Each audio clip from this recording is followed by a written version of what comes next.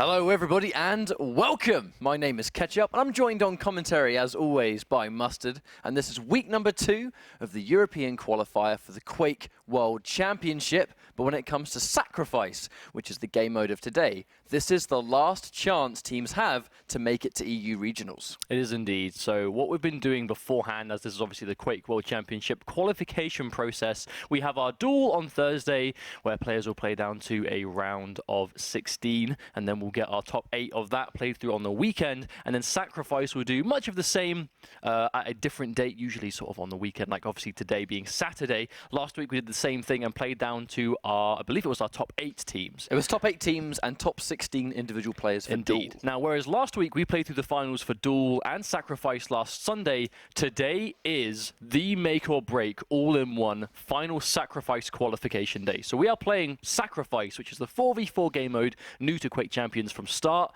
to finish, all today. We have a marathon on our hands, I think. There's going to be lots of games from the absolute beginning all the way until the very end.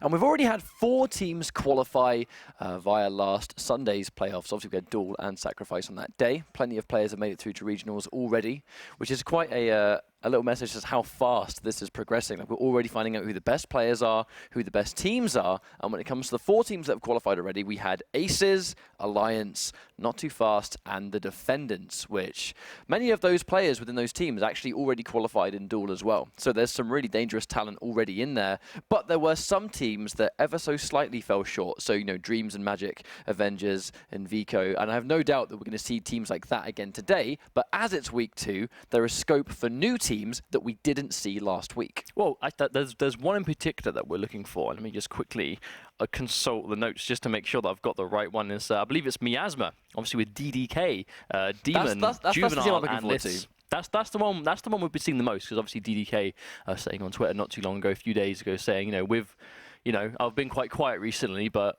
my team and I have been really successful in scrims, and we're confident you will see our team in Sacrifice at QuakeCon. If that remains to be true, he's going to have to play through with this team, Miasma, all through today, down until and one of our final top 4, and then we'll see him at the regionals, and then he'll have to place well there at the regionals, and then we will see him at QuakeCon. So quite a mountain between now and then, but if he's confident and his team is comfortable together, then I have no doubt we can see that. I think everyone's really excited to see them play. Obviously with DDK, shout out to DDK, really well-known sort of commentator within the FPS community in general, not just Quake. And I think a lot of people are excited to see him play, because aside from being a really good commentator for arena shooters, he's really, really good at actually playing them as well. Like, we've seen some of his compilations already for Quake Champions as a game, and there's some impressive stuff there across multiple game modes. If you're going to play Quake on a competitive level, really sort of testing the waters among all the game modes is very important. But with the competitive side being Sacrifice and Duel, being good at those 2 modes is pretty much the most important thing. But it does seem like a lot of our top players, just like Cypher, for example, who we've seen play in a team that have made it to regionals for Sacrifice, but he very sort of comfortably qualified for regionals on Duel as well. It's just these players that are really making sure they're familiar with the game as a whole, and not just one mode in specifically, I guess. So let's talk about champions and how the way Sacrifice works. For anyone that is new to the stream or may not have seen Sacrifice before, Sacrifice is our 4 versus 4 mode, of which there is 1 soul that will appear on the map after 15 seconds of the map loading in. And then after that point, whatever team gets the soul first needs to take it to one of 2 obelisks, which will be Obelisk A or Obelisk B. They're predetermined set points of the map every single time. And you essentially have to hold the soul in your obelisk for a total of 2.5 minutes, and then you'll win a round. The rounds are 2 out of 3. Bear in mind, Duel is 3 out of 5. I should Sacrifice say, to be more accurate, until it gets to 100%, which happens to take a total of 2.5 minutes. Because that is basically the visual cue you get to go by. Once you're holding onto the soul at an obelisk, it starts to climb in percentage at the top of the screen. When it gets 100, that's it, you win the round. It can be contested, taken away from your obelisk. You sort of have to capture it, defend it, hold on to it, almost like a flag, in certain modes. But it has that unique twist to it. So you can throw the soul quite a distance, you can pass it to other players, you can sort of intercept it in the air.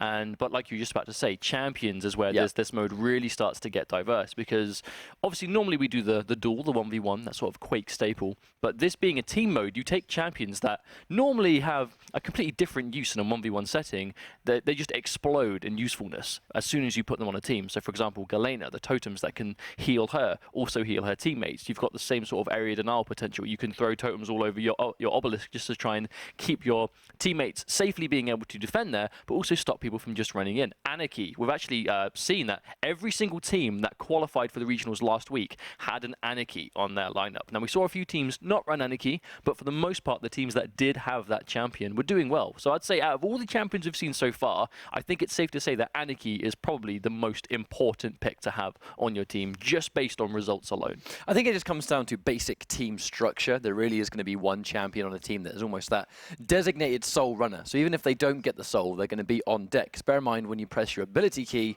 and you're holding the soul, you actually throw the soul straight forward, and then you can use your ability. So it kind of doubles up as a way to throw the soul from one point to another. So if you're that dedicated soul runner, even if you don't get access to the soul, sitting sort of close enough to the teammate that's taking it so that you can then have it pass to you, and then you just gun it straight for your obelisk. Anarchy seems to be doing that the most effectively right now. So we actually talked about this before the stream went live, and I think what's interesting about Sacrifice so far is when it comes to duel, pretty much every champion is currently getting picked. The exception was Slash, but even in NA, we saw on yesterday's broadcast, Slash is getting picked more and more. She's not on every single team, but she's definitely getting picked as well as everyone else in the game. We saw Slash get picked by even Toxic. It's quite fitting for a Quake 4 god to pick Slash and make it work. That's what you'd expect. But even then, it wasn't just like, it was picked for a Hail Mary thing. Clearly, Toxic had practiced that champion. It was on Ruins of Sarnath that when you've got that space around to move and you're good at the crouch sliding, you can build up that speed quite quickly. And that's actually what we were hoping to see, right? Between being a week between last week and now, that's a long time for players that have just been grinding that entire 7 days to learn some new stuff about these champions. Yeah. And even like case in point, Clutch. Clutch was, as of last Thursday, recently buffed. But even then, Clutch has already been the way he is now for over a week, which in a game that is as young as Quake Champions is more than enough time to really just grind out that champion and realize, okay, what's different about him, what's possible. And we're already seeing a significant rise in the amount of Clutch, to the point that I'm actually expecting to see Clutch today, because he has that ridiculous speed. He can build up that max speed very quickly using his, obviously his passives working together, his strafe dodge and his acceleration, but also that barrier, that hardcore kind of just defensive wall ability. With a small cooldown as well. Yeah, with a short cooldown. And let's not forget, the barrier protects everything in front of it. So if you've got Clutch and he's got teammates behind him, nothing's going through that. So he can protect his team quite well. We actually saw a tiny bit of that last week, but I'm hoping to see more of it now. Now all these players have had more time with Clutch, but he's not even just like a specific champion that we want to see. Like that, we can almost say that about any champion in the game. I think the longer this game mode goes on, and the fact that this is these guys' last opportunity to qualify for the regionals, we're going to see I expect to see a lot of sort of stability and a lot of safe picks. But if you have any of those sort of tricks up your sleeve and surprise champion picks that you've been working on as a team, now is the time to bring them out, especially if you think it's going to kind of get that unfamiliarity on the team. Because obviously these guys, they don't tend to stream as much Sacrifice as they do duel. We see a lot of these guys in their own time. They'll stream duel, they'll stream 1v1s and the general practices. But as a team, they kind of keep themselves quite personal, quite quiet, because they want to keep that to themselves. But now, there's no more room for that. There's no more time. If you've got secret strategies, you basically need to bring them out now, or you might not qualify. Well, you factor in, like, case in point, really, DDK and his team, where they've been playing a lot of Sacrifice, but not many people have known about it. And that reason is because they've just been keeping their heads down, grinding, getting as good as possible. So when this qualifier comes about, of which it's today, they can really just go all in, pull out all the stops, use every ounce of knowledge they've gathered, and put it to use in this competitive setting, playing for the Quake World Championship, which has a $1 million total prize pool across Duel and Sacrifice. I mean, that's why, clearly, these players are taking it seriously. A lot of these players are just going, right, let's concentrate and not screw this up. Because bear in mind, again, this is the second week for Sacrifice, but it's the final week. Duel has 2 more weeks, but this is the last chance teams have. So this is the one that it has to count. If you don't play well today, it's going to basically count for nothing. Especially for any teams that might have like only entered this week, right? Let's not forget, not everyone is available to enter every single week. So if for some reason you weren't about to be able to go last week, this is your one and only chance to do so. It's single elimination, first to 2 maps, and the rounds themselves are obviously, each individual map is first to 2 rounds within the round. So you have to win 2 rounds on a map and total of 2 maps to win the series. But it is single elimination. So once you lose a series as a team, you are out. So you need to make sure that you are bringing your A game from start to finish, because there's going to be very little room for error, being that this is the last chance to qualify for that $1 million, that shot at the $1 million. Now, when it comes to Sacrifice in particular, I feel like Duel is much more variable in terms of the way champions are picked and why people pick them. A lot of personal preference, a lot of personal tastes in why people like to play the way they do. So we see every champion get picked. But when it comes to Sacrifice in particular, I seriously think that Sacrifice has, at least right now, much more of a traditional meta. When it comes to what we're seeing, all of these top teams, and you mentioned yourself, we see an Anarchy on every single team. But the results are kind of showing that an Anarchy on every team kind of looks really important. It looks like almost mandatory. Even looking at some of the winning combinations we had last week, right? We had Defendants, Sorlag, we even saw Galena there, Anarchy and Baskovitz sort of just there for that solid DPS. It seems like every champion that gets picked has a very specific job to do on that team, and sometimes even on the map. Like, for example, Sorlag on Lockbox. Yeah, Sorlag absolutely. on Lockbox seems to be almost core on every team that we'd see have success on that map. You know, Acid all over the place, her passive being immune to it means she can move around freely without having to worry about taking damage. No to limitations. Herself. No limitations to where she can be, and already, you know, for a larger big body champion, she does have quite good movement with the bunny hop, with that passive all adding up together. But like we've said, the Anarchy being almost core for the most part. Nyx also being quite popular, but maybe not to the degree of Anarchy, but still pretty good. Nyx in particular, she seems really useful at taking important pickups.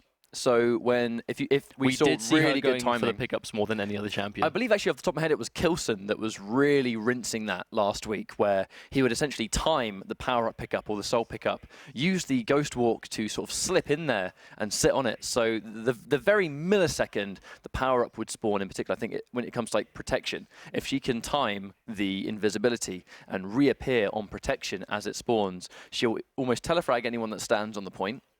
It's not easy to do, but it can be done. But the important thing is she'll take it before anyone else because it's just been timed perfectly. And now she's reappeared with a lot of health, decent armor, and protection, which means that she's not going to be easy to kill, and she can just get out of there and then immediately focus her target towards whatever obelisk she needs to either defend or hold. And that's just one of the many uses. We just listed like Anarchy and Nyx, but there are a bunch of champions in this game that all have really important jobs. But coming up, we have Reunite versus Defiance.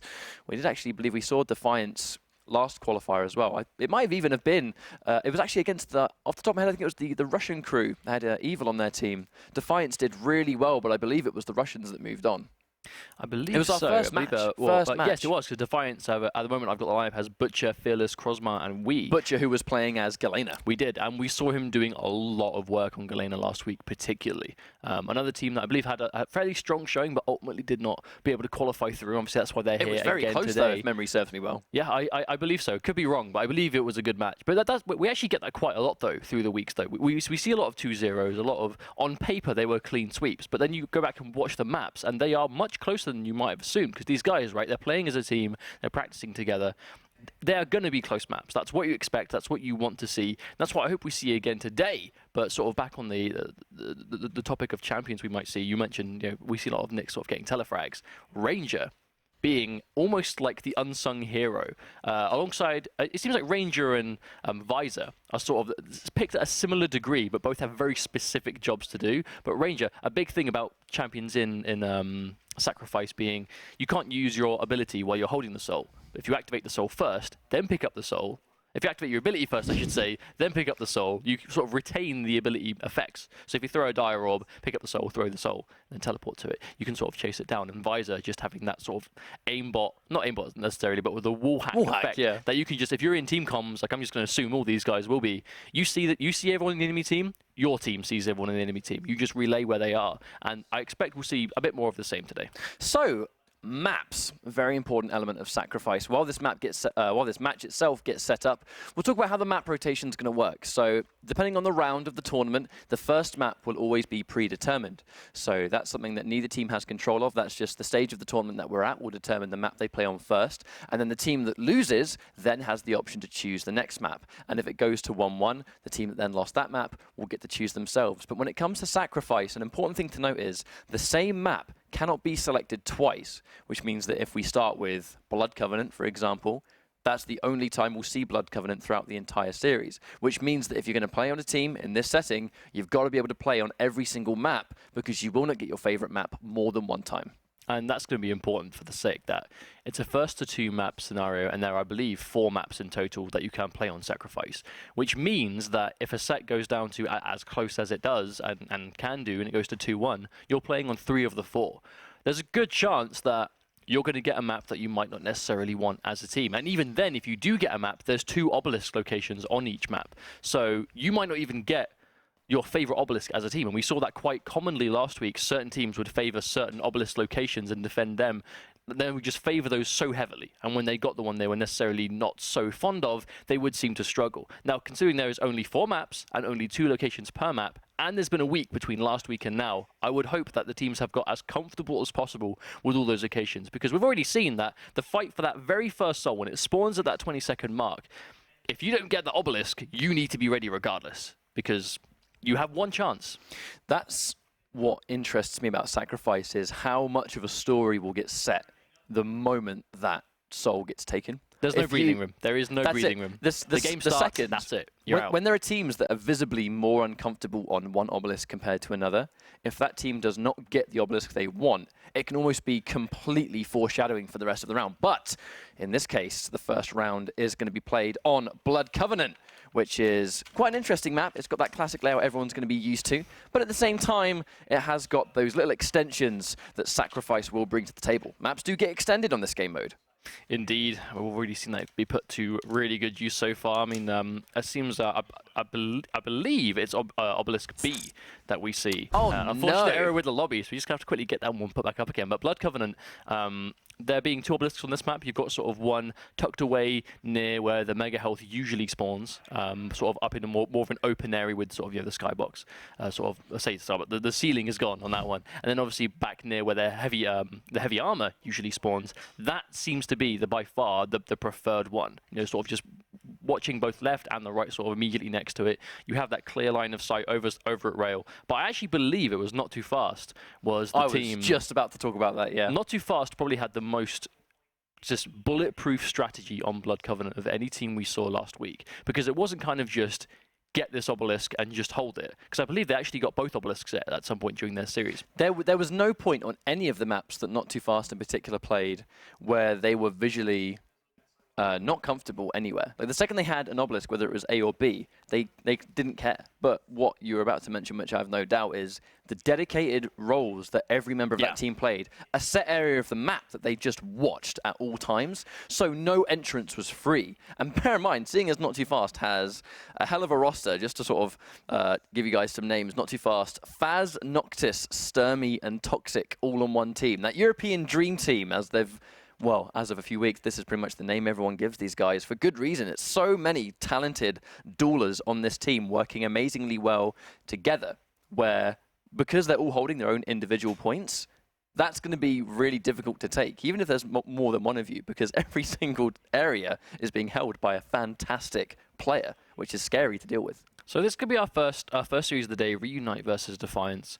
Blood Covenant, we've already seen, is going to be guaranteed that first map. I expect we'll be seeing Anarchy, but just Blood Covenant as a whole, we see a lot of Ranger in this map, a lot of Nyx. And I expect that'll sort of reign a bit true today. But when it comes down to sort of like team compositions of certain champions, when it comes down to those designated roles as to sort of what your position is, are you a defender? Are you a runner of the soul? Are you an attacker? Like, depending on what the teams designate themselves, I sometimes see two big bodies, 2 fast ones, and sometimes not at all. I think it really comes down to the teams themselves. But I think especially being that this is most likely quite an early round match today in the bracket, I'm kind of expecting sort of the standard tried and 2 compositions. I don't imagine we'll see anything too out of the blue.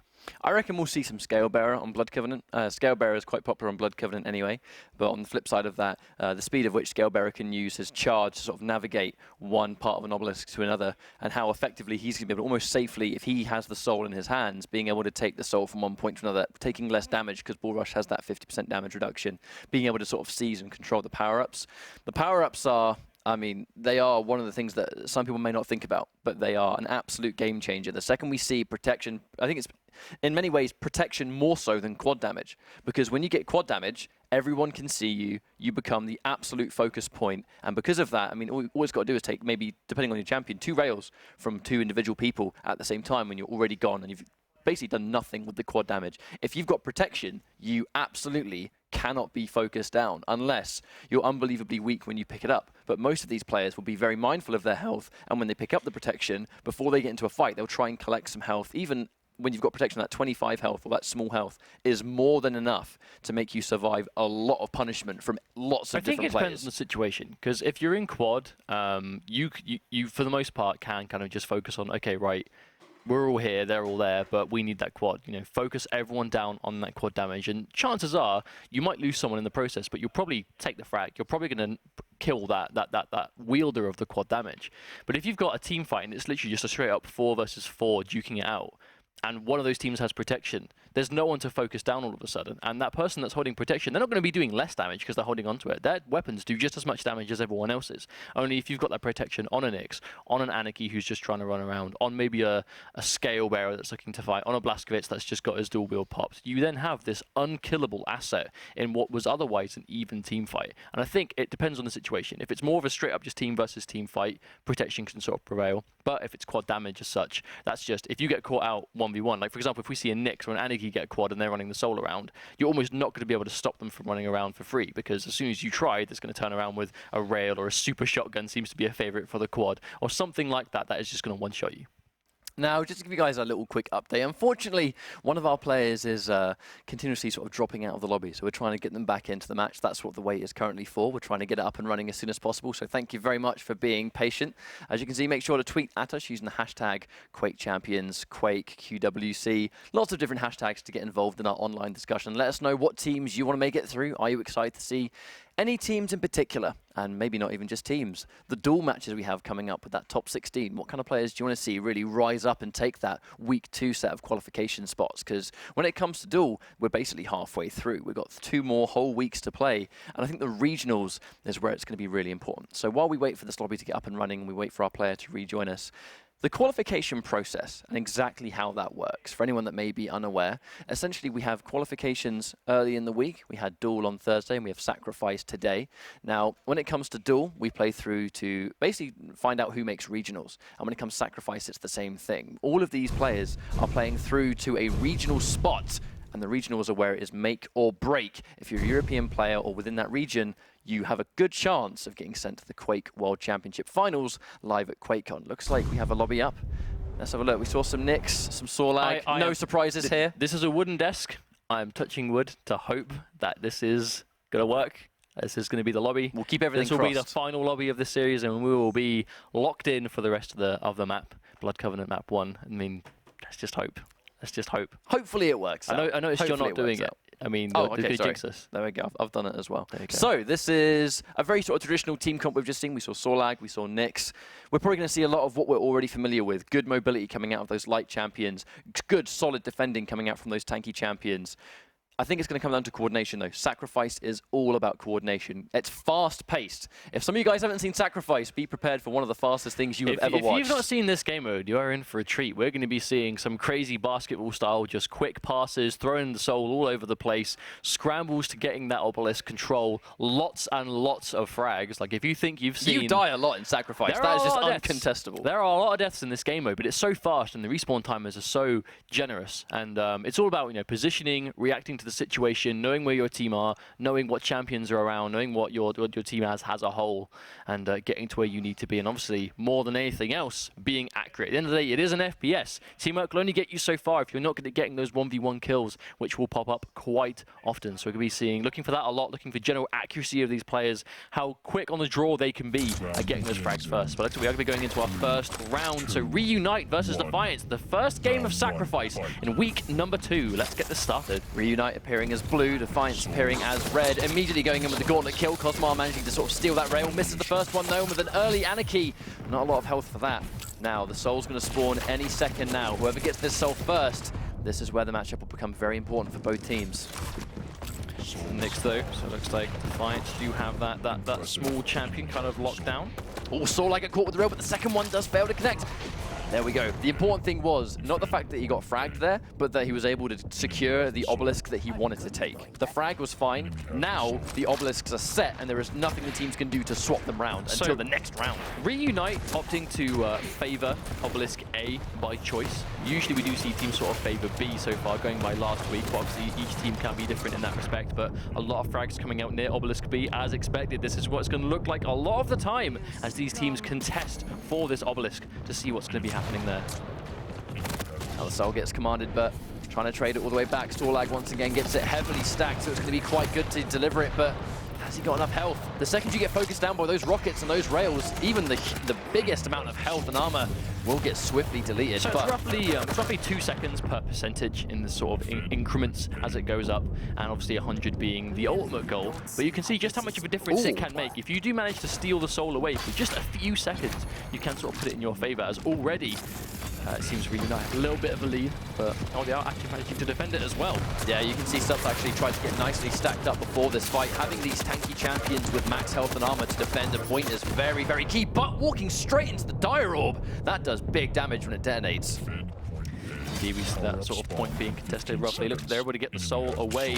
But a bit of a brawl going on there right now. Now right here. Oh, Defiance held onto it, but they do drop it. And Fabs on the side of Reunite is able to secure it once again. But the thing is, Defiance put so much into trying to command that obelisk and take the soul back. There was no one there to defend the actual power-up. Oh, in this case, yep, it's going to be protection. Anarchy got it as well. We can see how dangerous it can be when these really fast champions get hold of the protection, and Anarchy, a defending Anarchy can be deceivingly hard to deal with, and when you put protection on him, it just got a lot worse. Well, the one thing to factor in, no rail in hand, no LG, no rockets. He has a rocket launcher, but no ammunition, so... Only a super shotgun, and if he gets close enough, he has to forget Anarchy is squishy, so if he gets focused down here, he is going to be in severe amounts of trouble. This is his only choice, just getting some weaponry to do some damage. Yeah, I think he went in there to just... Oh, ouch. I think he went in there to just try and do a little bit of damage before the protection ran out, but even though he didn't really get any frags with protection, the important thing is Defiance didn't have it. And if they don't have it, it's going to be very difficult for them to push anything. And look at the percentage, 64% already on the side of Reunite, but Butcher with it in hand, and Scalebearer as well. If he can get a good charge to deliver it, it's going to be a safe deliverance. It looks like you've been charged alone. A couple of people on the side of Defiance to hit to stop him. A nice swift rocket jump just to get him towards the obelisk, manages to stop it down. But it looks like Defiance do have the number advantage here right now. 3 of them looking to stop this. Oh, is it contested? Yeah, not quite in time. There we go, Defiance. All 4 of them now here, positioned to defend this obelisk, and we can see Reunite starting to try and go into together perhaps, but right now we can see it's just a lone Storlag right now. Anarchy joins her on the point to try and contest. Yeah, a lot of damage coming through, but it is an Anarchy. They're going to trade some frags for frags. Nick's really trying to sit there. He has the soul in hand, gets fragged immediately though. Are they going to be able to deliver it? Probably not. Now, obviously when the soul is not being exchanged and it's not on an obelisk, there's going to be no percentage building up. So this is almost like a stalemate situation. Both teams need to be really coordinated. And a wonderful chase down from Cosmar, but he will drop down immediately. It's a nice attempt, but look at Defiance, just have more people here trying to get him away. And just to throw the soul away, chases it down, does drop, but one was able there to try and stop it, but Butcher able to intercept him, keeping hold of the soul, taking it straight back to point B. Now, even then though, when the soul trades back and forth, the power-up has only just spawned. But as you can see, Defiance, every single person going on there, now they have the protection in hand, which means it's going to be very easy for them to push this obelisk. Cosmar looking nice and healthy, almost full HP, and look how little damage he's taken from this almost direct rocket, still 74 health left. He's going to go in for a big defend.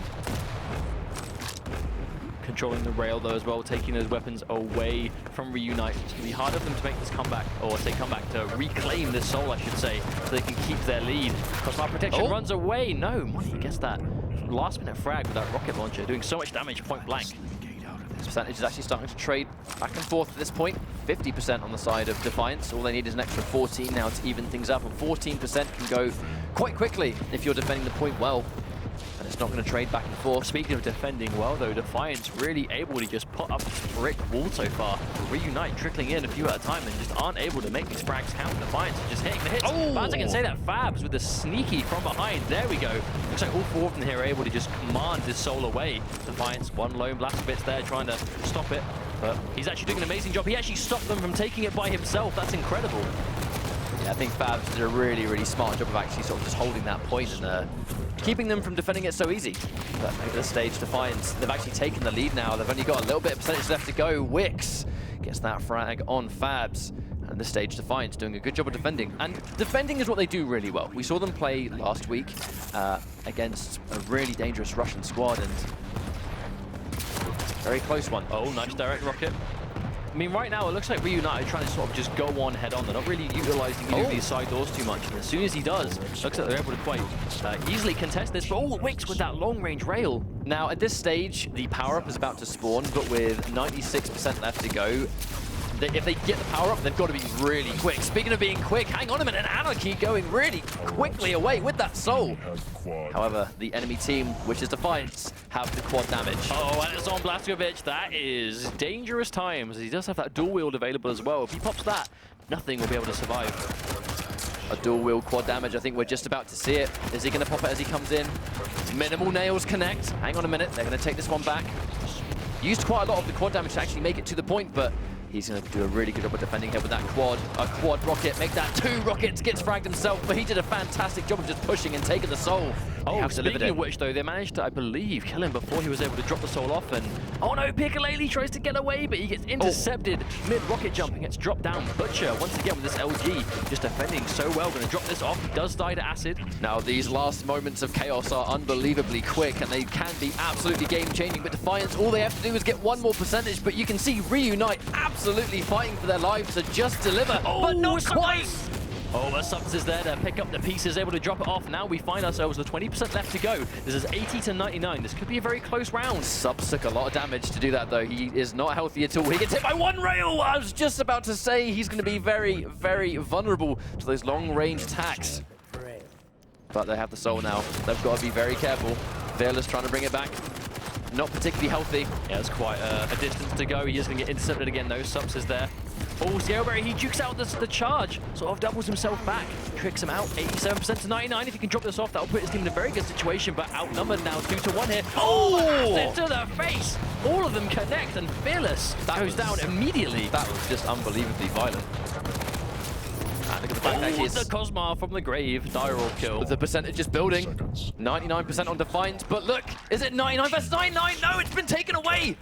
Piccalele able to get that gauntlet kill to hold on to it right now, but... Oh, we got it! Wow, there we go. Reunite, after having a bit of a shaky mid-round, able to take it back and hold on to it, despite fighting against a quad damage at the end. Now, that was definitely one way to kickstart this broadcast. 99% versus 99% at the last possible minute. If only they held that point for an... I mean, hindsight's a wonderful thing, but... When an entire team only needed to hold their obelisk for like an extra 2 seconds... That's 2 seconds of defending somewhere down the line. So if you were late on the mark by a couple of seconds at any point, if you know, didn't get the soul first things first, all those things can come back to haunt you later on, especially if it comes down between the difference of 1 second. Even though Cosmar able to take 2 health packs, still ate so much damage from the acid there. Yeah, they traded 1 for 1, but with that scale bearer charge, no doubt that frag was to also secure the soul and safely run it down, and Defiance with a very early lead. Doing a good job of defending once again. Defend point B. Enemy has the soul. Soul goes down again. Bear in mind, 13% is not a massive lead. You can easily build that percentage back up. More especially when it's someone like Anarchy. Look at the speed in which you can just take it from point B to A. But I think this is why Anarchy is so unbelievably important to run the soul. However, he does need sufficient defense. You know, he needs someone to sort of really sit there, look out for him. By no means can Anarchy tank an entire team, focusing him down. He doesn't have health or armor for that. Doesn't quite get the gauntlet. Loads of players trying to get those last-minute gauntlet kills, but neither of which are going to work out. In this game mode, actually, gauntlet is a very, very viable weapon to use because there's so much damage, there's so much chaos going on. You can easily get those close-range attacks that do 80 damage each time, and nice. Chunking that damage of these super nails, though, 20 at a time. Just chunking that can be devastating, especially against these smaller champions. Defiance pretty much at 30% already.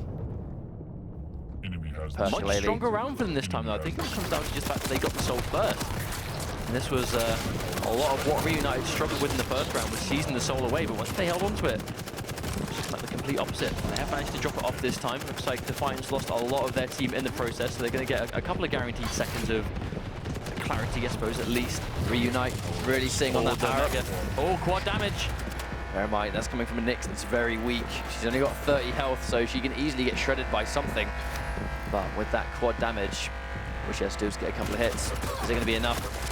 No, didn't manage to get a single frag because the opponents were just too healthy. And now that quad is sitting pretty in the corner. Unfortunately left by herself though, that was the biggest problem there. But up to Zemulus to secure the quad back himself for his team. They are here now in force. Oh, straight into a quad damage super shotgun. Ouch. That is annihilation. Once again, Reunite have been able to take that percentage lead. They're now sitting on 36% and climbing. Defiance need to do something about getting the soul back. You can see them sort of really clustered together. Those sort of group pushes are unbelievably important. This is big though. Subs doesn't have access to a rail. Oh, the acid comes out. There we go. That is just the strength of this champion on Sacrifice, is being able to spit that acid all over the objective and just taking some practically guaranteed damage to anyone that wants to be greedy enough to take it away. Lily goes down. Oh, but Monet again. There, the unsung hero with the mega health too, so a very healthy Nyx. Look at all that armor shard on the floor as well. They just take very much when you pick up the armor shard, it will sort of overcharge your armor without having to collect a heavy armor. And there we go, seeing able to take the soul by standing on the obelisk itself.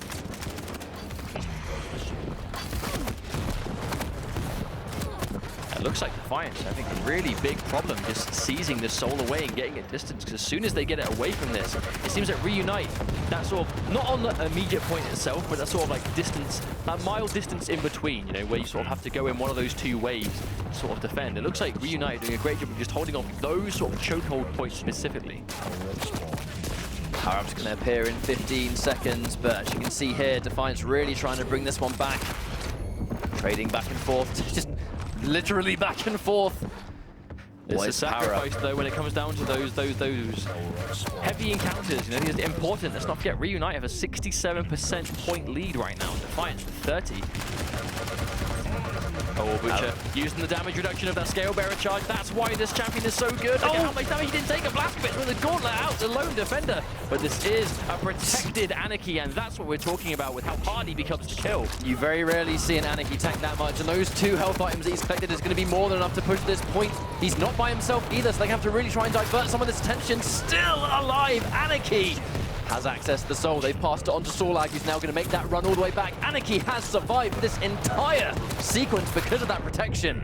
He's got fragged here, but they did such a good job of bringing it back. But I mean, just like that, it does. Yeah, that's just like that. Reunite are able to get hold of the soul once again. So even though they lost a bunch of champions in the process, they still increased this lead even more. Defiance only able to get about 12% roughly on the board with that attack. And as I can say that, I mean, every 2 seconds it's going up. We're looking 18% away from the end of the first map. Reunite looking very strong. Now that super nail gun, it really serves that purpose of area denial. Sort of creating a little bit of spam in one area, so it's difficult for the opponents to come through without taking massive damage. The rate of fire, combined with the fact that it's 20 damage per nail, that is a dangerous area to try and go in. However, speaking of dangerous, Defiance making a major push at this stage, trying to take the soul. A lot of frags. I mean, just look at the kill feed. So many of them are going down. Reunite trying to position themselves near the obelisk, not let them capture it safely. They're putting up. Falls down, Cosmar. They've got that 3-man defense on Obelisk B, but with everyone around, is it going to be enough? I wonder if Butcher's gonna... He's being careful. He wants to make sure that it's a clear point to go to, but you can see, I mean, a lot of his teammates are dropping down. Reunite only have 5% left to go, and they've intercepted him. They did manage to get the kill on Pirkalele. Once again, we can see Anarchy, the speed. If he can get this in, that's going to be a big problem for Defiance. At this stage, Defiance need to make a choice. It's 5 seconds till the power-up spawns, but it may not be enough. Actually, probably not at all. They should not have gone for the power-up. There's no one close enough.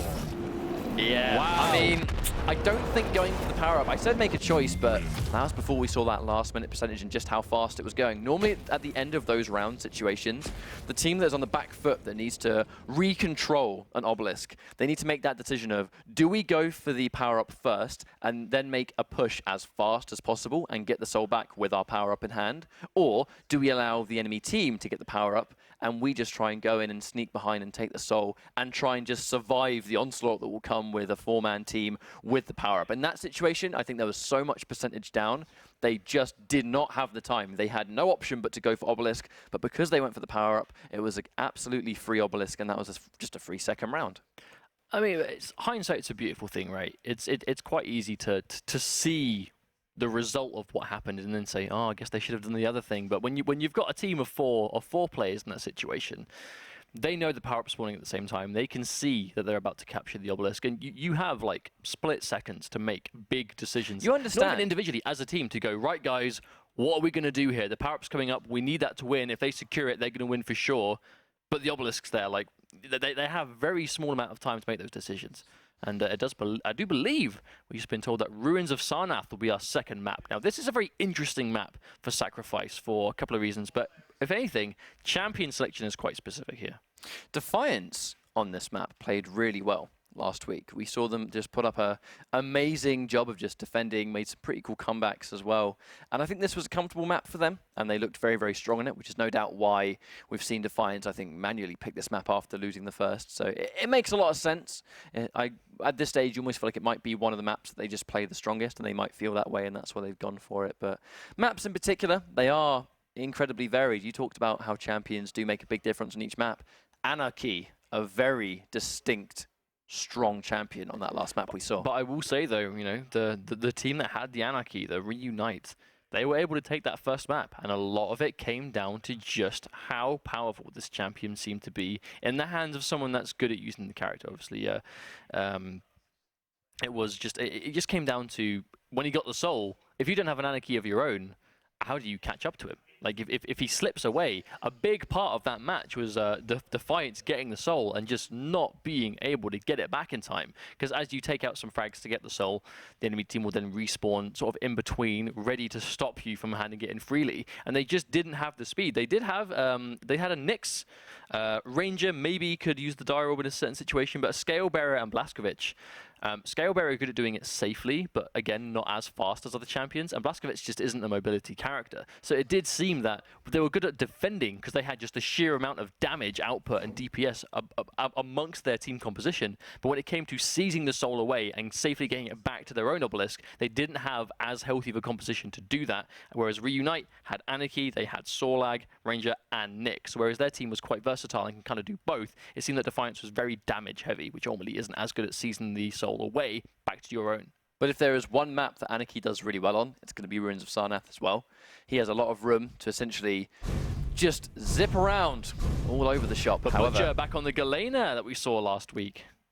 Indeed. This was a pick that we saw Butcher do a really good job with last week. Looking really strong on this champion with Ruins of Sarnath. This is, I mean, we said this is a good map for Anarchy, but it's also a very good map for Galena also. She has lots of different rooms, just be a nuisance, a real nuisance with those totems, particularly on the obelisk locations where you kind of put that totem down on the obelisk. It's kind of hard to see in the heat of battle. You may not see the glow from the totem itself, run into it. A crucial thing about Galena in team modes like this, though, you know, sort of with the totems in mind, like you're mentioning, her passive, where she takes seconds off of her cooldown for her ability by picking up health pickups. That counts for mega health. That takes like half of the cooldown off by itself almost, or roughly I should say. And then obviously the smaller pickups around, which there are more of in this game mode, will individually do a good job of bringing those totems back up to life. So whereas in Duel, that passive doesn't become as prominent necessarily because you kind of don't want to be at lower health in Duel. You want to be topped up all the time, so you're not as often going to be running around picking up those small healths because you're going to be healing yourself on your totems. In a team mode like Sacrifice, where you take damage all the time and there is more health pickups than in Duel, that passive becomes a lot easier to utilize. It's just one of those reasons of which Galena, her utility just explodes in a team-based mode because everything kind of complements the way that she works. It's not going to be 100% damage and aggressive purposes that you would see in a 1v1 setting where Galena, the totems, with the exception of putting it on herself to give her that last minute health boost, it's all aggressive, really offensive, whereas in this mode it's pretty much a mixture of both. Now we'll see. Can I say though, a player called Fearless playing Blazkowicz, is there anything more fitting? It just works, doesn't it? Indeed, we can see sort of 18 seconds roughly is when this soul spawns, and yeah, that's actually going to be really, really good for Defiance. Able to get the majority of these first frags. Fearless looking quite healthy, but about to go down. Abs with that rocket launcher, and just as I can say that, Reunite looks like they're able to take it. Now, which obelisk do they prefer? Going straight to B? Yes, they are. Looking like obelisk B right now, and they have delivered it. So throughout this entire round, there's no options there. You can see Galena actually on the left-hand side, that blue totem. Anyone that uses the teleporter and it's not on that team, it's going to take big damage coming out. Has been destroyed though. So is there a Galena on each team? Oh, I saw a blue totem. I'll have a look. Yes, it is Fabs. Yes. So actually gone from Ranger, I think. Might have lost the Ranger and gone to Galena. Interesting. Now we'll definitely see how this pans out. Butcher manages to secure that frag as well. Reunite, they've got to really try and push this one because Reunite defending it. Currently though, only a couple of champions, but that's enough to at least trade out. Speaking of trade, we actually said this quite a lot last week, and I think, again, it's going to be very true today.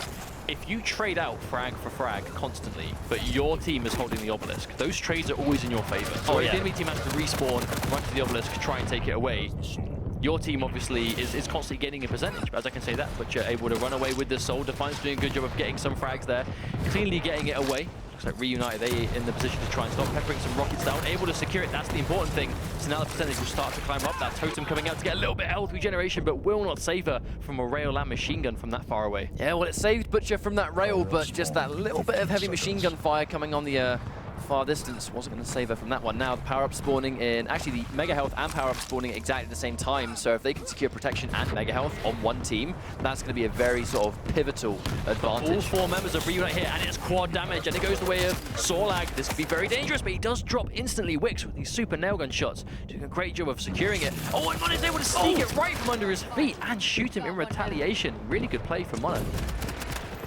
Now this is a very fantastic power-up for trying to seize the objective, but a Nyx with 50 health is going to be very vulnerable to even the smallest high-damage weapon. However, pushing forward, and they now have got access to the soul, but no doubt we've seen Monet sort of sit on the sidelines and use this quad aggressively as more of a support method than running the soul with the quad damage and just being even easier to spot. Big Lady has all of it now. Anarchy, oh no, gets body blocked. Fearless with the gauntlet to Anarchy saying, no you don't, this is mine. Cosmar able to secure it down, taking a ton of damage, but plenty of health around to try and top him up. Now we can see Defiance able to take the lead. Yeah, they have that percentage lead now. Oh! Percolate trying to run in there with the gauntlet, but walking straight into a rail and a rocket bang on the aggressive Nyx. Re-emerging. Oh, the assassination! Minimal damage, and because of that, he manages to get the gauntlet kill. These frags. The defensive rail connecting, and he gets the second one. And it, oh no, misses the third. Well, Barrett, that's one of the things to pay attention to is that Anarchy can control his air movement, so if he hits a jump pad, it's much easier for him to stay unpredictable, but Percolate with 3 HP does manage to deliver the soul. That was a last-minute delivery, absolutely. The Defiance, though, able to get themselves up to 51%. That's quite significant. Already contesting it. The dual wheel comes out, Fearless. Oh, the blade! Oh, no! That was just violent.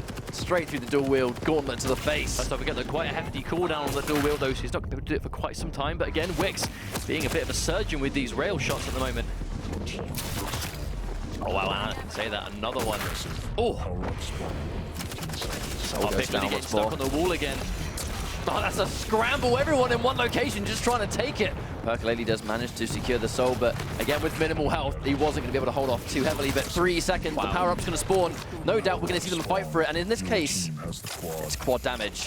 Wix has access to it. This is an amazing situation for Defiance, though. They have hold of the soul. Percolate trying to defend, but cannot do it. The token comes through, but subs with the rail to do it by himself. But they're going to be coming in with quad damage. I think they have positioned themselves, so we can see Defiance starting to get some more percentage, starting to rack up. Well, on that point, Subs actually stood on the totem and then ate a rail, so even though he had a nice amount of health, it was completely shredded by the 80 damage rail and 75 damage totem. Oh, that 320 rail, that is ludicrous. Yeah, this was a great defense for them. Actually wasting a little bit of time, actually. He didn't deliver the soul as quickly. May lose a couple of percentage because we of saw that. the very first round of the day go down to 99. That's the kind of mistake we can see come back to bite the team in the bum a little bit later on. Hopefully the same thing doesn't happen this time.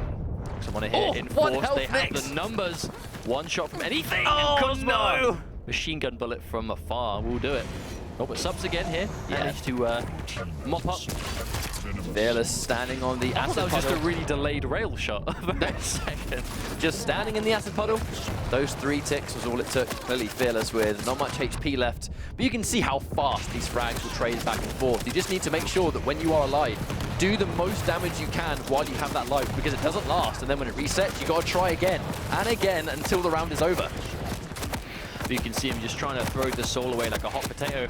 He just don't want it to go the way of Defiance at all. You can see him here just defending. On onto it, Cosmar gets that rocket kill. Percolate tries to get him, but he also drops down, looking like a really strong round. Oh my goodness, what is happening? A lot of people are going down, but those defensive gauntlets in those real scramble situations, using the Ghost Walk to nullify the acid, and Fearless quite appropriately running headfirst into those gauntlets and getting so many frags for his trouble. It's like he misses his chainsaw. He's like, this is the next best thing. This will do. Now we have 6 seconds. Power-up's going to spawn.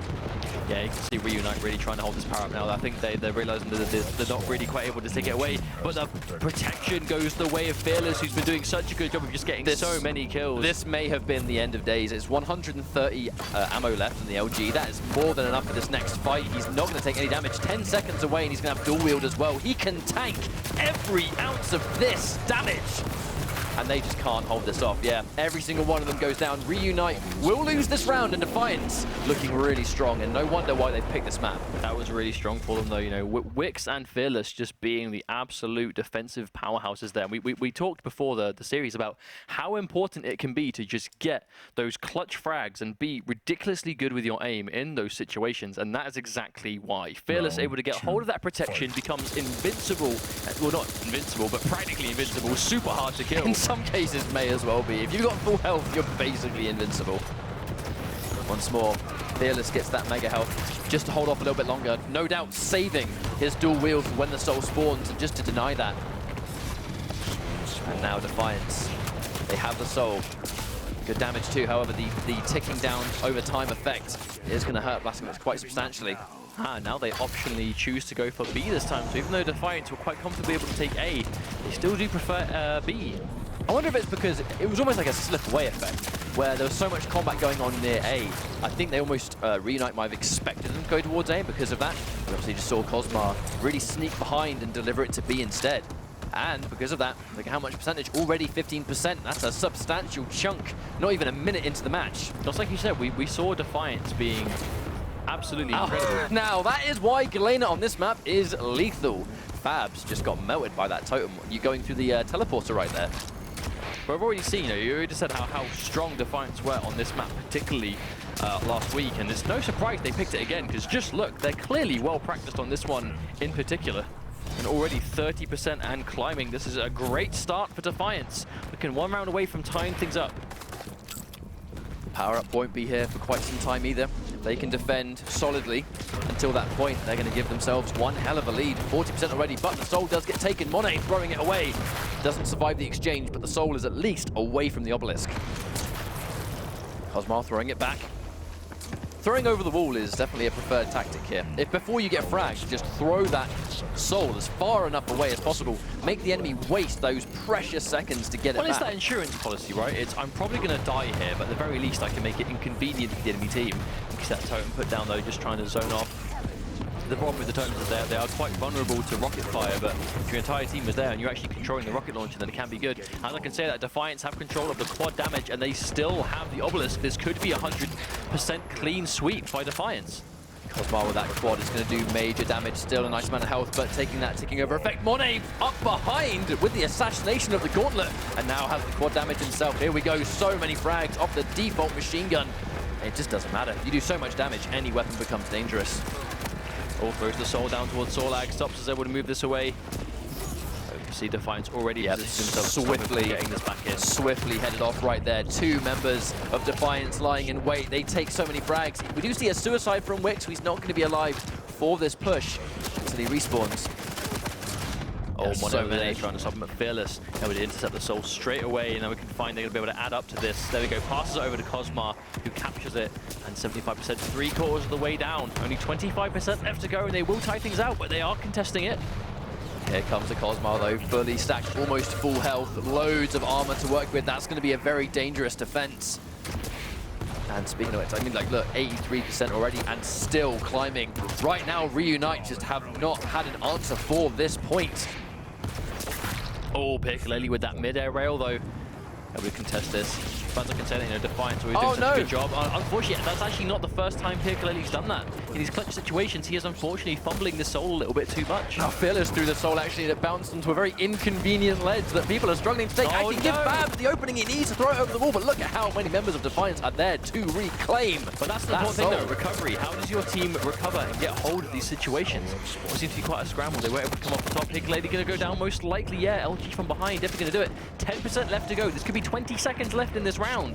Now the power-up's going to spawn once more. A couple of members of Defiance there to try and seize it, but just members of Reunite consistently going down. This has not been their round at all. And Wix, with all of that health, and mega health and protection, there was nothing they were going to do to defend that. Defiance, quite appropriately, defying that obelisk in that entire round. No, they just had a really strong map, and that is the one they chose. That's what we expect to see, right? I mean, I don't want to go ahead and assume that's just automatically their most comfortable map, but both times we've seen Defiance on that map, particularly, they have done very, very well, and that's kind of what we're expecting to see. But that also means that we cannot see Covenant, Blood Covenant, I should say, and we can't see Ruins of Sarnath anymore. That opens up Burial Chamber and Lockbox.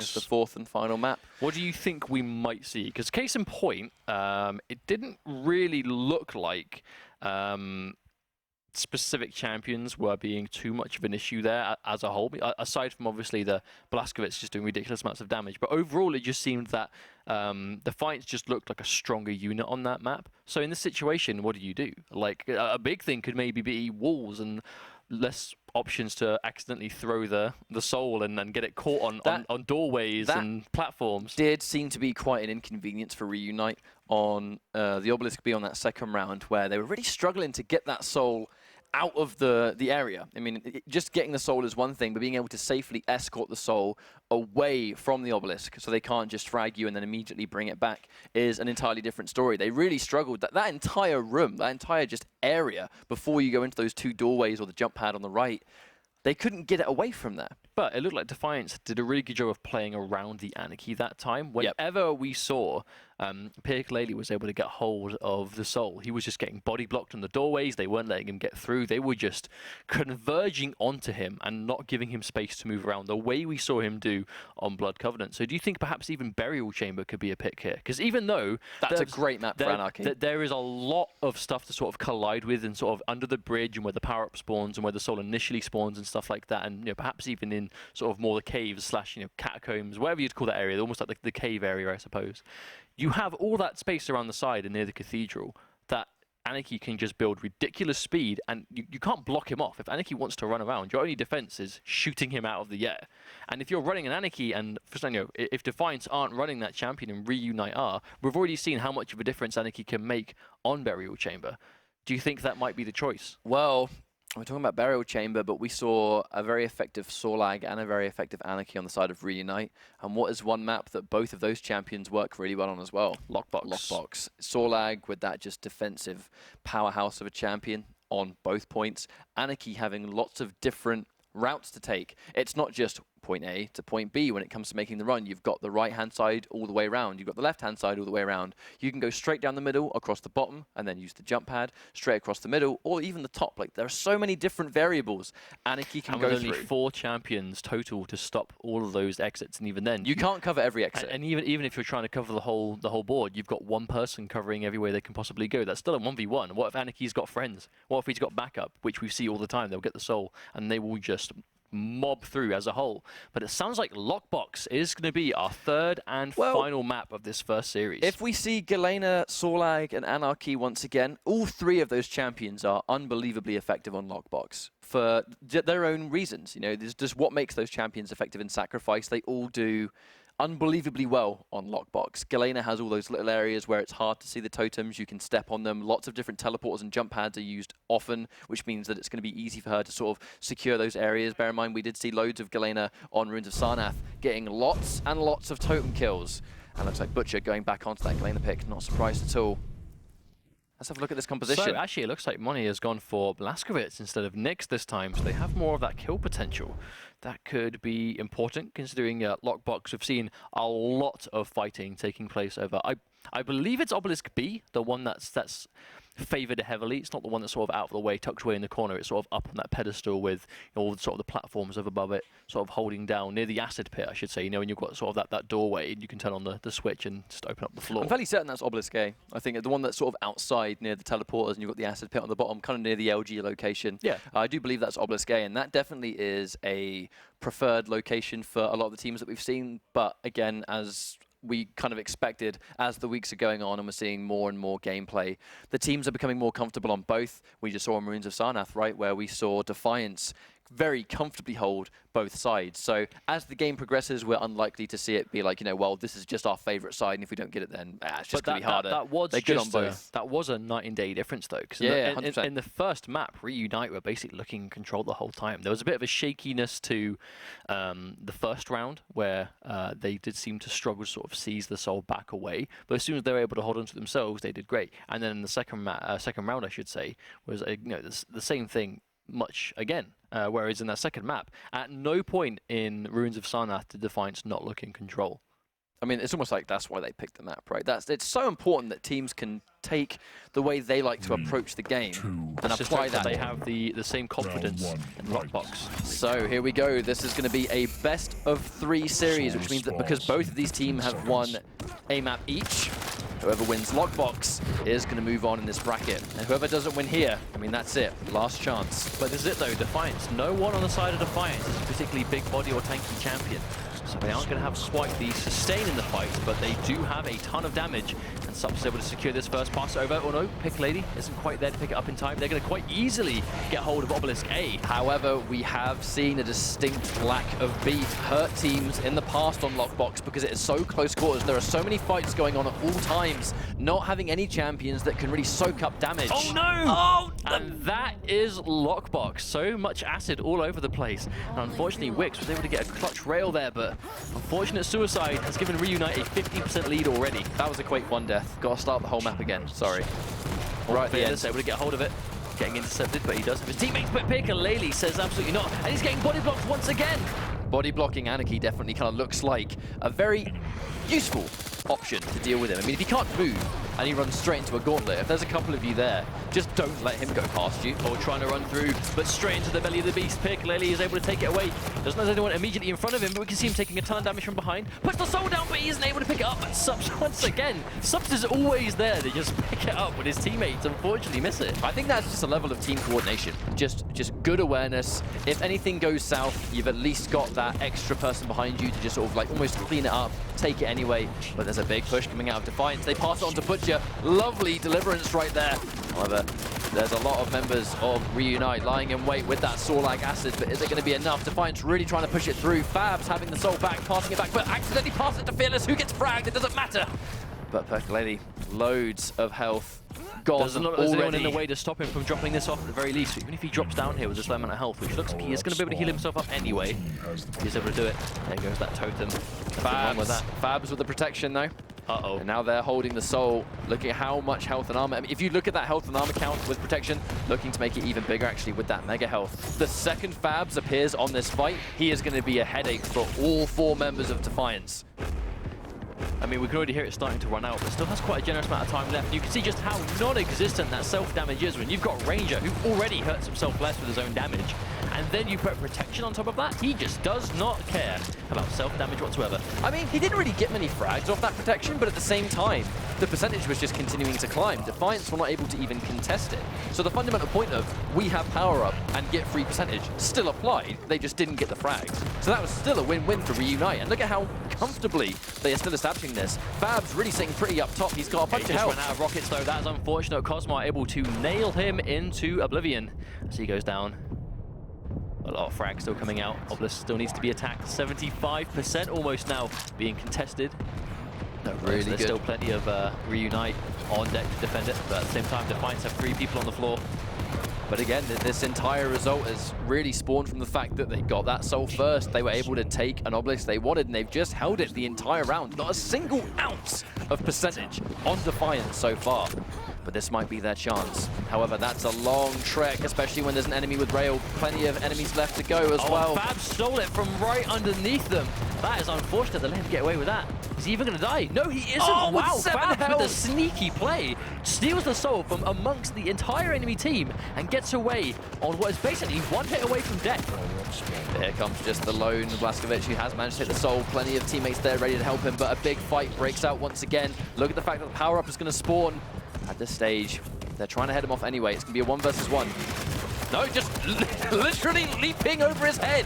And it didn't work out. No, couldn't quite get there. But it is going to be enough. Percoleli, though, with the quad damage, Anarchy heavily stacked and quad damage in hand. This might be game over if he can get to his own obelisk. This is unfortunate because Anarchy has it. This champion, you cannot contain him. And now he does 4 times the damage. And he drops it off. 10% left to go. I don't know if Defiance can do this with this quad damage off the table. And Percoleli actually really taking the fight to Defiance, not even letting them get close with that injection, doing a bunch of health back up there. But, I mean, the second he went out there and didn't even let Defiance get near the obelisk, that was a complete free take. Ever so slightly too late to contest. So close, but so far, and a very convincing round. Very convincing indeed goes on the way of Reunite. I mean, that's that power-up, man. They got both of them. It's an absolute game changer the second it spawns, but in those instances, it's like it's almost like difficult to pull away from what is normally your primary objective. We saw Defiance take the soul. They were finally ready to try and deliver it, and then the power-up spawns, where it's like, well, we've finally got the soul. We should be maybe piling all into this power-up and try and take that instead, but if we don't get percentage now, we may not get it throughout the rest of the round, and it just didn't work out. They got the power-up once again, and they just held it. Here comes Reunite. They got it once more, but even though he went down, Percoleli goes down as well. Cosmar with a good positioning, though, being able to cut him off in the most common way. And actually looks like, yeah, he's going to take the soul for himself and drop it off to Obelisk A. But look at how many members of Reunite are there to take it. So many members of Reunite trying to bring this soul back. They managed to go over as well. No frags. Sorlag, even though he took less damage or no damage from the acid, it didn't matter at all. Too many members of the enemy team there to just blow him up. And just this soul isn't able to leave this point in particular. He's passing it to each other. Those up way top tries to change things around and go from up. Are Reunite in a position to stop him from capturing this? Doesn't look like anyone is there at the moment. Now Wix with that safe delivery. They need to get some substantial percentage on deck right now. And here comes Percoleli. Very clean LG, minimal damage taken, but not much damage on the board anyway. It's going to be very hard to take that. Yeah, no doubt. Cosmar going in for that dire roll just for the splash damage on combination of his rockets as well. Nice amount of area denial. Sups, very little health and armor. Be surprised if he makes this one out alive, but looking like this right now, not much contention. As I said, that Wix gets a rocket on deck. Butcher trying to deliver it back, heavily stacked up. Yeah, way too stacked to get shot from behind though. He's going to take this one down. Only 12% though, so even though it's been a minute and a half, not as much percent as you might be able to see so far. It's a far cry from the last round that we saw, for sure. Nice rail. Percoleli now taking big damage. Tagged with the second rail back to back. Butcher throwing down that tome just to try and deny, but not really close to anything, so more of a heal, I think, in that situation. And did work out. Look how much health they've got. Or are still on. But once again, this is a big thing for Defiance. Their team composition is so damage-focused and so aggressive. When they actually do manage to hold on to an obelisk, they can just put down a ridiculous amount of consistent damage to hold on to it. Your team has the quad. For the quad, though, the power-up is in field. And it goes where Fearless has it again. That's a problem.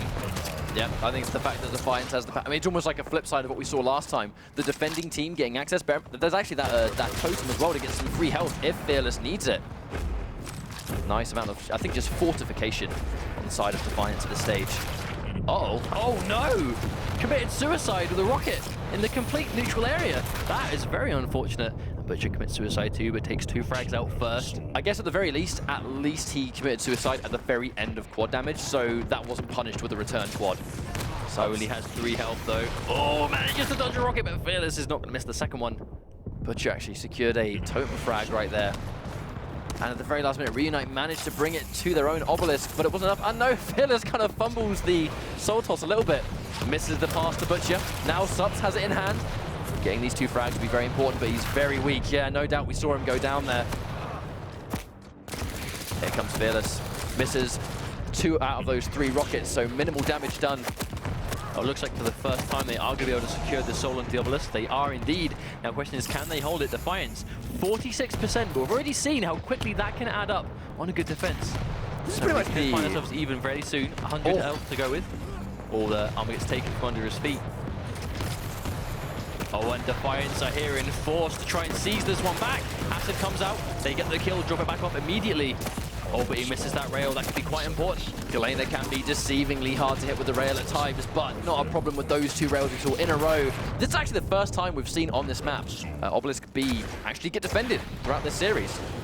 Look at that power up. It's going to spawn. Power-up spawned. What's it going to Blue be? team has the Protection. Fabs, though, quite weak. Definitely needs to get a little bit of health before he pushes this one.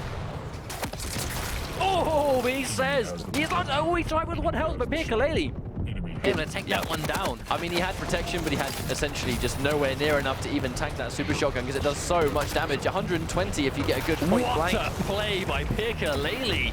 Seizes the soul, captures it himself, and uses his protection damage reduction to rocket jump above them and just pelt rockets down for a double kill. Piccaleli, the unsung hero.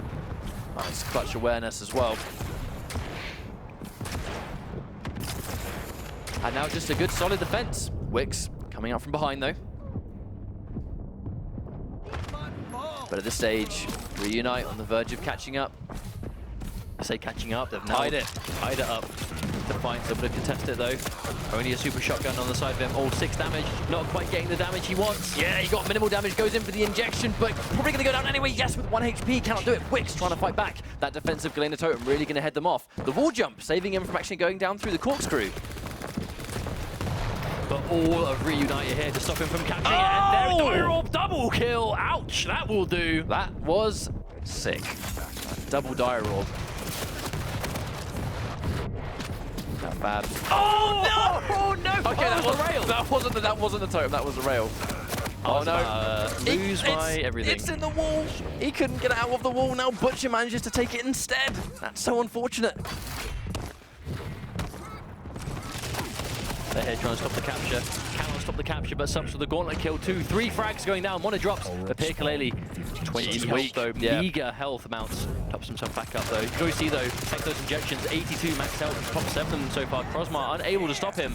Now, Another safe capture. they're going to drop this off the obelisk, but that is because every member of Defiance is on there to try and command this power up. If they get this power up, which is going to be quad damage. Fabs, though, with another Dire Orb kill. He is doing absolute work with that Dire Orb in this round. Unbelievable. Here comes Fearless, Fearless. though. We've seen how dangerous he can be, but he gets taken down immediately. And Wix, though, very important, is able there to secure the quad damage. You can see it has the vast majority of its time left to go. Well, there's no one on B to try and contest this. He's got about half of that quad damage left as well. Gets met in the air. And Sup eventually goes down, but he spent so long to try and secure the frag because the amount of health Zorlag had left. It's passed on to Fearless, who's now going to try and make that marathon all the way back. They have to get this. They need to tighten things back up. Piccaleli, I think. There we go, use the sneaky other way. Up top. Oh, Piccaleli. Nice. He knew he was going to go there, but didn't have the health to survive that rocket. Now they need to hold this for as long as possible, even though they're This going to really secure is it. make or break for Defiance, though, because if they can hold on to this, they're in a really good situation to take the round and tie things up, but Reunite, they're just able to do such a good job of just taking it away. Mona, this Blaskovitz pick just doing so much work for him at the moment, just the amount of damage he can put out. I mean, the maps are 1-1. If Defiance lose this round, they're out, and that will be everything when it comes to playing Sacrifice. This is the final qualifier. If they don't win this round, it's all over. And Reunite will obviously move on. 75%, no, 25% left. These guys might have a mere 50 seconds left of Quake World Championship life. And that percentage is just ticking up piece by piece. They have only 20% left to go. Defiance really trying to make this push, but only a couple of them in here right now. And Fearless gets taken out by a couple of really well-placed rails by Monet, who's just going to consistently sit there and land these rails back to back. Does miss one, misses another, and gets punished by rockets. Oh, Cosmar just got taken down, though. That could be huge. He was doing such a good job of just getting frags on that defensive position, but Cosmar's down 4%, 3%. Defiance have to make the push. 2%. Defiance need to make the push. They can't go for the power up. They have no chances unless they push right now. 99% on the side of contesting it. Reunite. Oh no. Oh no, the Oh, protection, no. the protection. They're able to take it, they've stolen it away. But can you take it back from an Anarchy with protection? I don't think it's possible. They're going to bring it back, and that might have been all she wrote. He's dropped it, 2 seconds left, That's there's it. no one here. That's There's it. no one here. Wrap it up. That's it. Game over. Reunite move on. Defiance eliminated once again. And unfortunately, their chances in the Quake World Championship for Sacrifice are now no longer possible. But what a series, though. That's what we were expecting to see, that 2-1 finish. Reunite able to win 2-1, very, very close. And that's what we were hoping to see. But at the same time, Defiance, Ruins of Sarnath really being their saving grace, I think. I mean, as a team looking just horrifically well prepared on that map. Horrifically well prepared. Yeah, you know what I mean? It was like Oh, I definitely know what they you're were saying. disgustingly ready for that map. That's I more do what I agree was with trying that. to say. Well, we saw the change to Lockbox, which you might have thought would have been like a continuation of how well Defiance were able to play their own game because the map complemented a lot of their champions. But on the flip side of that, Reunite clearly know a thing or two about Lockbox as well, and they played really well. The Anarchy, again, made a massive difference. At the very end, when Anarchy got his hands on protection and he was essentially unkillable at that final moment, the second Anarchy got protection at the end, that was basic. Oh, Fearless. Oh. But the second Anarchy got protection at the end, it was pretty much game over. I don't think there was anything Defiance could have done to stop that because he had too much health. They had 1% left to take. They had to be very bold and just push the point and contest it. While they're contesting it, they're going to take a buttload of damage from everyone else on the side of Reunite, let alone the Anarchy, who right here, I mean, he just survives so much of this and just gets frags after frags after frags. He's hard enough to hit anyway, and it's an amazing champion that no doubt we're going to see picked more and more throughout the course of the night. The thing is, though, how many times did we say to each other, uh-oh, Anarchy has the power-up? Over and over again, this champion, when he has access to it, is just so terrifying. Be it protection because he's just impossible to kill, especially if he's just doing damage to you the whole time. If he's got quad damage, now it becomes really dangerous to chase him and intercept it. Like, just a lethal champion in the hands of someone good with him. But this was Runes of Sanoth, obviously that second map that we saw Defiance go to once they lost the first map, and they looked incredibly dominant. I mean, just look at these percentages. This was, in the end, 99 to 58.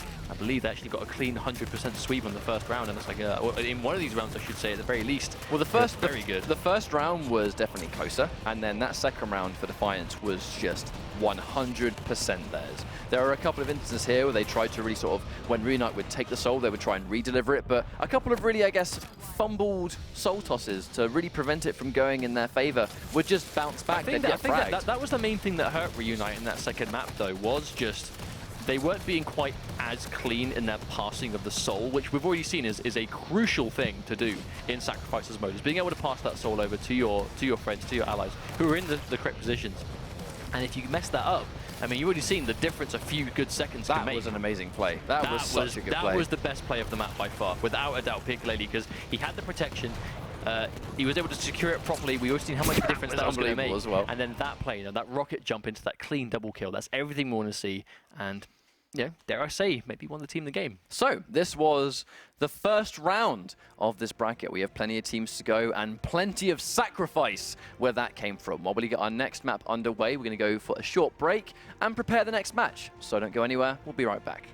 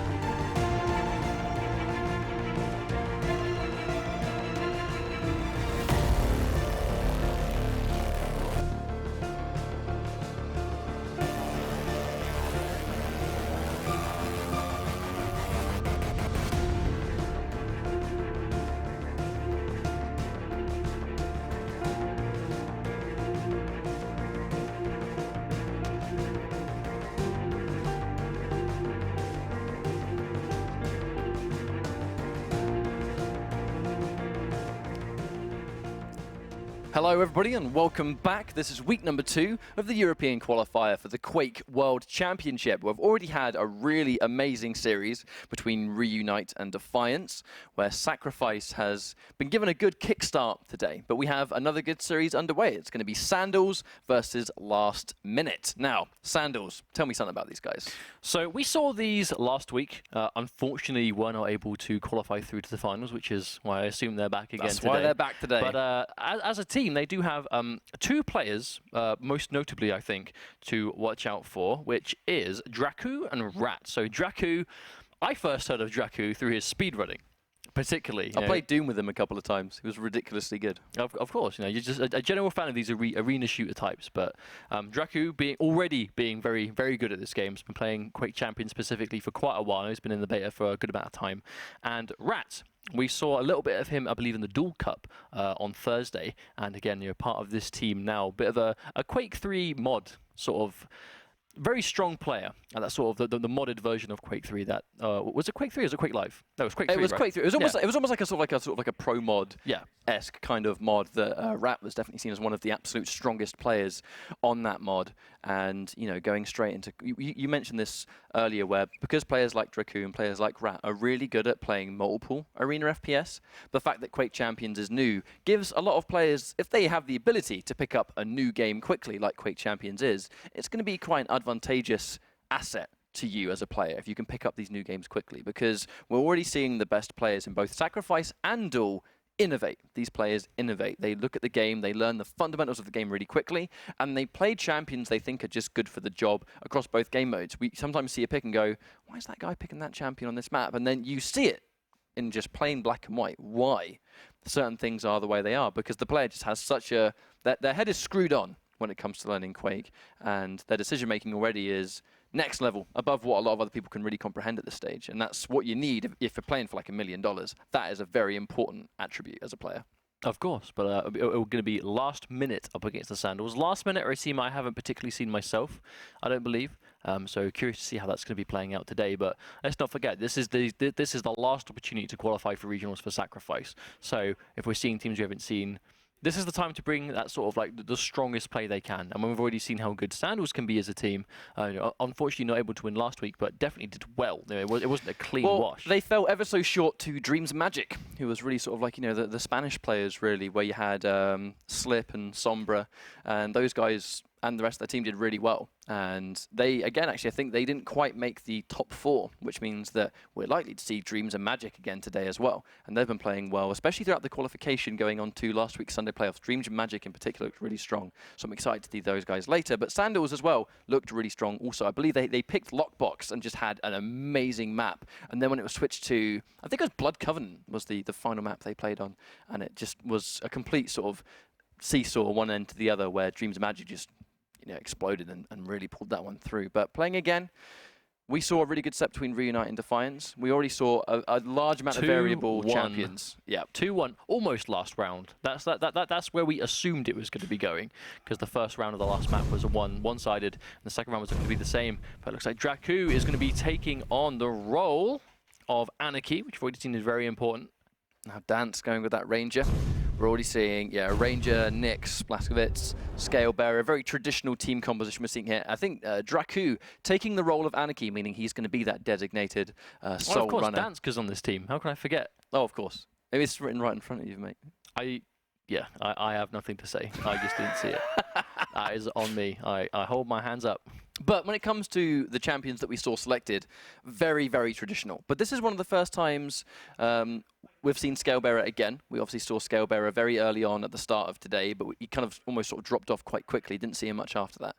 What do you reckon we're going to see from Scalebearer today? I think as always, it depends on how the team is going. We've already seen how dangerous he can be, like when he started his ball rush and he's holding onto the soul. If he starts the rush, goes over the soul, so he's running with the soul on him and he's taking that straight up half damage. we see people try and intercept the soul and kill them before they can get there. And if all of a sudden your rails are doing like 40 damage, your lightning gun is doing 3 damage a shot, your direct rockets are doing 50. And he's got armor too. If he's stacked and has armor while he's doing that, it becomes very difficult to kill him and stop him from running around. If he can get a good route, I think a big part of it depends on what obelisk they actually capture first. I think if they can get B, Scalebearer is very good at sort of defending that position overall, because obviously if you're going to run back towards B, it's quite easy to just run in a straight line without any sort of problems. If you run from B to A, you sort of have to go up a jump pad, you have to sort of go around stairs. Whereas if you're getting down to B, it's a bit more easier. So here we go. It's going to be last minute versus Sandals. So Ruins of Sarnath will be the first map also. Already in with that Nyx from behind. Now this is a very important stage of the map. Getting that soul first. Having the option of choosing what obelisk you want to control. A lot of frags have already gone down to Sandals, but they have been able to take it anyway. Will they survive long enough to capture it? That's the question. Chronic on the side of last minute has got it, but how long? Already frags are trading, but the obelisk is going to be A for last minute. Probably predicting someone to run down there. It is going to be Draku, but one of you knows just how we actually sort of head off completely. Lots of members of last minute there waiting for him. And just like that, actually, 10% already down.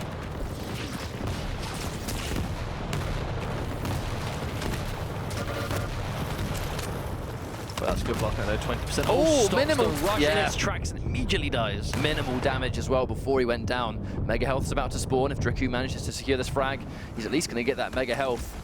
Anarchy really needs that increased health because the rails will trade left, right, and center on a map like this, and Anarchy will consistently be very prone to getting hit by those. Last minute doing such a good job just defending as nice. Gaia goes down. Wow, Antester. Really solid brick wall defense at the moment. Draku really trying to stay alive, but there's only so much you can tank as Anarchy. Anarchy's going to really need to sort of spend this round building up those injections, getting his health up. The second he reaches that 81 HP mark, he's going to be able to tank 2 rails without armor, which is so pivotal for an Anarchy that's having to run that soul. As you can see here, actually, last minute, all going the soul, trying to get that power up instead. Oh, nice. Good jump from Draku, just clearing that pass completely. Going a bit more of an unexpected route. Power up seconds away from coming out now. A couple of these frags coming down though. Oh, Chronic with a quad damage. Goes down, Draku is able to intercept. Dance is able to pick this one up. I think he's going to be as careful as he can. No doubt we're going to see the offense come through, trying to take that soul from B.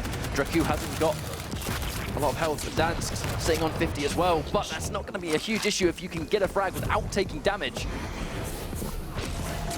They've been able to sort of deliver it back, but they still have a lot of percentage to make up. 20% versus 51. Last minute, if they get a good push here, they could further extend that lead. But so far, really nice defense coming through Sandals. Trading a 1-for-1 at this stage, but still, the attack comes through. Last minute, get the soul. Dansk really trying to head them off there. That's the next stage of defense, not just being able to hold your own obelisk, but when you see the enemy team take your soul, just gun it for their obelisk and try and meet them in the... just head them off. I quite like the positioning from last minute there though as well. So just able to safely let him take that soul away. But I was going to say that. Sandals able to take this one away. Gaia trying to make sure he has a safe way to pass. Throws the soul up. Their teammate there trying to stop him. Draku. Oh, did he throw it down? Yes, no. That was there. Yeah, really nice pass, actually. Fantastic pass. If that went wrong, that was going to go down near rail, and that would have been a horrendous situation. And just quickly as we can say that, last minute are able to here once again do a good job of just trying to contest this soul. They've actually got hold of it yet. Oh, Dansk was there to intercept, but he does get taken down immediately. Well, before he got the frag, he was able to pass it across near his obelisk, so it's going to waste that time. Forcing last minute. There we go. Safe delivery, even if he goes down now, which is likely! Oh, pasted! Gaia with the bull rush, able to just deny that defense completely. And they're contesting the obelisk now. Looks like Sandals able to take away power up very soon. If they can drop this off and then get the power up in time, they'll be a lot better. Nice rebound into picking it up with the injection to top up that maximum health. Power up now though, 5 seconds away. And last minute losing a couple of frags here. Draku's movement really strong. Last minute though, that dual wielding protection, mega health, got mega health. protect. Oh, that's just a dangerous combination. And now we are no doubt going to see just the absolute push of all pushes to get that soul back. Oh wow, nice lands on him with the charge. Gaia trying to deliver it back. Must say that even though last minute they had that mega health and they had the protection, weren't actually able to take away the soul with it. Well, they're looking to do it now. There's going to be not much of the protection left, but they can at least frag everyone. Actually did not get much out of the protection. We were expecting to see they didn't get a humongous single push. percentage out of that, which is very surprising. I feel like it's because Sandals just were able to sort of bring it away. Aniki holding that gauntlet out.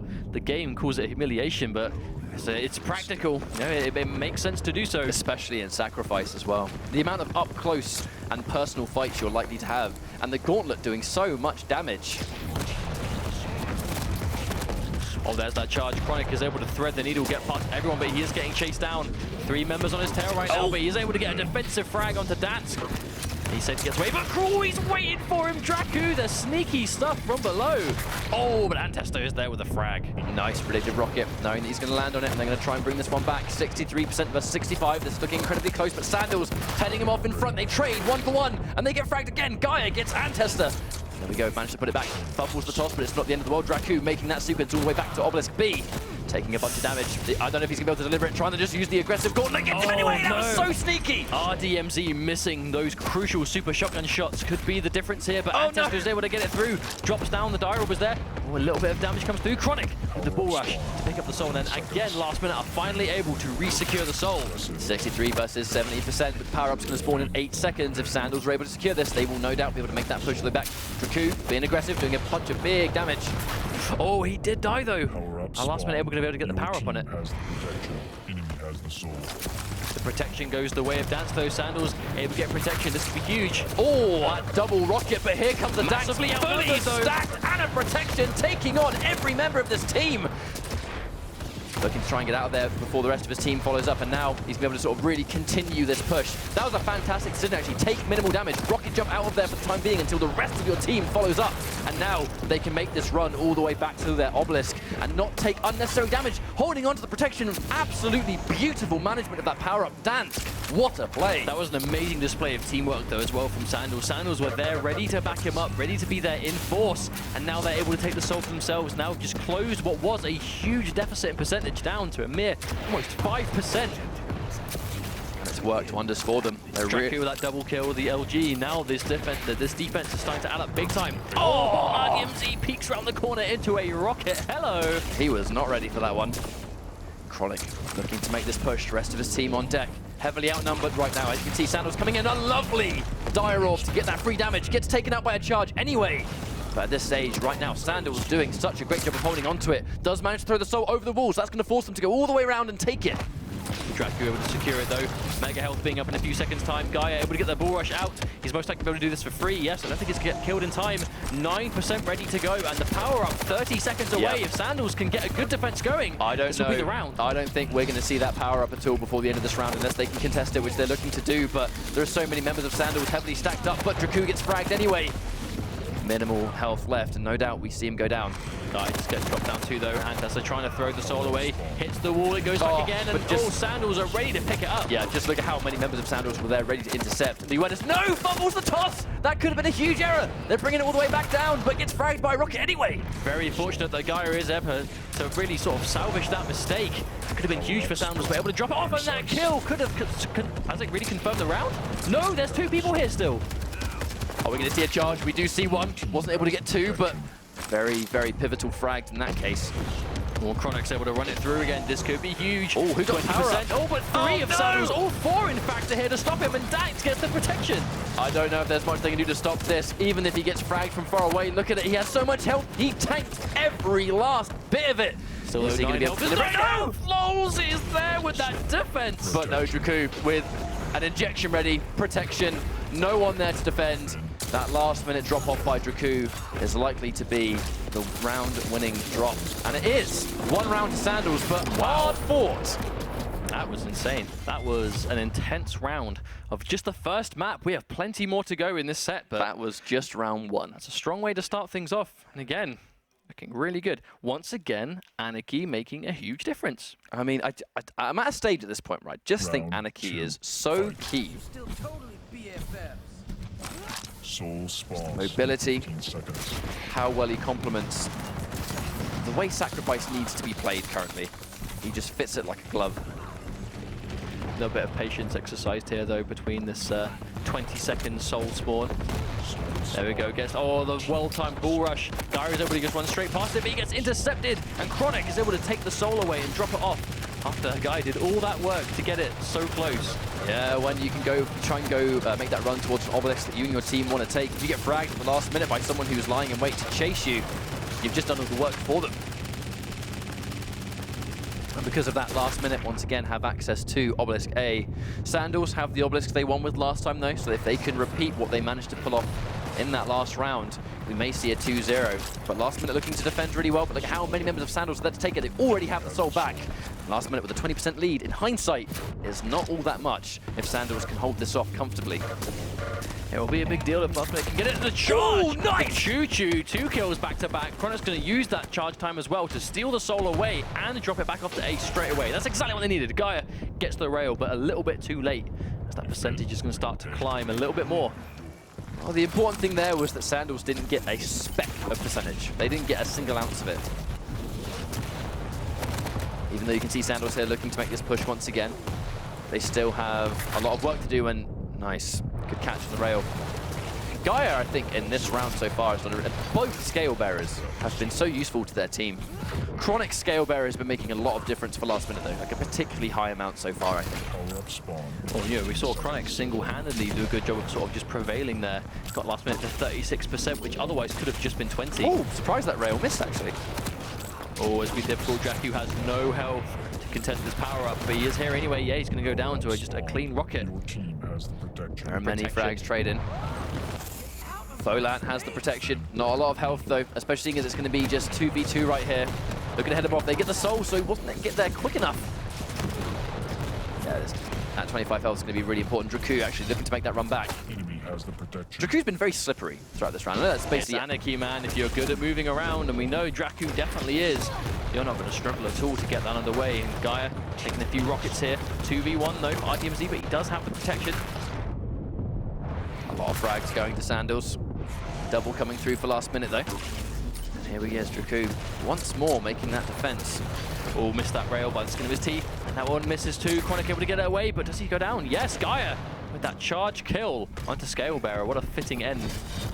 But just like that though, Sandals are able to even things out. 36% apiece now with this defense.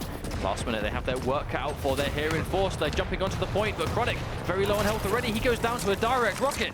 And Sandals here in force to themselves to defend, and Lols goes down. These rockets doing a lot of work so far for Sandals. Clearly a very comfortable point for this team. Lots of talented players. Uh-oh. I mean, speaking of which, lovely combos missile. Really nice rocket placement. But Last I mean, minute. look at the percentage though. Almost 60% Sandals taking what was again a big percentage deficit and turning it into a commanding lead. Gaia just quickly turning around and going, oh no, you're still alive. Bam, dead. Move on. Power up spawn in 20 though. 20 seconds can be the difference between an extra 10%. Got to be very careful if they're just going to concede the point until the power up arrives. I think Obelisk B is a great point for defending that rocket as well, because you've got a great line of sight over the enemy team who, when you get the frag and they respawn, they have to try and take those really important weapons to get back into the fight. Rocket is a very key one of those items, but because B has such a great amount of eyes on that, oh wow, charge coming through, Chronic has the protection, and Scale Bearer with protection is a dangerous champion in this game. That's interesting. Both Scale Bearers did their bull rush at the basically the exact same time, but Chronic was able to time his a little bit better, and he was able to use his charge to secure the power up. That was really well played by Chronic. All the LG's going to do there is just give him that burst of speed he needed. Safely delivering this, there's not much they're going to do to stop him. Gets the soul down anyway. But how long can he hold this once protection runs out? 2 frags will do though for now. And now his team is here. Last minute. Sandals, 89%. They have to be very careful. There are lots of people behind. They did not catch any of Sandals on the left-hand side. No one was watching it. Sandals running straight through, taking the soul with ease. And it's Draku that's taking it. And look at the speed. Anarchy, you cannot stop him. He gets to where he wants to go. And unless you hit a massively difficult rail or rocket, you will not stop him from getting there in time. And Draku, just by himself, seizing that soul back. It's almost like Draku is a speedrunner and is really good at playing games very fast. You'd think that, wouldn't you? Chronic has the soul again. Plenty of health, so that's going to be a safe delivery once more. think Chronic's been a bit of an MVP for last minute so far. He's playing out of his mind. But once again, Sandals here, all of them in numbers. Oh, Das goes down, but Draku takes it again. Draku drops the soul off, gets the injection speed boost, drops it off again. Now we find ourselves 5% away. He's just hard to pin down. Like Anarchy in general, I know, but Draku's movement has been so on point. 98%, 1% more left. I mean, before we can even finish talking, the round has gone to Sandals, and they are now up one map against Last Minute. A very different round 2 there, I think. Overall, Sandals definitely got a little bit more confident as it went on. Sort of a bit shaky start, I think, to round 1, and Last Minute really were able to play off of that. But I think the longer the round went on, the more Gaia got a bit more accurate with the ball rushes. I actually think that was a thing for both of them there. So you saw Chronic also doing super well, but at the end of the day, all comes down to teamwork. And then when it came down to it, we saw Sandals able to control it a little bit better defense. They were there always as a unit. There was never more than like 2 or 3 people on Sandals always there to attack to get the soul back as soon as they lost it. And they would give it to Draku every time. But that final defense from Last Minute when they were holding Obelisk A, and we actually saw Chronic try and push out at the last minute, almost like head off some of those guys and prevent them from coming in. No one was watching the left-hand side near Tribal and the teleporter, and because of that, 2 members of Sandals just pretty much just easily just walked in to the Obelisk. And at that stage, when they had the Obelisk, they also had a great position. They were nicely stacked up, had lots of health, ready to go in, and just a level of awareness I think Sandals had above Last Minute. They played really well, don't get me wrong, but Sandals were, I think, just a little bit more on it. They were a bit more on the ball. Their defense was really strong. The speed of which Draku could just snatch that soul and just run it back to his Obelisk like immediately. He was hard to keep a lid on. But it wasn't just jumping around though, right? It was like he would find himself taking the soul away, and it would be like rocket jumps to just clear massive amounts of the terrain, even over the top. That would almost like get him from B to A in seconds, right? Just because he was willing to do it, he had the space to do so. He'd recognize, okay, now it's safe for me to do this. He'd do it, and just I actually lost count of the amount of times he took the soul away by himself in that map. And even if it wasn't by himself, they would always make sure that he had it, so he was able to do that. And it was always the same route too. But at the end of the day, it's Anarchy. They don't have one of their own. How are they going to keep up to him? Yeah, exactly. But it's quite a running theme of this entire tournament so far, I think, is just how much of a big difference that champion's making. But, you know, speaking of champions, Scale Bearer on both sides were looking really strong. Chronic, though, even though Last Minute lost that map, Chronic was looking really strong. Like, he really was the glue that held that team together with how many important ball rushes he was able to land. When we would consistently see the soul get taken back to an Obelisk, it was pretty much always Chronic was the one with that soul in hand, looking to deliver it, snatch it away from other people, get those really key double kills. And, you know, he just looks very, very strong. So I wonder if we're going to see him go with Scale Bearer again, or whether the inevitable map change is going to force them to completely change around how they build their team. I mean, I think at the very least we'll see Chronic stick to Scale Bearer. I think we will. He just looks too strong on that champion to change. Yeah, I mean, to a level that he just seems really happy, you know, with that champion. But it's not like Ruins of Sarnath is the only map that Scale Bearer is good on in this game. We're also seeing Blood Covenant, he can make a big difference. Lockbox, we don't see as much of him. If it comes down to like a beefy one, it's usually Sorlag on that map. But Burial Chamber, another one that we don't really see too much of Scale Bearer on. So I think it could be map dependent. I think if we go to Blood Covenant, maybe we'll see him stick to it. But perhaps not if we go on Burial Chamber, because a Burial Chamber, it tends to be, again, Sorlag or even Clutch we saw once. But Clutch is a champion that I'm expecting to see more of. Just maybe not on the maps we've seen so far. I don't know. I guess only time's going to tell in this instance. The same as champions like Slash. We see her very, very rarely in Sacrifice. I would like to see Slash in Sacrifice, but we just don't. We just haven't seen it yet. Well, teams are going with what they know. And with the Quake World Championship finals on the line, a spot at the regionals, the all-important regionals to try and make sure you and your team qualify, playing for that life-changing cash pot. That's a lot to keep in mind when you're playing in this kind of situation. But bear in mind, well, the one thing to, I'm not going to say it. I'm not going to say it again. I already know. Doesn't count. I already know the count. You can add a 0.5 to the counter for that one. I stopped myself halfway. Make sure you guys join the discussion. Use the hashtag Quake or QWC. Hashtag BIM. I'm just... Right. Mapped options. Let's get back on topic. Back on topic, because you're throwing me off. Lockbox. I'm thinking we're going to see... I think we're going to see Scale Bearer still, so I think we're likely to go to Blood Covenant. Could be a popular map. I'm not sure if we're going to see Burial Chamber. We haven't seen that yet, and I don't think Scalebearer is as effective on that map. Going into this, I wasn't sure what to make of Burial Chamber, but the more we see it, and especially like I know Anarchy must be a nightmare to deal with, but he is so fun to watch on Burial Chamber specifically. So He's just got a million miles to just run around and do what he wants. I hope as a spectator we see Burial Chamber, but I would understand if maybe we see Lockbox or Blood Covenant a bit more, because Blood Covenant seems to be like the comfortable one for these teams. Again, because it's Ruins and Blood Covenant, and it is confirmed to be Blood Covenant. Thank you, production. To our second map of the day, which could be the final map of this series. Who knows? I think it's going to all come down to what last-minute pick and just how they work together. Because ultimately, Sandals were just looking like a bit more of a unit by the end of that. So we know Scalebearer is really effective on that map. A lot of the champions, in fact, actually, almost every champion we saw picked on Ruins of Sarnath is effective on Blood Covenant. And that's the element, isn't it? Is that when you win, you're still able to change your comp on the next map. You're not really locked into anything. So both teams have the chance to go for a fresh start. If they have their own strats for individual maps, we see that come out. So on Ruins of Sarnath, clearly Sandals just looked a lot more comfortable. But because Blood Covenant was the map that last minute selected, we saw what choosing your comfortable map can do when we saw our first series between Reunite and Defiance. The second Defiance got their Ruins of Sarnath pick. It was night and day. Will we see that again, do you reckon? I'm not really sure. I think if it's Covenant, maybe. But I don't know. I think it depends on how they feel and how confident they are in these champions. I feel like if there's going to be Blood Covenant, though, I really think we need to see last minute go with an Anarchy.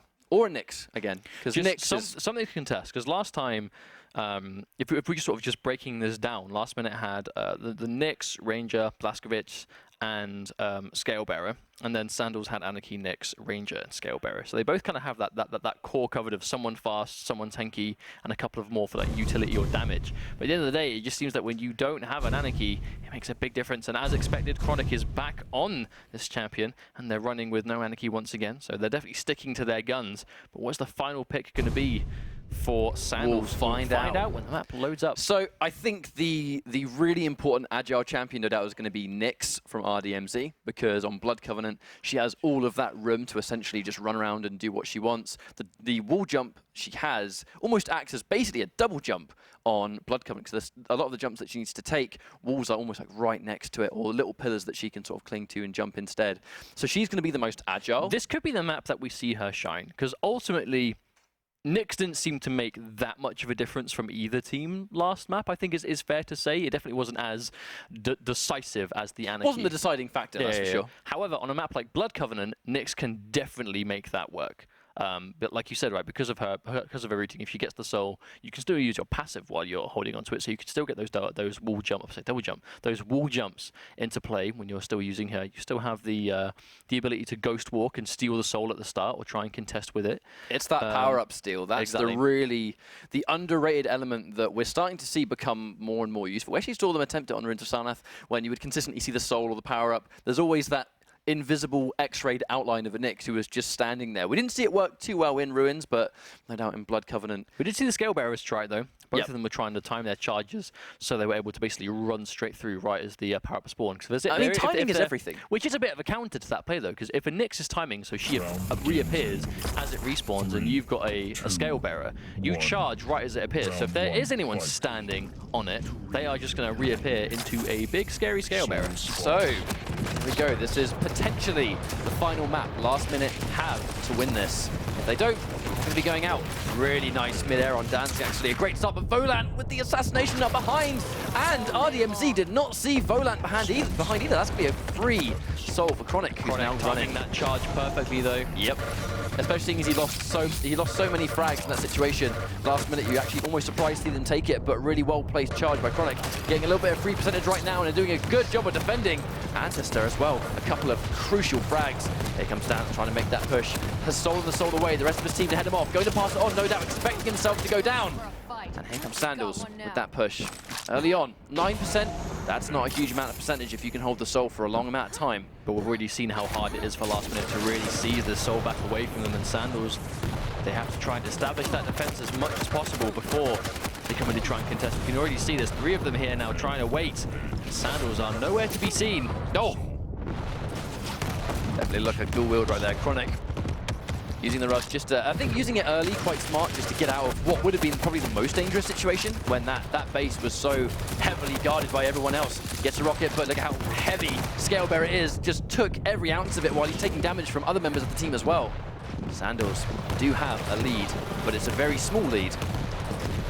Just change up. Oh, I can see it coming up behind with a gauntlet in hand. Not ready for that one. He does able to take this one back over, though. You can see just the speed this character, this champion, can build so fast. But already 2 people have lost minute here to take it away, and Chronic once again. Chronic playing very well already. 15 seconds. I think he's, at the moment, the MVP for sure of that last minute. Draku lying in wait. Going just off like towards that, the though, power. Sandals already have quite a decent lead. A nice trail of LG, but just look at how many members of the last minute. I think they didn't actually get the protection, so it's going to be huge for them if they can stick together. Draku coming up behind. One damage per shot, because I think he was charged at the time. And he got the mega health at the very end. They have the soul. They're making a huge push together. They do pass it on to Ancestor because he's got the we soul. want to see. This is the teamwork we need to see from last minute. And it is working out for them quite well right now. This protected Ranger, look how much damage he's taking, but already down to 30. But he is getting heavily focused, and actually the protection was not enough to keep him alive. Now Dansk has protection instead, and he's got the soul back. That was so unfortunate for last minute. They couldn't keep it, and they didn't get a smidgen of percentage. Straight back to Is a Sandals. heartbreaker. And they did so well to take it as a group, but that irritating, just stuck fly to him. Just wasn't able to shake him off. Was only able to take the frag. Nice, able to dodge that charge though with the Dire Orb. Oh, but RDMZ gets that good frag. Draku is still here, ready to defend. They're trying to contest this, but the rocket fire proving too much. Volant with the lightning gun to finish things off. At the end of the day, if you're really efficient at scoring frags, your defending ability is going to just be the most dangerous aspect of your gameplay.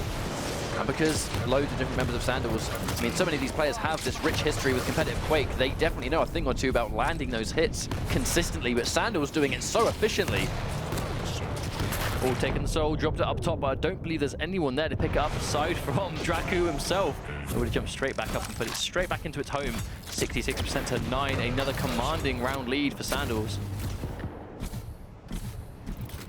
Percentage doing a good job building up. Basically 25% left already. It's not been a particularly long round, not even 5 minutes yet. But no doubt we're going to see last minute really try and control this power up. This is their lifeline. If they do not get this, if they don't get the power up, they're in big trouble. But look at how many members of Sandals are there to take it. Oh no! Look at quad damage. Oh, the gauntlet! He wasn't the one to get the kill. That was going to be insane. Chronic is chasing him hard though. Let's not forget, quad damage doesn't stop you taking any more damage. I think he's actually really churning that gauntlet in case Chronic uses the bull rush straight into him, but Chronic not biting, and now uses the bull rush to confirm the quad damage instead. Nice Still the vast majority of the quad damage time left to go though. Dansk is hitting these shots really well. 46 health, and Volant gets the frag from out of nowhere. Seizes the quad damage. That's going to be, I'm willing to think that's going to be around. I mean, the second they got that quad damage and last minute were not able to get the soul instead, like there's not much they can do unless they make an amazing push right now. They're off to a little bit of a start with Volant going down, but we'll see if they can pull it off. We can see how hard it is. Sandals is making it so difficult for them to get away safely. Draku, this lone man, is defending so well. 1% left to go. That's it, I think. Is that going to be it? Yes, it is. Round 1, match point to Sandals already. Looking very good together. If they win this round, they're moving on. And that will be it for last minute. Very important round for them now. They've got no choice. I mean, I hate to sound like a broken record, but again, you know, that's anarchy. Yeah, these anarchy damage. Round 2, fight. So the start of this round could set the tone. Depends on who gets that soul, who gets their point first. I think if Sandals get either of their points, I have no doubt they're going to defend really well. Soul spawn. Well, guys, I would take it this time. Choosing to go for B now. Now, if this is the one they wanted the whole time, this means they're able to hold on to the obelisk they wouldn't have chosen otherwise. But now they do have 5% lead already. It is getting contested immediately. We can see just how many people have last minute here trying to stop it. But that is a very they weren't able to take it away though. That's a heavily stacked Scalebearer on the defense. He's got overcharged armor, 100 HP. Unless he gets heavily focused, he is going to be a nightmare until they can deal with him. controlling that bridge. I mean, controlling that bridge with a rail was a really dangerous tactic, especially as no members of last minute seem to have a rail to contest. So it's free damage. He's just going to get that and dodge missiles as he sees them. That's almost that kind of like a not too fast tactic, right? Of just holding off on certain areas, getting people designated to defend these choke points off. 2 people of last minute on the point trying to stop it. One of them trying to contest currently. Gets the soul away. Has he been killed? No, Lol's able to get away safely. He's getting chased down. They are heavily closing in. So many members of Sandals there.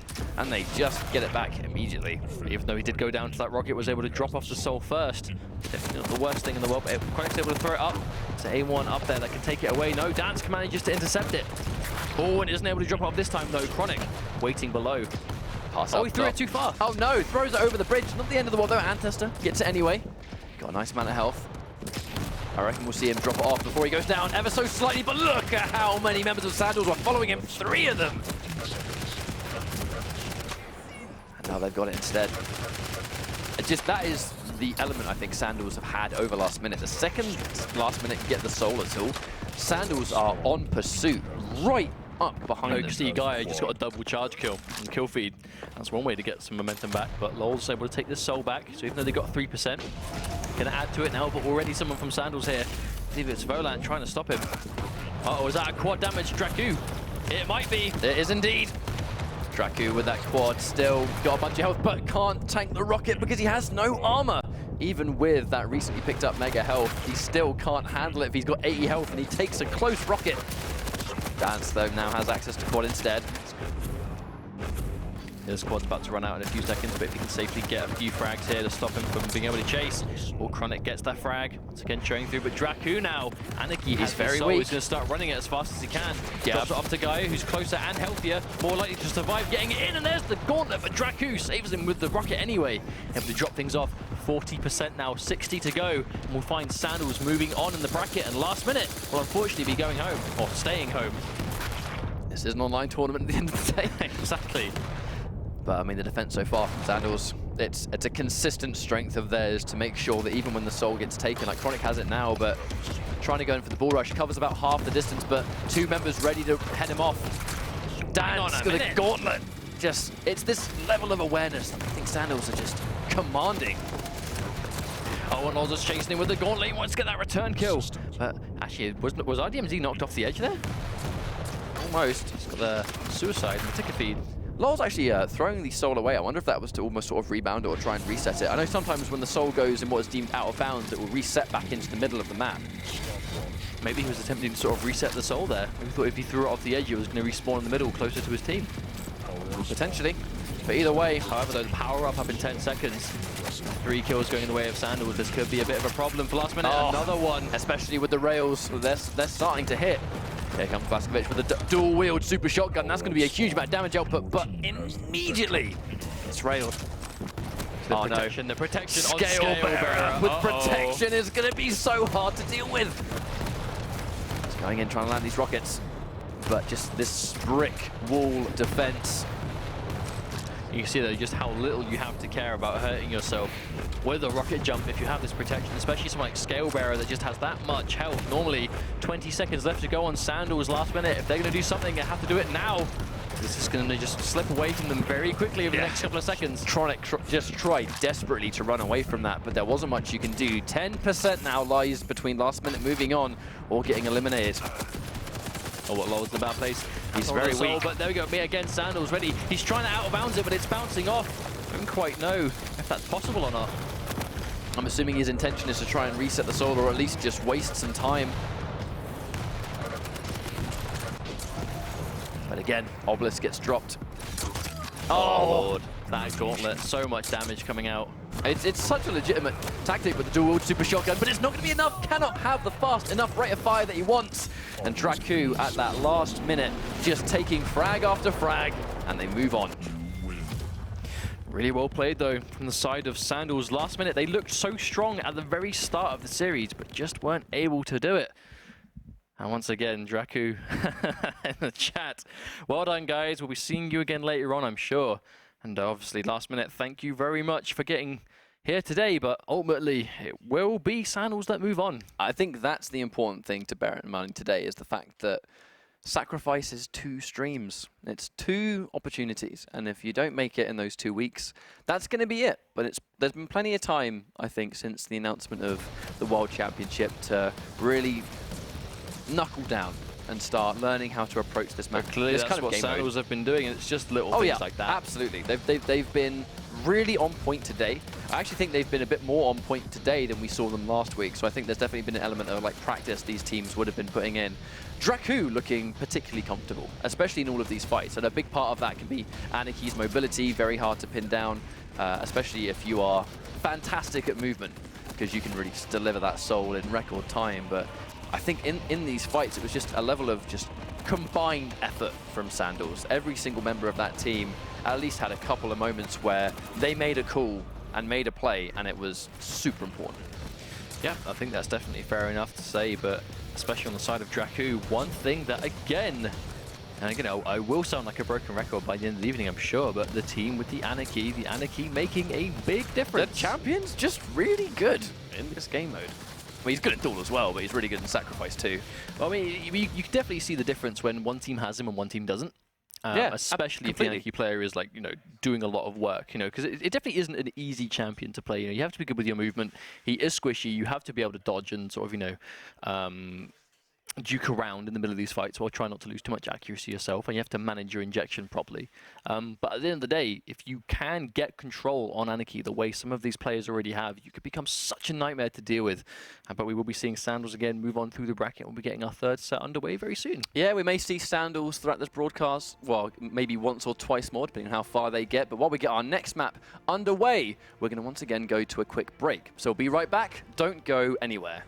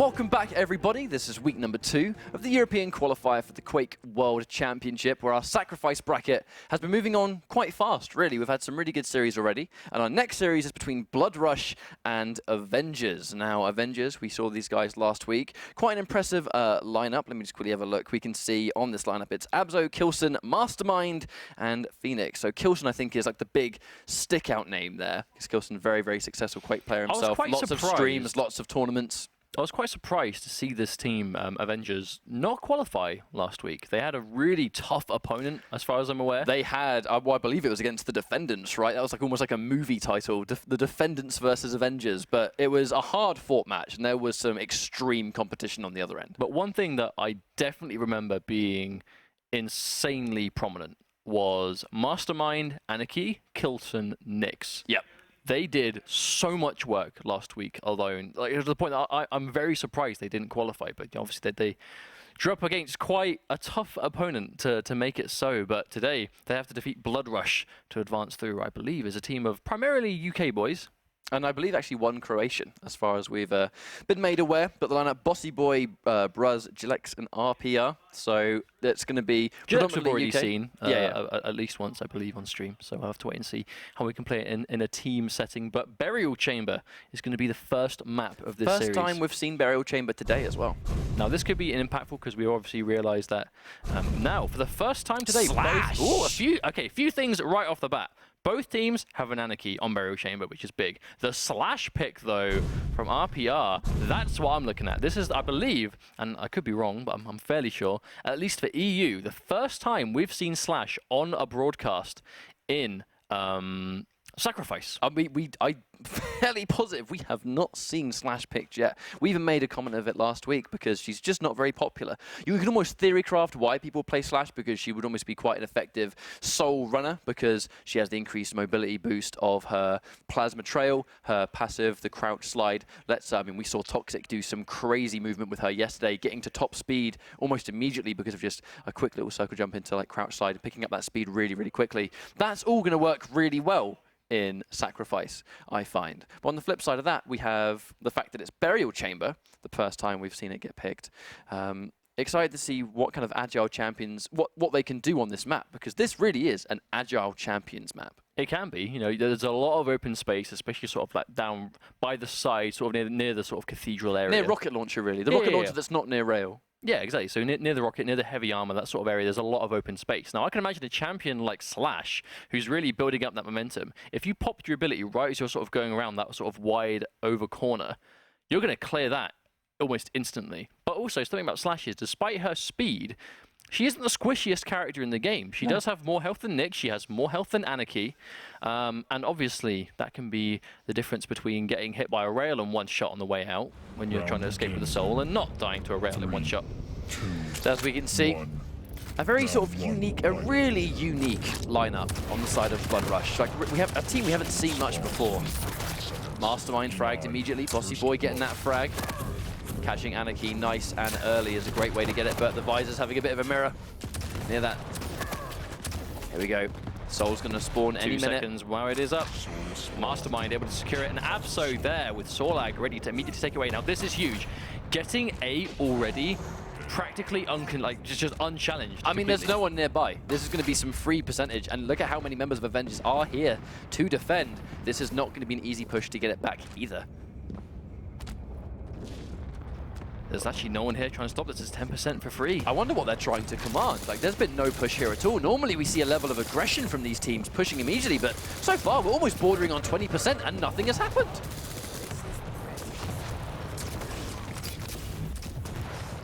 Using the safe, we sort of consistently see retreating back into the safety of your obelisk base.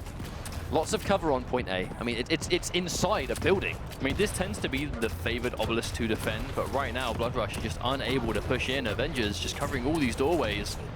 And Mastermind with that double rail we can see in the kill feed. This is looking pretty good for Avengers right now. Well, Mastermind goes down. You look at the 2 different obelisks, and you see that in Obelisk B, within that sort of catacombs, even though there's a lot of pillars blocking, there's a lot of range, there's lots of line of sight for those that are looking to poke into you with rails. But on A in particular, it's inside this building, of which if you're far away, you can't see through unless you see through a door or something. If those doors are being held and you're commanding the high ground, it's going to be hard to push in and take free damage before you get in to actually start your attack. Already 55%, and Avengers haven't been challenged, and they're already all out here. Oh, no! And RPR goes down. They're trying to get hold of this power-up. Blood Rush in a good situation to secure it now. Avengers, yeah, they're coming out strong. Mastermind with that double kill with a rail. Mastermind able to get himself a quad damage on Anarchy. Now, this is a situation I think might have actually secured the round. Actually caught a glimpse of one of the enemies of Blood Rush there.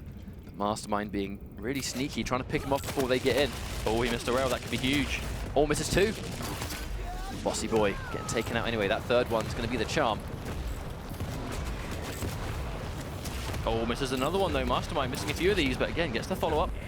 Sort of missing the initial shot, but definitely landing the second one. We are actually yet to see what we would, I guess, consider a traditional push from Blood Rush. They've not really gone in as a coordinated four-man group just yet. Looking very easy for Avengers, I have to say. I mean, they're being quite timid as a group. I mean, right now we're sort of the three of them coming out, but Mastermind ready and waiting in the corner. Scale Barrier leading the charge. All four of them here, but they are starting to fall down one at a time. They're able to, okay, so the Soul, good way of Mastermind to secure it. They were actually finally able to take it away from the obelisk, but just like as fast as I can say that, Avengers are able to kill the carrier and take it straight back. Wow, this has been a very dominant round.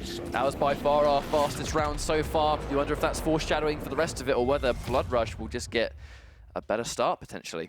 I think Blood Rush... I mean, they have to, right? They have to make 1000% sure they do not lose the Soul at the start of this next round, because they seem to, at the moment, very much struggle to take the Soul away once it's on the side of Avengers. So if they miss this first opportunity, we could see a repeat of that. If they miss this very first Soul pickup at 20 seconds, they have to make sure they're not losing people before it respawns, because if they get outnumbered, there's no way they can secure it.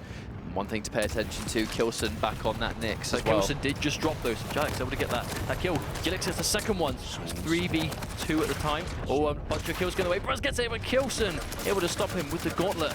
Right now, we go. Jilix gets to stop him, but the Soul, is it currently on the floor still? Actually a nice exchange. Kilson was able to throw the Soul up by the jump pad right before he got gets fragged. it again.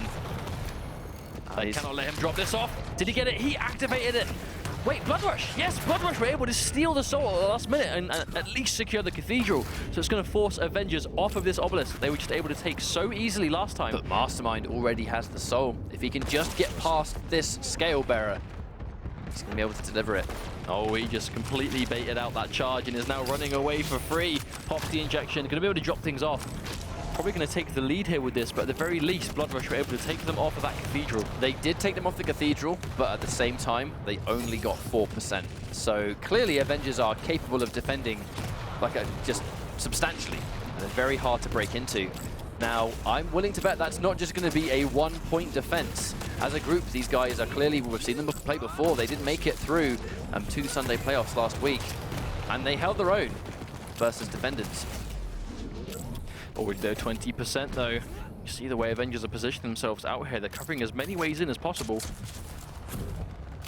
But at the same time, they're so far away all the time, just allowing this percentage to build up. I think Blood Rush are really trying to sort of just get their bearings and stick together to make almost like a group push. But it's taking them so long to assemble themselves that they're really not being able to tickle the point in any amount.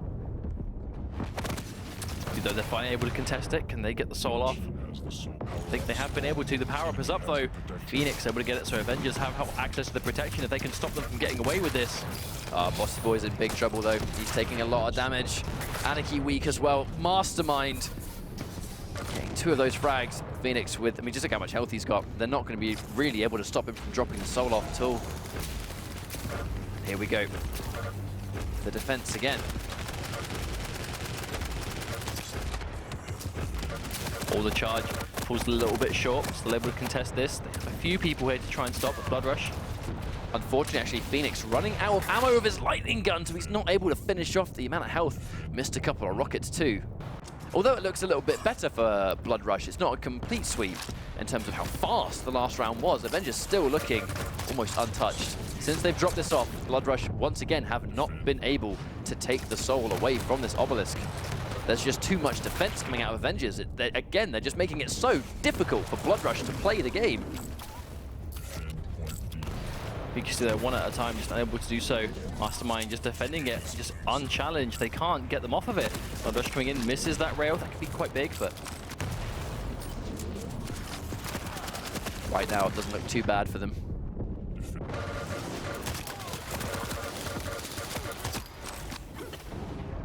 Oh, it gets taken out by the acid tick. May see how important that may turn out to be. Maybe expecting to take it. Looking a little bit like they were trying to almost head it off, but it took them a long time to actually take the soul. They've been on this soul for so long, but haven't really delivered it too much yet. It's kind of strange, really. We saw 3 members of Bloodrush on the point, but no soul was taken.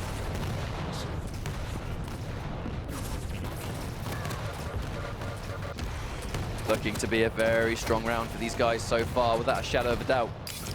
dropping it down, Mastermind gets the injection, but that's going to be it just as quickly as we can watch this happen. That was another round. Not quite as one-sided, but at the same time, it just comes down to once Avengers were able to just drop that off, Bloodrush just massively struggled to get it back. Just a testament to how strong some of these teams are. I kind of feel like Bloodrush have really pulled quite a hard matchup going up against Avengers, who are clearly a very strong team. You know, well, like I said, I was surprised alone to see them not qualify last week. So I was not surprised to see them back today. I very much expect them to get through to at least playoff stages, at least a do-or-die game. So at the same time, can Bloodrush stop them from getting there? Because according to that map, it looks very one-sided. I'm not quite sure exactly what it comes down to, because it just seems to be maybe not quite as coordinated. We saw a lot of people run in one at a time. We saw a lot of one at a time run-ins where they would just get swiftly deleted. Almost like trickling in, right? So yeah, they're not going in as a big team. The few times we saw them go in as a 3 or a 4, they actually were able to seize the soul back for a little while. But when they made a sort of push as a group, it took them quite a long time to basically assemble themselves. I think that was one of the elements too, is that because at the end of the day, it's 2.5 minutes to take the take your obelisk. That's the total time you need to hold on to it. That is not a long time. So when you're making these decisions and you're going to push in as a group, you've got to do it quickly. You've got to assemble fast. You've got to push fast. You've got to make sure that you're getting everything done as quickly as possible, because with the small amount of time it takes to capture an obelisk, there's no time to waste. And it kind of feels like Bloodrush may have wasted a little bit too much time trying to assemble it. Because bear in mind, the first round that we saw, it was basically uncontested for like the first 30-40%. Before we even saw a substantial push as a group. There's always the chance that Bloodrush just were not very comfortable on that map. And now, being the losing team, they do have the choice to choose the map themselves, right? We've just been made aware by production, actually, that the winner of this series will move on to regionals. So this is a do-or-die game? This is a very important game. Oh, that changes things. So this next map just got a lot more significant, because what that means now is normally we would break this up to be, we would qualify down to this point of the broadcast, and then again on Sunday we'd now continue it. Today, this is all in one go. From start to finish. Yes. All the way. So what that means is we qualify down to our top 4 teams every week, and those 4 teams will be invited to regionals to play for a shot at the Quake World Championship Finals, which will be taking place at QuakeCon later on. So now, Avengers are 1 map away from making that finals. Definitely looking to rectify their performance from last week, which by all means wasn't even bad. It just wasn't enough. I was about to say, by all means was a great performance. They just had a very hard matchup to play against another top team. So Ruins of Sarnath is going to be our next map, it seems. Now, Avengers, I expect to thoroughly be ready for this map. Oh yeah, I think that's almost like something that you can completely expect. Now, when it comes to the champions that we saw picked by Bloodrush, almost a very similar, almost a mirror of what we saw, a very similar composition. We saw Slash picked once again. Now, Slash on Ruins of Sarnath seems to be quite a running theme, especially this week. We've seen her picked quite often on this map. She has a lot of room to move around. Her ability can get her from point A to point B really quickly, like many of the agile champions in the game. But the crouch slide is very useful for just getting those little corners and keeping speed. But the fact that it's the same player that's picked Slash twice leads me to believe that it might just be comfort. You know, maybe he's just prefers that character, that champion I should say, more than anything else in the game. But fingers crossed it can be put to better use here, because right now Avengers, you know, they're going to be feeling very good going into this next map. They're riding a lot of momentum. Like that was the most dominant map that we've seen so far, without a shadow of a doubt. And now they're going straight into another map. Yes, they didn't pick it, but they didn't pick Burial Chamber, and they did just fine. Indeed, but we'll be going into this map as soon as the warm-up phase is done. So once again, first to 2 rounds. This could be the last map in this series. A few seconds away from going into this Avengers now. 1 map away from qualifying. Blood Rush, I should say. Desperately need this just to stay in this. I think it's only a matter of time before we accidentally called it Blood Run. It's so similar. Now here we go. Getting that first soul. 15 seconds. If Avengers can control this immediately, First blood. we'll see who gets it first. Abso going back in for that saw lag. Immediately trying to deny. Team has the soul. Avengers have access to the soul already. Combine that with the heavy armor on a scale bearer with full health, and that's going to be a more than easy drop into Obelisk B. And now Avengers, if they can just hold this, they're going to be in a great situation. But once again, though, getting hold of the Obelisk they want first. That could be huge for them, considering how these last 2 rounds went on the first map. But at the same time, can they actually get them off it? Because Phoenix sort of going to the sort of front line position on this now. Just trying to control him here. There is an Anarchy, so it's going to be very squishy. I actually think having your really chunky champions almost on the front line is a great call, because they're going to take the most damage when the opponent's going to try and push that Obelisk base. So if you have lots of health and lots of armor, and you've got all, at the same time, you're likely to have all of your sort of really important weapons, like the rail, like the rocket. Speaking of which, lands big damage. You're going to be kind of hard to crack into. Avengers already with 30%.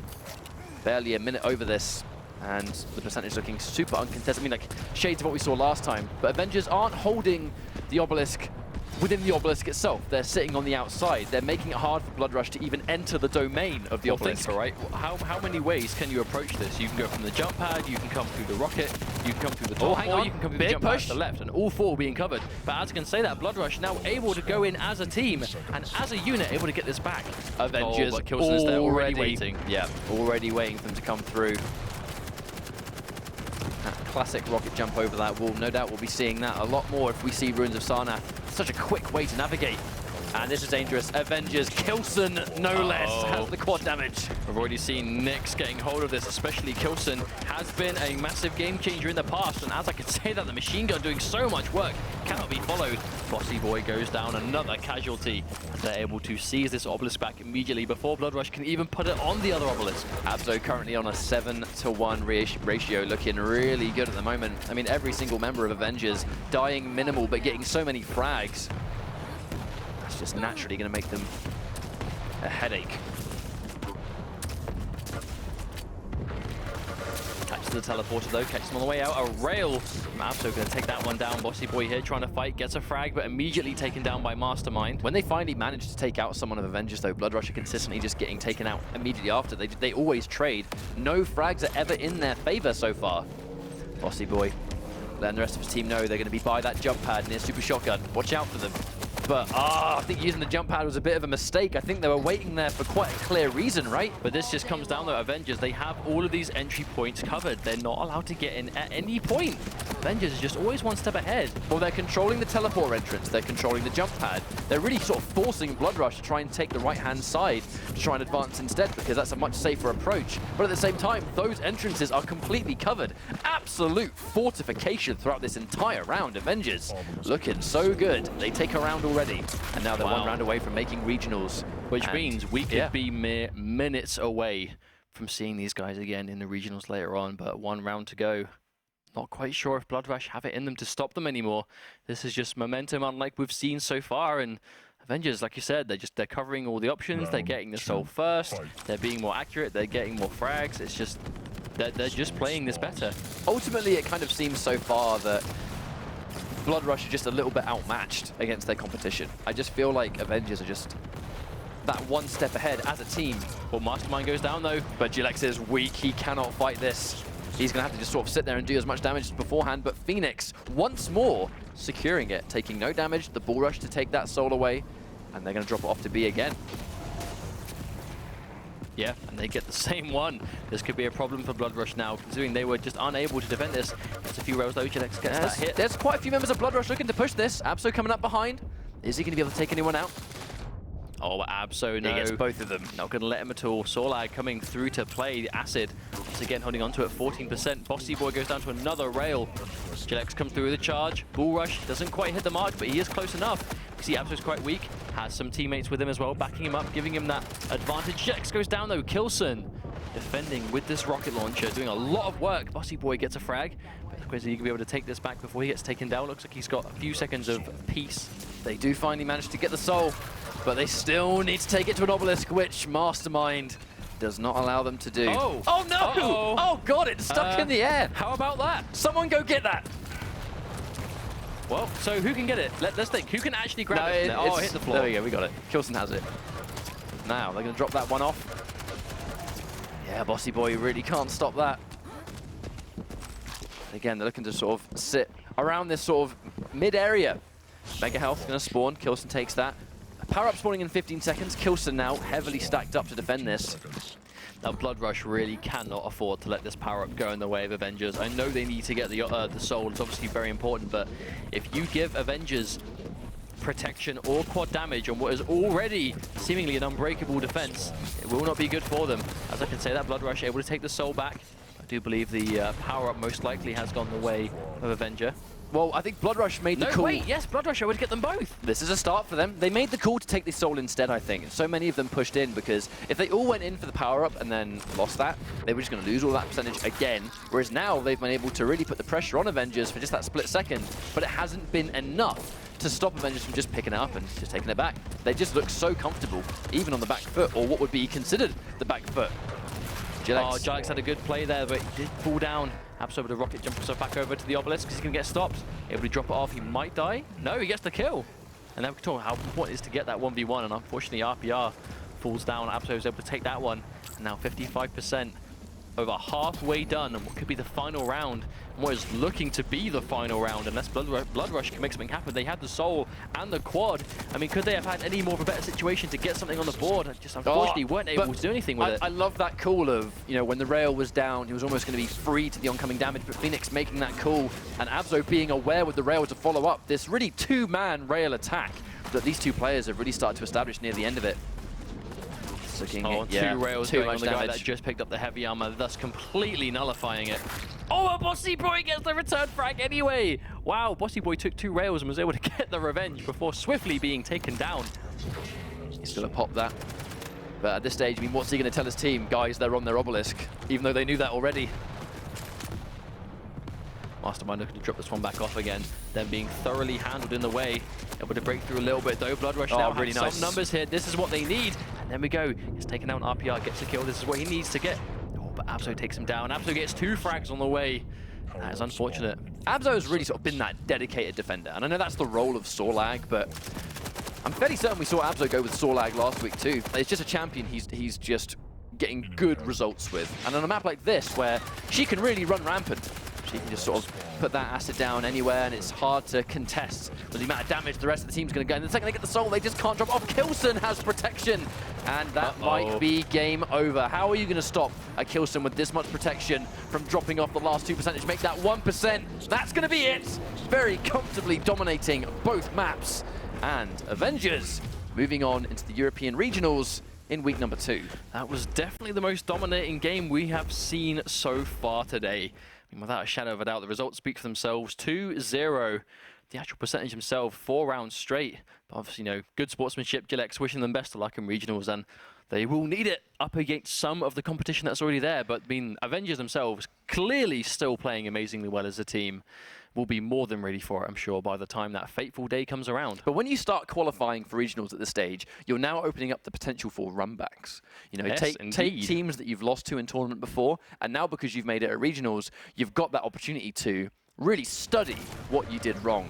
But when it comes to these 2 maps that we played, it was just complete dominance. Avengers, I think, just at the end of the day, they just looked like the more complete team. They looked a lot more comfortable on the defense and offense. And when they managed to secure an obelisk, it was pretty much the end of the round as soon as they got that first obelisk dropped off. Even though in the last round we did see a little bit of defense on this map in particular. Blood Rush definitely started to figure a few things out, but ultimately it was just too little, too late. You know, they had some signs of strength together, but a few signs of strength versus an entire series of strength from Avengers. Ultimately, Avengers, they were always going to win that, I think. After the first map going as dominantly as it did, when it wasn't a map that they had specifically chosen, that can almost sometimes be like a little bit of a hint to how the series is likely to go, where if it's a predetermined map, and they play really well on that anyway, are they truly going to be down in a disadvantaged situation when the map gets picked against them? I think it was unlikely. Ruins of Sarnath as well, good for basically every team. A lot of players are familiar with this map. Bear in mind there's only 4, so there's not really much room for unfamiliarity, especially after 2 whole With weeks that of being grinding. said, that's what I mean. Like, if you've had 2 weeks to get used to 4 maps, I don't think it's a question that they're uncomfortable with a map, but there still could be the chance of uncomfortable with certain obelisks. Because ultimately, if you don't pick up the soul first, you don't get to choose what obelisk your team goes to. So you have to be comfortable with what's left. And ultimately, we see team after team after team be happy with either. So it isn't really as much of a disaster. Almost to the point that they'll just go with whatever obelisk is closer because they just want to maximize that time. Let's not forget 2 seconds per 1%. That can be all the difference with how close some of these rounds are going. So, as it turns out, we're now in a situation where a lot of the series that we're about to watch are becoming very important. That was just one of the potential many more series we have coming up to determine who is going to qualify for regionals. And this time, Avengers will be joining the rest of the competition at that EU regionals. We're going to go for a quick break and set up our next very important series. And while we do that, we're going to be a few minutes to get set up.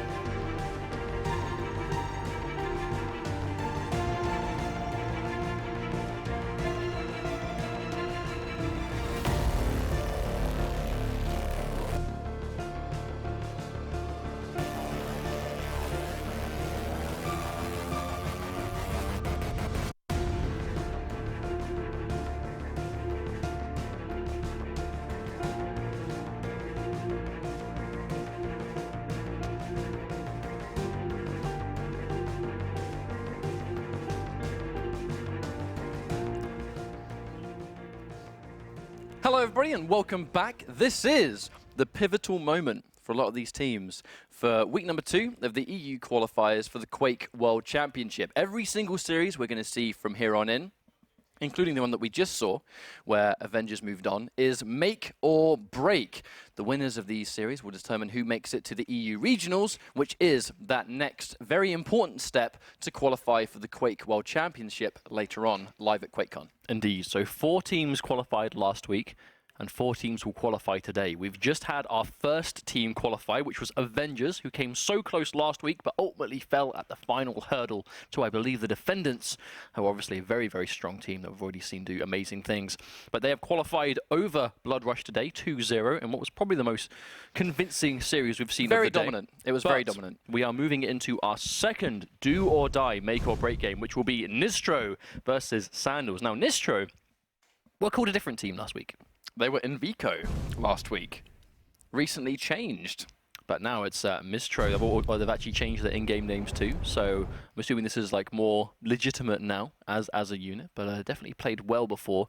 But they're going to have to play even better today, considering they are up against Sandals, the Finnish team. We've already seen do amazing things before when they were against Last Minute. That looked very powerful. They were really dangerous, and it was just a really good level of composure. Draku's movement on Anarchy was really important too. On basically every map they played, it was just this next level of comfort. When you watch fantastic teams that are well coordinated, it's fast, it's aggressive. It's like an aggressive attack, but an aggressive defense as well, where the second that soul goes, they would just zip it to the next priority, whoever's holding the soul, or just head off an entire team and make it very difficult. They put that chokehold on the team that's really trying to get back into the action. It's just denying momentum really is the aim of Sacrifice. The best victory you can have is a snowball victory where you get it early and you just ride that percentage as you go bit by bit. And the second they even have a hope of taking it back, you're there ready, one step ahead, and you deny that immediately. And it's just a great way of playing. It's not just a case of get soul, defend soul, because there are a few sort of, milestone, significant moments of the round that will happen. The big one being the power-up, right? You can get that first soul. You can hold on to it for a couple of minutes. But as soon as that soul comes up, if the 4 of you just decide to still sit on that obelisk and you concede that power-up, that can be quad, that can be protection, and that can make all the difference. And we see that over and over and over and over again. So there really is an art to being able to control everything at the same time. But here we go, Mistro versus Sandals. Only one of these teams can make regionals, and they've both been playing amazingly well over the last couple of weeks, so we'll be sad to see one of them go, but that is just the way it goes. But that Mistro lineup is going to be Garpy, Hell, Hypno, and Vu. A lot of UK players, but Vu already qualified for the duel regionals. He's a very talented dueler himself. Hell, very prominent Quake 4 player. And really take part in this match. Guy with that early choo-choo, that double kill with the charge. That's one way to start things off. It looks like Sandals, they're able to, Mistro able to drop off the soul first, so Sandals is going to be designated to Obelisk B this time. Does die on the way though. Dracu unfortunately commits suicide. Now Vu, that dedicated Anarchy role, so it's likely to be Dracu versus Vu, the battle of the Anarchies. Big assault coming out from Sandals. Yeah, Vu forced to pop this injection to keep himself alive. Misses the shot on Vu from behind. That is unfortunate. Gaia there with another charge. Gaia getting the most kills with that the bull rush with Scale Bearer that I think we've seen anyone else do so far. He's been lethal on that Scale Bearer pick today. Oh, and Hypno gonna believe on that Saw lag as he falls down. Now Dracu with that soul, really soaking up that rail. Hell taking it back. It's gonna exchange. These consistent exchanges, something we're very familiar with seeing at this point. It's gonna know Rat, aka Volant, on this Nyx.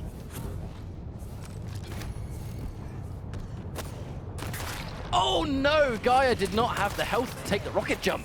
Accidentally just blew himself to bits.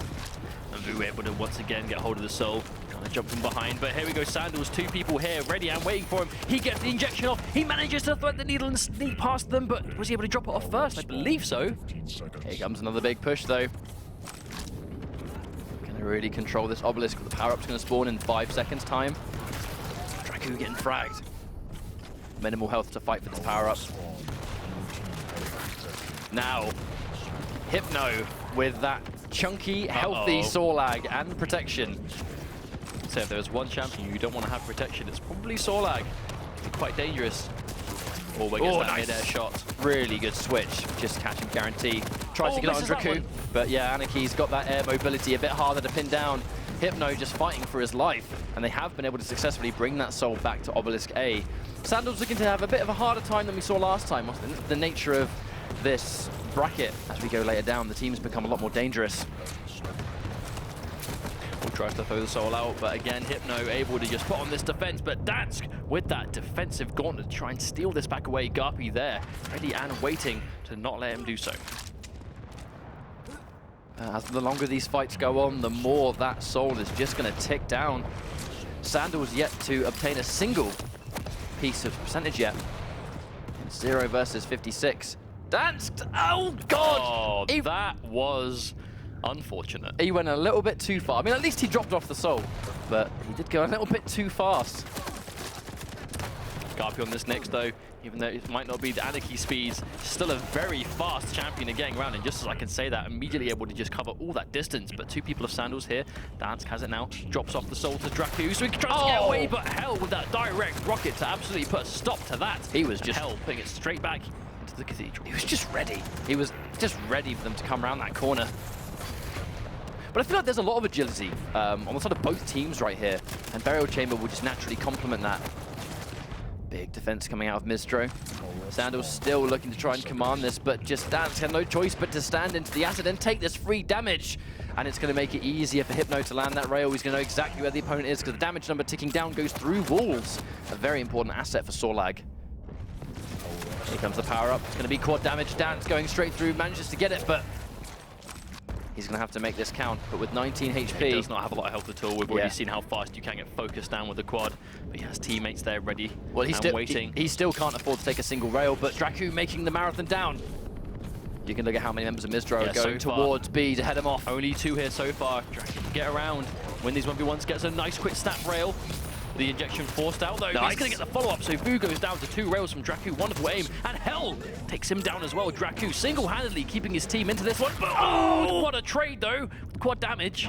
That was really well played from Draku. I'm wondering if it was enough though, because here comes see that Mistro. Quad acid tick, 40 damage per tick. That is disgusting.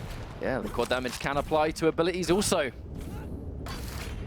Unfortunately, even though Draku just made that amazing one-man siege, unable to make it last too long, as already Mistro have this percentage ticking up 90%. 10 left to go. And Dansk goes down.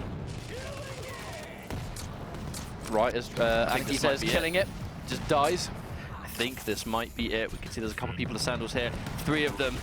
They're going to do it. They need to do it now. There's quite a lot of them, but Mistro just closing in like a vice. They take out everybody. And at that stage, that's it. Everyone's going to get it down. They're going to try and defend, but they're going to have no choice but to do it one at a time because of the spawn times. And that's not going to be enough. Mistro with a comfortable round 1. I mean, comfortable is the right word. You know, they had some moments where they weren't so dominant, and Sandals were able to sneak the soul away. You know, Draku kind of being that catalyst to enable those pushes to come through, but ultimately Mistro were just holding on to it. And again, it just comes down to getting hold of that obelisk particularly and just defending it so well. We see over and over and over again. We're starting to see teams become more comfortable on both sides, but I still think on Burial Chamber, that sort of Cathedral, it's by far a preferred side. And they were just waiting. They knew he was likely to do the Ghost Walk sort of bait, waiting for it, and they just shot rockets down as soon as it respawned, and unfortunately unable to survive. Rat thought he'd give it a go, but the rest of the team ready and waiting, I suppose. Guy 100 health, but already Garpy is positioned up with a super shotgun waiting, and Vu backs it off into B on purpose. Just wanting to maximize the amount of time he can get some percentage on the board. It is outnumbered. Dansk trying to stop it. There we go. So Sandals have access to it. But oh no, the suicide. Trading it 1 for 1. It's actually quite uncommon to see a ranger commit suicide with rocket damage of all things. So you know you're particularly low when going for it. Yeah, this one back off. 100%. But we talked about how Obelisk A, that Cathedral, was such a popular defending point. But right now, Mistro have actually got the other side, and they're still looking to be just as strong. But you're a little bit more prone to rails from this side, as you can see right here. Like, because there's a lot more distance to cover, if you are the attacker, you can really pick your opponent down with those rails bit by bit. By the time you go in, you've either got a couple of frags already, or the enemies are a bit weak and they can't defend as effectively. But this is a big thing though, this time, because Mistro have access to, I believe, both Anarchy and and a Nyx themselves, when Dracu is able to get hold of the soul, they do a much better job of chasing him down and not letting him safely drop it off. Anarchy's pace is definitely affected when there is another Anarchy on the enemy team. He will just get chased down so much easier. He's not going to really slip away and get that free drop-off the way you would otherwise expect. And here comes that power-up once more, but much less percentage built up this time round, so I think Sandals can afford to make this risk and go in for that power-up for their next push. But it does mean that Vu is able to just quite uncontestedly get that drop back on, but concedes the power-up in the time, so Dansk is now on this protection. Yeah, I feel like A lot of frags coming out from Sandals. This will be an easy take. I feel like letting Mistro take that soul and drop it off was a necessary step. I think everyone on Sandals knew that was going to happen, but if they can get access to this protection, which they have been able to do, if the protection holder can remain stacked or at least enough to survive, they're going to drop it off. Now, protection will run out. If Mistro get a good offense, they're not going to be defending against a protected Ranger anymore. Of course, but that was actually a really good play from Sandals to protect the protected player. You know, you've got that protection, you're already hard enough to kill, but if you have all your boys backing you up, especially if you're holding the soul, you can definitely make it a pain. But at the same time, Hypno now, Sorlag has access to the soul, holding onto it, picks up the heavy armor, getting a soul away from him now is going to be quite difficult unless they can get a good situation, and Garpy able to take him down with a mid-air rocket. Well played. Topping himself up, getting the soul. But they've still got plenty of frags on board, plenty of members of Mistro ready there to head him off. Go with him, help him drop it off. And they've got it down Obelisk again, but it's not going up as fast. We're on 30% now. But it's the speed of which both teams have these agile champions, so it's not going to be a free drop-off every single time, like we have seen earlier in this tournament, where we saw team compositions almost be a little bit outmatched. No Anarchy on one team versus a very agile and talented Anarchy on another. It's a hard situation to deal with, but when you both get the same levels of agility on both teams, it completely is a night and day performance. Well, the proof is in what you see here, though. Sandals here now in force, picks up a little bit of an armor. We can see Garpy very low for getting one rail with this tiny bit of health left, and Rat is going to take that final kill anyway to get him away. But we can see Mistro getting a bunch of kills on the feed up now just to hold that defense. And right now, 57% and going on. The power-up is going to be up in 15 seconds, though. How do we play around this now? I mean, normally you have to make a choice, but right now, I don't feel like Sandals have much of a choice. They're really trying to sort of sit there and take that point. Trying to get the soul away. Mistro, an uncontested catch. I think Sandals may have opted to try and take the Obelisk while everyone's focusing on the quad damage, but they weren't even able to do that. And because of that, Mistro having quad damage and the soul to defend, this is difficult to deal with. Garpy too. I mean, I know unfortunately he did just fall there, but Garpy and Hypno particularly have been doing a lot of work with this power-up already. Especially someone like Hypno. I mean, Sorlag, such a hard champion to deal with, usually quite low in health right now. But, oh, how did that miss? I have no idea how that rail missed. But Gaia does control the quad damage because of it. Looking to get a couple of rails, does just that. Dracu with the run back. Now he's going to get headed off, I think. Looking for the rest of his team to really sit there and support him. Here comes one member of Mistro, trying to head them off. It's going to be Vu, actually. Dracu. Oh, no, we're able to get in 3 kills. No, that's actually 2 kills, because Vu, unfortunately, commits suicide. Garpy dropping off once again. Kind of weak, but not going to matter. Oh, wow. Meeting you see him how off. fast he was able to move near the wall there by taking so much mid-air damage. That clean 180. Another missed rail.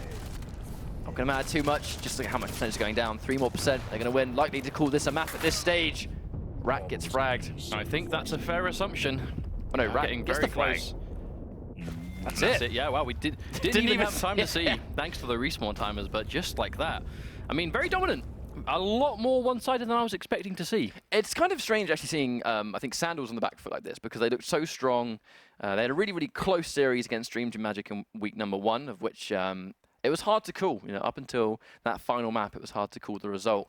And on the flip side today, they looked really, really strong in the earlier stages of the tournament. But as we're moving on, the competition is starting to ramp up. And Mistro in particular, I mean, they're playing like a team that is here to play.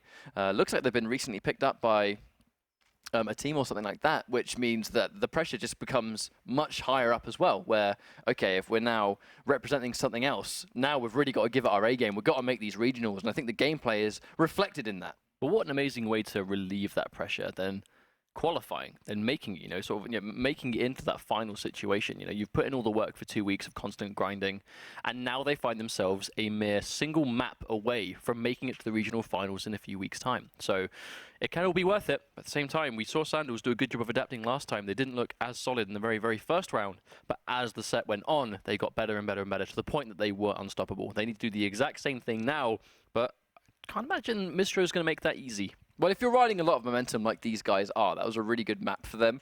You rarely see a team sort of lose that, and they can't really keep up with that flow that they've already established across the entirety of one map. A very complete composition. Yeah. Their champion choices were amazing. Aniki, Sorlag, Ranger, Nyx, all picked for their own specific reasons. I can't really imagine a map that's not going to be a good choice on as a team. You know what I mean? It just seems to tick all the boxes. And we see all these champions as a four, we see them quite often. So seeing them together is just, you have this broad team covering everything you possibly need it to. That's going to be really useful in this situation where you need to make sure you cover those bases. Because if your team composition has a glaring weakness of any sort, that's going to be something a team can exploit. And at this stage in competition, where this could be the map that determines whether Sandals are alive in the tournament or whether they're eliminated from sacrifice completely, you need to make sure that you have that bulletproof team composition. And right now, Misdro look to be just that, but we'll see. So, however, also a nice bright neon blue scale bearer to look forward to. So on both sides there, we didn't get to see what the fourth pick was, but the other champions, again, very traditional. The big one, I think, the big one here is Sandals have got Ruins of Sarnath. This, I would say, is, it's fair to say, their strongest map we've seen them play on by far, is Sandals on Ruins. So not a huge surprise to see them go to it now. They're going to need to make sure that they are as dominant on this map as we always see them, because this is their last chance. But I think because this is their last chance, then this is why we see them pull out all the stops and go, right, we're going to go straight into what we consider our strongest map, or one of our strongest maps, and we're not going to mess around. There's no time for games here. This is do or die. If we win, we're alive. If we lose, we're out. So going into this match, team composition, the big thing we saw here actually was really, really fantastic scale bearer play from Gaia, which on Ruins of Sarnath was super strong, and Draku's Anarchy runs, where he was able to get from one obelisk to another very comfortably, hard to keep up with, but on the flip side of that, now he's going up against another Anarchy who's going to really try and stop him from doing that, and in some ways should do the same thing back. Indeed, but on the topic of the scale bearer plays, though, I have never seen someone get so many bull rush kills. I know. in a practical, like, competitive game as we see from Gaia, particularly, just because it's still got the longest cooldown in the world, but at the same time, it's definitely not going to be having it constantly, so you need to be careful. But his choice on when to time it has just been impeccable. Oh, and that first frag goes to Dansk. Wonderful use of the Dire Orb, and as we could talk about short cooldowns, how about 20 seconds? I think fights taking place immediately. They can really be, I guess, the setter of what we're about to see, because if you get fragged immediately, Gaia with a double charge! You know what I was just talking about? You were just talking about that. How about that? Now they get their obelisk immediately. Already Sandals off to a stronger start than we've seen before. Gaia's, it's his timing, right? Timing is key in Quake for all pickups, for all items, for all abilities. Everything comes down to timing, and Gaia has it down to the finest detail. But it also means he's timing that bull rush, so he's not even just like timing it so he's moving at the time. The way it works is you move faster the longer you're in the bull rush, and the faster you move, the more damage you do when you come into contact and impact an enemy. So he's having to time it so he hits the peak of his speed as it respawns as he's on it. So that's not even just timing, that's distance. This guy is ready and is optimized with this champion. That mid-air was just disgusting from so far away. Oh, Draku's going to get the frag though. He dropped it off. Yeah, here comes Misdro, looking to come up behind, but 32% and climbing already is a nice start. It is an amazing way to start things off, especially considering how that first map went. Vu trying to get it away, does die, but drops it down first. So gets that distance covered up, throws it back up though, but Misdro are once again ready to stop him from doing so. I think they really stayed up there on that high ground because they almost expected him to throw the soul back up there. It's quite a predictable thing that you would do because you expect the rest of your team to be up there and pick it up. In this case, Misdro were all over the shop. They were able to secure it though. Dansk falls down now. This is the important thing for Sandals. How can they get this soul off of this obelisk? This is what they struggled with big time last time, was just getting that solid attack and taking that soul away. However, the power-up is up any second now alongside the Mega Health. So two crucial power-ups about to respawn at the same time. We can see a lot of them are here trying to contest for it, and Sandals gets behind him. Gaia with the charge gets one of them, and Vu commits suicide. This should be a good pickup. There we go. The protection goes the way of Dance. They gets it. Garpy drops down, getting a massively amount of damage going down from behind. He's getting hugely outnumbered. Yeah, even though he had protection, he wasn't going to be able to take on two different people at once when he was that low, combined with the fact they would just completely take him out with that LG. Tries to throw it away from the point, and they just pick up anyway. Dracu, though, with the protection, but again, a really good amount of, I guess, just sheer focus. When Mistro catch someone with protection, they focus that person down to make it really not that much of a danger. These rails starting to add up though, even though he had protection. Vu with a quick rail upon seeing him come back. Volat drops himself down, but no, he's going to get out of the air by the LG, and Hypno ready to shoot him down like a clay pigeon. Now 34%. They were in deadlock before Mistro were able to actually deliver that soul to the obelisk, and now they are, even though it's minimal, they are in the lead. Volat trying to steal this away though. We can see Mistro already managing to take the lead despite such a strong start from Sandals. Here in Force, trying to keep hold of this. 45%, almost halfway done in this first round. Sandals had such a strong start, but unfortunately for them, Mistro is just starting to get more control already. And that's climbing as well. Sandals have access to the soul, but is Dan's going to get away alive? Especially as so many people are trying to focus him down. Actually heard right before he hit the teleporter, he did step into the acid, so he was not going to get away with that damage unchecked. Hypno holds onto it, passes it over to Vu. Goes that injection, so we can see Hypno and Vu here together. They try and get this through. They're shoving themselves in. Three of them. Dracu gets that shotgun, long-range shotgun kill. And just a standard shotgun, if anything. I mean, Hypno was particularly low on health. They had a great start, but so far Mistro just making it so hard for them to re-secure. And Garpy was ready to catch that. He tried to pass it up, but Garpy was the closest one to it. Rat manages to come off better in that LG trade, but no doubt takes a bunch of damage in the exchange. Oh, there we go. The Dire Orb trying to come through. The Gauntlet's coming through as well. Vu and Garpy both down here trying to confirm. Hypno gets the quad damage. That could be a problem.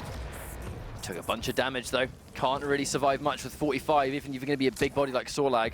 However, Mega Health. Mega Health will do a few things to pick that one back up again. And Dance falls down to that quad rocket just from behind.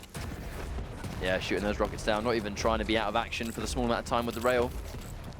Just sit there and defend. And it's climbing. Once more, it's climbing. We can see behind Volat. There we go, with two rails back to back, is able to get this soul away. And here comes Gaia with yet another bull rush kill. Really consistent with those. See. Oh, that was going to be Gauntlet versus Gauntlet. I'm not quite sure he was actually ready for that Gauntlet to meet his own. So you've played Knifey Spoony before. Oh, for crying out loud. That's a Oh, frag. they're all dropping down here. No, Sandals, though, the important thing is they're able to get control again. If Vu gets a couple of kills, they're going to get this soul away already.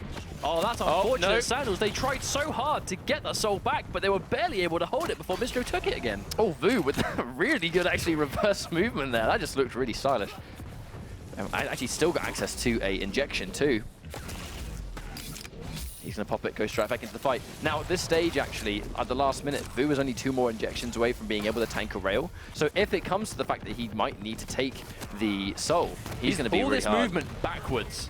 That was insane. Vu with the knowledge on the map, doing all that, making a full circuit. Not even looking in the direction he's moving around. That's the kind of just comfort you need to have on a champion like Anarchy in this mode, where your movement is the difference between how much your team is winning and when you can even take the soul back. And 1% away, Vu is just doing an amazing job of stopping this. Gaia tries to go in for the charge, misses the charge, but gets the kill anyway. And Dracu here with a shotgun. Here we go. They're finally outnumbering them. They've stolen the soul away. They cannot let Mistro get this back under any circumstances. This is the final moment for them. They have a nice amount of percentage already, but the power-up has just spawned. This could be the setter. Hypno has the quad damage. They have to kill this guy as soon as possible. He's got Mega Health. Hypno is going to be a mini raid boss in the situation. Volat drops down. Oh, Dance no. drops down too. Just going in there and just collecting heads. He still has a nice chunky amount of quad damage left. Just going straight in, no fear whatsoever. And he's going to have the quad damage acid if he needs it, but at this stage he won't even need it at all. Rat gets fragged as well. And for that last moment, Dracu picked off. That was crucial. Vu being able to get him out of the air. Holds on to the obelisk, and 1 round away. Match point is Mistro for making the regional finals. They're going in hard. They're really wanting this. You can tell in the way they're playing, but difficult for Sandals to pull back from. This was their choice. Ruins of Sarnath, But clearly again, a comfortable map for them. They looked good at the start again. You know, once again, history is repeating itself. They have a good start, but ultimately they're just not able to make it work. When Mistro get hold of it and they start controlling the defense, Sandals just seem to really struggle. But that just comes down to, I just think, really good management of how you work as a team and how you defend. Because if clearly when Sandals were able to control, they do quite well. But when Mistro managed to take the soul themselves, they're hard to crack into. That just means that the defense on Mistro is just much better. Well, a big thing that's hurting them is actually getting hold of that power up. Over and over and over again, Mistro are just all over it. They get the protection, they get the quad damage, and we've already seen over and over again how impactful that can be. But it's not even just that, you know, it's going to the Sorlag, it's going to the Anarchy, it's going to the Nyx. There doesn't seem to be a bad champion to pick it up, so it doesn't matter who gets it, it's gonna make a huge difference. It's definitely a big element right here. And at the same time, when Sandals do manage to secure that power-up, they're not really able to do anything with it. The protection they get, even with protection, they get focused down so much. They die quickly anyway. If they get quad, they barely get a chance to get any frags before they lose it. And then on the flip side, the power-up goes into the hands of Mistro, who do actually make a huge difference with it. And have already managed to bag themselves 18%. Vu trying to bring this one up. So Sandals were able to take hold of Obelisk A this time. So it's going to swap things around. Because they more position themselves Dance trying to get away through. Hypno taking a lot of damage here. Gets the acid out, but Hell is going to take him down. And Gaia takes him down in retaliation. So now Rat are able to get this towards Obelisk A once again. To start building up this percentage. Barely anything in it right now. You know, 10% might seem a lot, but we've just seen how quickly it can go backwards and forwards.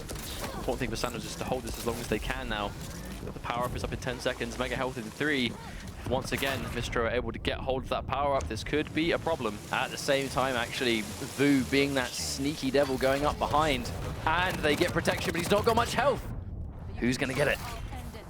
I think it's safe to say that Sandals were able to take the protection away. No, Hell was able to take it away.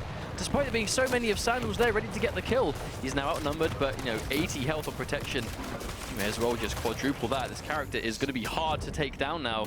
No fear going straight into the jump pad. He's going to just collect these heads because no one can stop him. Draku tries, but gets shut down as well. Hell on a hell of a rampage at this stage. This is why you cannot let them just hog the power-up every single time it respawns. Just look at this. Running in, no fear with the gauntlet. Doing so much damage to everyone. Hell's kill streak so far was, before he got fragged, was utterly ridiculous there. Just so much confidence. Hell looking super strong though at the respawn. Oh no, railgun. It's taking a lot of damage. Rat falls once again. Guy here caught out too, only has a machine gun. I'm inclined to think he just spawned two. He just walked over the rail and was able to swap to it quickly enough. And Vu getting a good couple of kills. Garpy drops. That last possible moment, but they're still doing a great job of defending. They're over the halfway mark now. This is when the pressure for Sandals is going to start to add up. They have to get this soul and they have to get it now. They cannot afford to be in a position where they must make a last-second comeback. Indeed. He's going to drop down to that shotgun though. There's no way Draku's going to drop that kill. Oh, however, Hypno there with the rockets. AoE damage, just doing so much by itself, or splash damage, I should say. There's not much he was going to be able to do to really prevent that as well in such a close quarters situation against that rocket. Oh, he goes in for the kill. Vu's getting aggressive. He's trying to get back, and Dansk falls down to another rocket. Can see just how scary you can be when you've got that speed boost and a rocket behind you. Speaking of rocket, though, Rat's going to get that kill there when they're fighting over the rocket, but Vu and Hell are going to take some rocket kills in return. Rocket being by far the most favored weapon in this entire match. Now the power up, 7 seconds. I mean, this could be the final power up that we see with the amount of percentage that Mistro need to take. Rat tries to steal, but he's too slow on the uptake, and Hypno gets the quad. They try and take him out, but he just can't. Here we go. This is a problem, though. I mean, quite weak, 75 health, only 10 armor, but yeah, it is Sorlag. Top himself up quite well. He can find enough pickups, but same time, she comes. 10% left to go. She's going to have that quad damage acid. If she can get it off before she goes down, that quad damage acid is going to do so much damage to these people. Oh, Guy there trying to stop it, but Hypno doesn't let him. 5% left to go. I don't know if Sandals can stop it now. They are going to fight. Draku comes through, but Dance commits suicide at the last minute. Draku gets taken out, but Rat's there too. Is he in position though? Nope. No, he is not. Unfortunately, Sandals will be falling short here. And Maestro or Mistro will be moving forward into qualifying for the regionals. Now, I think that was just a really good performance from Mistro. They played super well. It was a level of control. That is the key to sacrifices, just making sure that you control the map. You control those important weapons that opponents will try and take on spawn to make a comeback. You control the power-up, which they did beautifully. But the most important thing, controlling the obelisk, making sure that they held it pretty much as often as possible. And the second it goes maybe not in their favor and the soul goes outside of the obelisk, getting it back as quickly as possible. But I think it was just a good combination of they had a good amount of damage on deck, they had good beef, excellent mobility, so they were rarely going to get outrun, if ever. They pretty much were never in a situation where they weren't in control of where the opponent was going to be, because they could always catch up. You know, Anarchy and Nyx combined, a great asset to have together. On the flip side of that, really good performance from Sorlag as well. That was fantastic. Even though he just flew miles off the map, at least he was able to throw the soul back onto the map first. I think we didn't quite pick up on that at first, but he was able to turn a massive mistake into well salvaged, I think. So that does mean that Mistro will be moving on into the regionals to reach the to match the rest of the competition. So those matches are already looking kind of juicy, if you ask me. I'm sad to see Sandals fall down, honestly. Yeah, me too. You know, they played so well today, and they worked so hard last week too, but ultimately that is just the way it goes sometimes. And when it came down to it, Mistro were just able to take the lead. In this kind of situation, you play the best you can, and if it doesn't work out, then that's just the way it is. The better team will always have to move on. And in this instance, the better team was, in fact, Mistro. So looking forward to seeing them play. Our matches by no means are finished. But in the last moment there, we saw the change to Ruins of Sarnath, because Sandals had done such an amazing performance on the Ruins of Sarnath. You maybe thought, is this going to be their chance of a comeback with how badly Burial Chamber went for them? But it just wasn't meant to be, and that means Mistro moving on. So, indeed. Yeah, we're going to be moving on for another quick break where we get our future matches underway. There's not many of them left, but every single one of them is just as much important as the last. So we're going to go for a quick break. Don't go anywhere.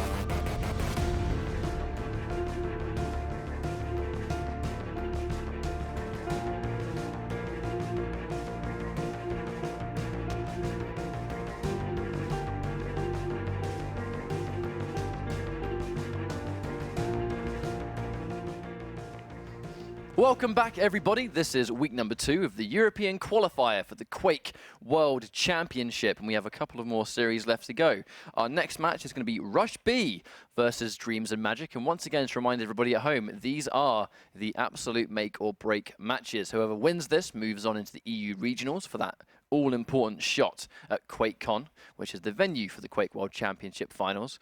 And if you lose, that's it, you're done. Sacrifice, this is your last chance in week number 2. So last chance and 2 series left to go to watch to find out who the final 2 teams will be. And out of They're the 4, good games. They're good games. I expect we'll see good games, because out of the 4 teams we're going to see, we've seen 3 of them already and know that they are very powerful and have some amazing players on them. And one of them is a team that we were hoping to see do well today. And looks like they have already. Indeed, but we'll be finding out that in our next series. But for now, we have Rush B versus Dreams and Magic, that both, again, did well last week, but ultimately weren't able to cross that final hurdle and qualify. But here they are again in the exact same situation. So unfortunately, one of these 2 teams is going to do the same thing 2 weeks in a row. I think neither of them are going to be happy with that. I think it's inevitable at this stage because at the higher end of competition, this is the qualification match. This is the qualification process. So it can't really be prevented. But at the same time, this is when the better team will rise above that scenario and come out on top. And I think it doesn't matter what the game is, what the game mode is. The better team will always just take the pressure of the situation and rise above it, which I think we're going to see, well, inevitably from one of these 2 teams. But Dreams and Magic, definitely one to look for because they have Slip, they have Sombra, really talented duelers. And we've already seen Dreams and Magic. They did really well last week. They defeated Sandals to move on into the playoffs, but unfortunately didn't quite make it in the playoffs themselves. But here they are again this week. Rush B, you mentioned a very similar story. But throughout the course of the day, we've seen some really good teams move on. We saw Reunite versus Defiance, which was fantastic. Sandals versus Last Minute was a dominant win for Sandals, who unfortunately we just saw Sandals go out versus Mistro, but Mistro in particular played super strong as well. And then we saw Avengers come back, and Avengers were the first team that we saw qualify for regionals today, and they looked basically unstoppable, almost like a reflection of those really top tier teams we saw in week number 1. Indeed, but once again we'll be starting on Burial Chamber as always. And on the side of Dreams and Magic, they have themselves Scale, Bearer, Nyx, and Anarchy. So Nyx and Anarchy together being quite a stressful thing to deal with. So not a huge surprise there. But we'll be finding out what the other champions are when we get into the lobby itself. But again, Nyx, Anarchy, I mean, you can't go wrong. I think every single team we've seen win today, I want to say, has had an Anarchy on their team. And for a good reason. The champion is incredible for this game mode. Really fills that role of running the soul around, taking it from A to B or vice versa very quickly, doing so, not to say unchallenged, but obviously you can't keep up with him. Your best bet at stopping Anarchy from a distance is to just shoot him. But at the same time, if you don't have an Anarchy of your own, it's quite hard to stop him from doing that. Yeah, I think that's definitely a fair point to make because at the same time he's fast and he's hard to hit. So on top of being very fast, and if you do sort of chip him down a little bit with machine guns and LGs from the distance, he would just inject himself and get back to full health again. So we had this discussion earlier in the day, very, very early in the day, when we talked about the way the meta of this game mode is starting to shape up. And I think that designated roles going to specific champions at this point is becoming a lot more, I guess, maybe seen as mandatory because we're seeing Nyx every single time. We're seeing Anarchy in the higher end of matches. We're seeing Anarchy every single time. It's more Sorlag every time. It's more that those kind of like roles and responsibilities are being established when you're defending. Yep. Because when you're attacking, it seems to just be, right, all 4 of you just attack. Just get the soul, whatever it is, all 4 players just get that soul, whatever it takes at all costs. Once you've dropped it off, you have smaller champions almost like running around. However, do I see on the side of Rush B, do I see a clutch? We do indeed. This is the first time we're going to see Clutch pick today. Very agile champion. Massive sort of bully playstyle, but will it work out? That is the ultimate question. Will Clutch pull it off and be such an asset to his team? So Memphis on the side of this Anarchy right now. Not a huge surprise at all to see this champion come back in so strong. Here comes Memphis really trying to slip by. Does manage to dodge both of those rockets, taking no damage, and that's a free drop-off. Now he's outnumbered 1 versus 2. The important thing, no, 3 versus 1. Make that instead. Predator really looking to run in there and snap it up. But I like the fact that Rush B were just sort of sitting outside, almost let them take the soul away, and now they're heading them off. But I don't think it was quite enough. Sombra getting fragged anyway. Predator still trying to make the run. Plenty of health for now, but that rocket might see to it. Passes it to Hal, who's now looking to take it back. But Nyx again. They trade back and forth. Set for the gauntlet just for good measure. Here we go. I don't think he hasn't got the soul. He didn't pick it up. I don't know whether he. That's unfortunate, losing valuable seconds and can't get back. Oh no, he gets stolen right under his feet. This is a bit of a scramble at the moment. He's going in for the injection. He's still back down on the floor. Anybody's game at this stage. That was definitely a back and forth, and it looks like it's continuing to be. But Hal trying to really bring this one back. We did see Hal yesterday in the duel versus Garpy. One of our last, actually, series of the night, in fact. Very close. Hardly got much damage. So much damage dealt with that super nail gun, but against a heavily stacked out Scale Bearer, it's not going to be enough. Sombra using that Ghost Walk. Once again, though, Obelisk A is being controlled, but Dreams Magic are here in force to try and take it away. Goes the way of Anarchy too, so it's going to be quite hard to pin him down. Trying to get himself through. Howl drops. Anarchy on Anarchy. He does get dropped down by Sev though. Memphis is able to take it back and is trying to run it back to 8 as fast as possible. Oh, but Sombra stops him dead in his tracks. Now, he did a really respectable amount of damage with that super shotgun. 85, that means you've got it pretty close. The way the shotgun works is the damage is calculated by how many pellets of the shotgun you hit, which means that he would have hit a whole bunch. But here we go. Anarchy on the quad, but he's very weak. May even get one more frag, maybe not even that. With his current health, Howl takes him out.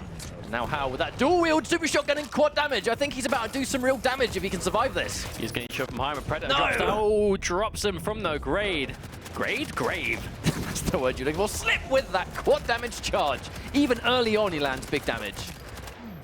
But you can see the machine gun, even the starter machine gun, a lethal weapon in the hands of someone with quad damage, especially if you're hitting those shots consistently. Now Slip, he's definitely really, really weak here. He can't afford to take a single rail himself, but if he can just stay dodging, not getting hit at all. Yeah, no teleport there. Doesn't want to really go into the belly of the beast. No doubt would have got killed immediately. See, the Rush B organize themselves now, going in as a unit. Rush B are looking to Rush B at the moment with the shield. Oh dear. How about that? Oh, but that mid-air shot. We're just trading frag for frag at the moment. Finally, we see that Rush be able to sort of steal this away. Will he be able to get away safely, though? He is being chased. Yeah, I don't think so. Drops it off. No, Sombra is able to intercept, puts it straight back onto B again, and Dreams of Magic now taking the lead. It's crazy. It doesn't really feel like they've been holding it off for long because of how fast it's been going, but they're on 40% already. They have more than overtaken, and Sev with a kill on the heavy machine gun into an instant telefrag. That was a cheeky little double there. The soul has been taken once again. Rush B have control over it. We can see once again Sev for that Ranger. He's trying to make the run back. He's not able to get out alive. Here comes Clutch. Drops it over to him. How fast can Clutch do it? Oh, Clutch is just trying to be the big man. He's got lots of health. He's got lots of armor. Still holding onto the soul, trying to escape, but no. 2 versus 1 just melt him down way too fast, and Slip uses the bull rush to get as much distance as possible. Drops it off to his much faster ally. Much faster, much lower on health. They're just going to really just sort of sit behind and try and head him off. Gorilla with the intercept does get the soul. Probably going to get fragged because he's in a bad situation. But Sev has the soul back. Uncontested right now, but here comes the power-up. No wonder ask why. Sombra has the quad in hand, and they're going to push as a group, no doubt. Not quite. It's taken out. Memphis now. Memphis, wow, yes. They have control of the obelisk, the soul, I should say, and quad damage. And it's on Memphis. We can see how dangerous it can be on Anarchy. Oh, machine gun hurts. Really good rocket dodging there. Even taking a single one of those would have been super costly. I like this, actually. Memphis making the run back, keeping everyone at bay before they can even have a chance to get close to the rim. Looking to get a couple more frags. Doesn't want to waste the quad. But it has run out right before, but doesn't matter. Gets sniped anyway. That was a nice pickup. Using the self-damage to propel himself towards the heavy armor. That was nice. That was just a good run of quad damage, I think. He just had good awareness, made sure he could get as many frags as possible. When it started to run out, he just went all in. Still managed to pick up a couple before it ran out. But the fact that they got that quad damage, I think, is a heavy reason as to why they now have that point advantage. A couple of percentage up there. Nice mid-air on Predator too. Good catch. Simply trying to control these well, even though normally we see people sort of defend a little bit sort of further out. It looks like Rush B really want to defend inside as well, just to give themselves that sort of the cover, I suppose, of the building itself. Also being able to shoot down towards these doorways, but now they're on the obelisk. They're still trying to fight. They're trying to clear it off before they take it away. All of Dreams of Magic are basically here trying to contest, and they have just got 3 frags. This should be a fairly uncontested steal away. Now it's going to be up to Rush B to try and intercept them, to not let them get it back safely. Passing it to the slightly healthier Anarchy. Would have just popped his injection. Oh, so who throws it clean towards the stairs. Maybe expecting a teammate to be there, perhaps. Maybe Predator's going to take it. Very low on health at the moment. Catches him anyway. Oh, Mega Health goes to the way of Hal. Gets the soul as well. There's the mid-air. Doesn't quite connect. Slip. Manages to steal it away. Bull rushes away. He should be able to get this through with that damage reduction. Scale Bearer being put to good use. one of its strongest assets, I think. The fact that he can take that reduced damage while covering the amount of distance he can. And now, looking to defend. Here comes the power up again. This time it goes to Rush B. Got it though. Yep. Blazkowicz with the dual wield, no less. Oh, that rail though. Can't afford to take another one of those, and no, loses it. Here comes Memphis, quad damage, super shotgun. That can do unbelievable damage, even at range. However, Memphis is really weak as well. He's going to be glowing purple, so he's easier to see with the rail, but gets away safely. Now he's dropped it the off. important thing by far is that he was able to take it away, take that percentage away from Dreams of Magic, and even if he dies here, getting a few percent up for himself. As I can say that, he's got some teammates starting to pour in now. Predator's stuck between a rock and a hard place behind the point. Just a rocket launcher getting railed from both ends, but wow, there we go. Sev's going to get credited with the last kill. Trying to push onto the point, but the defense here has been so solid. Rush B doing a good job of turning it around, I think. Oh, I thought that was going to be a ring out. Don't even give him a chance to get knocked off, just kill him anyway. Catching Sombra as well. Memphis's defense in general has been super on point. I think he's been a real MVP of this team in this round. He's probably injecting, he's trying to get away. Is he going to be able to do it safely? No, he is not. As you can see that, right? Memphis, this defender, Anarchy. You can see just how versatile this champion is. Wow, takes that first round. That was incredible. Memphis really just showing strong play all around. Early on, it kind of looked like Dreams of Magic had the edge there. They kind of really just seemed like a bit more of a comfortable team, but the second they got that defense on deck, very hard to crack into, and because of that, Rush B are now up 1 round. Moving on into round 2. Round 2. Now, the question is, can they continue it though? Because again, they went straight to that cathedral, and we always see them tested for whether they can hold on to both obelisks at the start. You know, what if Dreams of Magic get it this time? Teams have done it today. Been able to hold both sides. Which is what you expect to see, right? You know, there's only 4 maps and 2 positions each, means you can definitely practice it, but at the same time, oh wow, as I can say that though, how with the wonderful tracking. Well, Solar's up. If you're going to have that stature of one of the best teams in Europe going into regionals, I mean, that will be an accolade you can hold. Okay, Slips able to get it. Oh, he gets stopped by Memphis. So Memphis stopped it with his face. You're normally so used to seeing Anarchy get pasted there, but not only did Scalebearer get nowhere there, but he actually got killed for his trouble. Now Dreams of Magic holding it already. Oh, that clean 100 damage. Really good aim on that Dire Orb. That's not a fast projectile, and hitting that on an Anarchy was very impressive. Oh, we're going to trade out the frag there though, but as we said before, if you're trading frags while holding on to the soul, you're winning those trades. 15% and counting. Power up not going to be up for another minute. Quite a while as yet. Well, it's no surprise that on spawn you see players really have to sort of go towards that rail. Respawn, you still need to try and command those dangerous weapons, but here comes Clutch. Actually, that shield wall did block him off a couple of those rails, but now he's on the right-hand side. The shields ran out. Really nice rails on the side of Hao, doing a good job of just picking them off as he gets it, but now with the super shotgun, popping the injection. If he can get just one more, but gets it indeed, but not quite enough. Headed off 2 versus 1. I mean, I know Blazkowicz is a one-man army, but there's only so much you can do by yourself against an entire team stacked and ready to defend. And Dreams of Magic with a clean, almost 40% lead and counting. But Memphis, once again, we see him do amazing things last round. Well, by himself, he can take this soul away. We can see Clutch ready to back him up to the left, but he's just going straight through. Well, one thing to remember, yeah, about to say, power-up's going to spawn any minute. Memphis on 32 HP, he's in big trouble, but really nice actually doubling back and taking HP, but not enough. Yeah, fragged outright. Went a little bit, changed his route just to pick up the health, but they were still ready and waiting for him. Hao gets the protection. And they're trying to drop the soul back off. Trying to put this back though, so even though they lost the protection, if he's going to get a couple of percentage up, better than nothing. I think Blazkowicz with the protection as well out of combat, passively regenerating to his next 25 health is going to really help him. Protection, dual wield, and mega health. This is one tough to kill man. Going in for the rockets, has the soul. Can they even stop him? I don't know if they actually have the damage while this is active, but protection seconds away from running out. They might get their chance very soon. Now it's worn off. Now he is just normal again, and Slip is going to take him down immediately. Yeah, the second that ran out, that was pretty much a death sentence. Caught on that jump pad, with 3 people so close looking for that shot. Oh, just bouncing off the equivalent of bouncing off a goalpost, I think, right there. He tries to pick it up again, throws it away this time as far as possible. That went really far. The rest of his team ready to pick it up, no problem. But because that's another element of sacrifice, is really good awareness of knowing when you can and can't pass it to a great length. Oh, Memphis is there, ready and waiting to take him down with that rail, so he can't get through. Sev now alone by himself, trying to take the soul back, but Sombra intercepting him, nowhere to run. Gorilla, though, on this Clutch, massively healed up Clutch, though. Plenty of health left at the time, but not enough. They are bursting him down so fast. Memphis here again, but there we go. Does manage to drop it, but for how long? He's only got a little bit of percentage versus Dreams of Magic past 50. They frag him really early. He comes clutching in with the shield wall, looking to really try and make this defense as strong as possible, but Knight's going in with the injection now, harder to kill. Speed boost activated also. Making that run back with the soul, going underground into those catacombs. Still getting picked off a little bit, but that 25 health might keep him healthy enough just to survive, but not quite how. Catches him with the jump pad. They saw him go underneath and they knew he was likely to come up that way. That was just good predictions and they got it.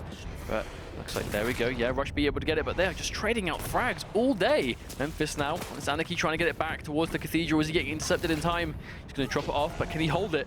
This is what he struggled to do last time. He was just being followed. Now Clutch has the quad damage. He's getting hit from all angles. The giant, oh, nice what a shot. Airborne rail just to stay alive. The important thing now is that the quad damage is in the possession of Rush B. Even if he goes down, if there's a teammate near him, they can pick it up on death anyway. They're going to be all right. But hang on a minute.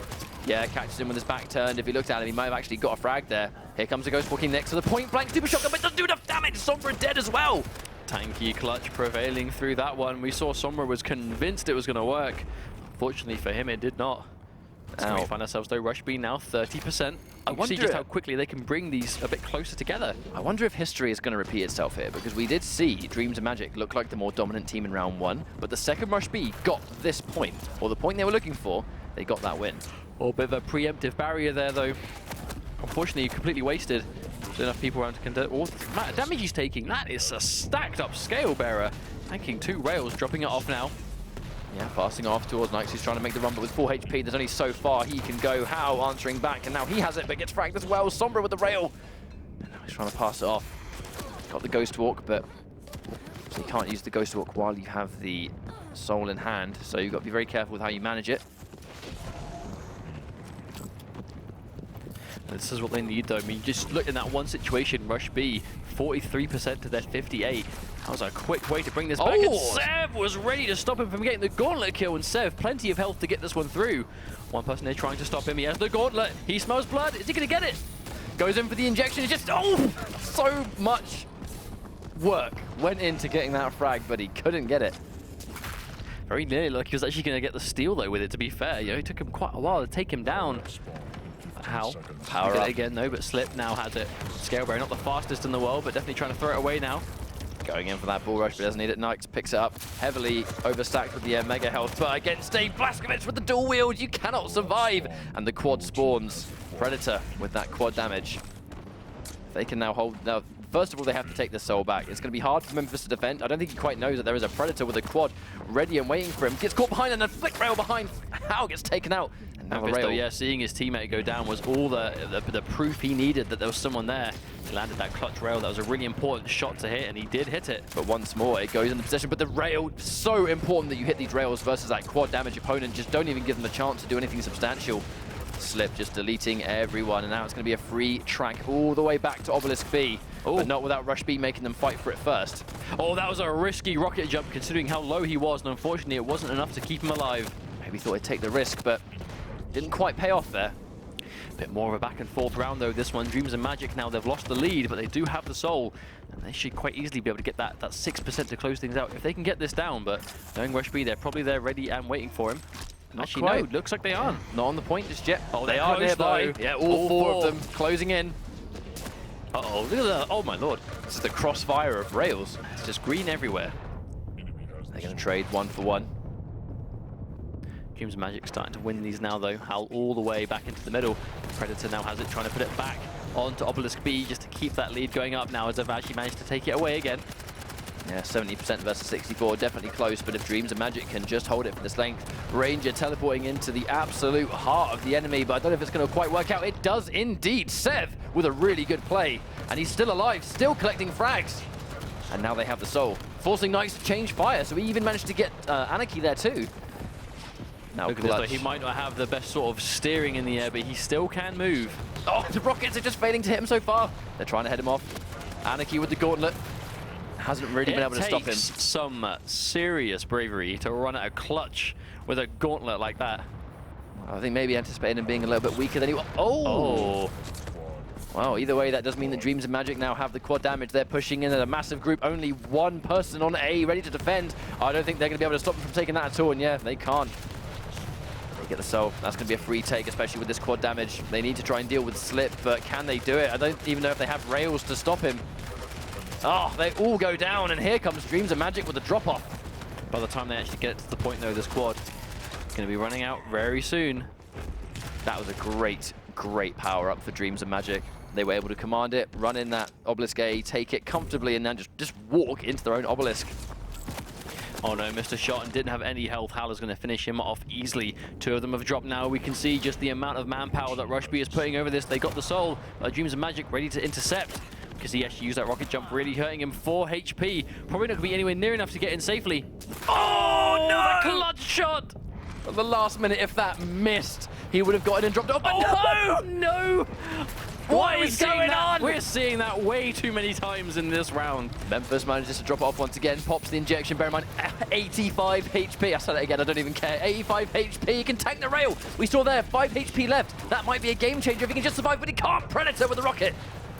Sev has it though, he's dropped it back off. Even though Nikes takes the kill, he was able to chuck it back on for just a second. Dreams of Magic though, 3% in.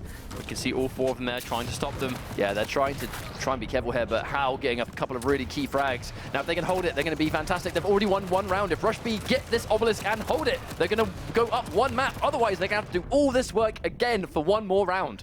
Good juking on the Rockets there though, but ultimately did save him out there, hits the rebound, throws it up top where he thinks he's got teammates there, but Hal is there himself. Oh, the double kill from... Make that triple kill with a mid-air. The power-up spawns, but that's not enough time. Look at the percentage tick. They have to run in, but they're too far away. They're trying to get a last, and they can't get there in time.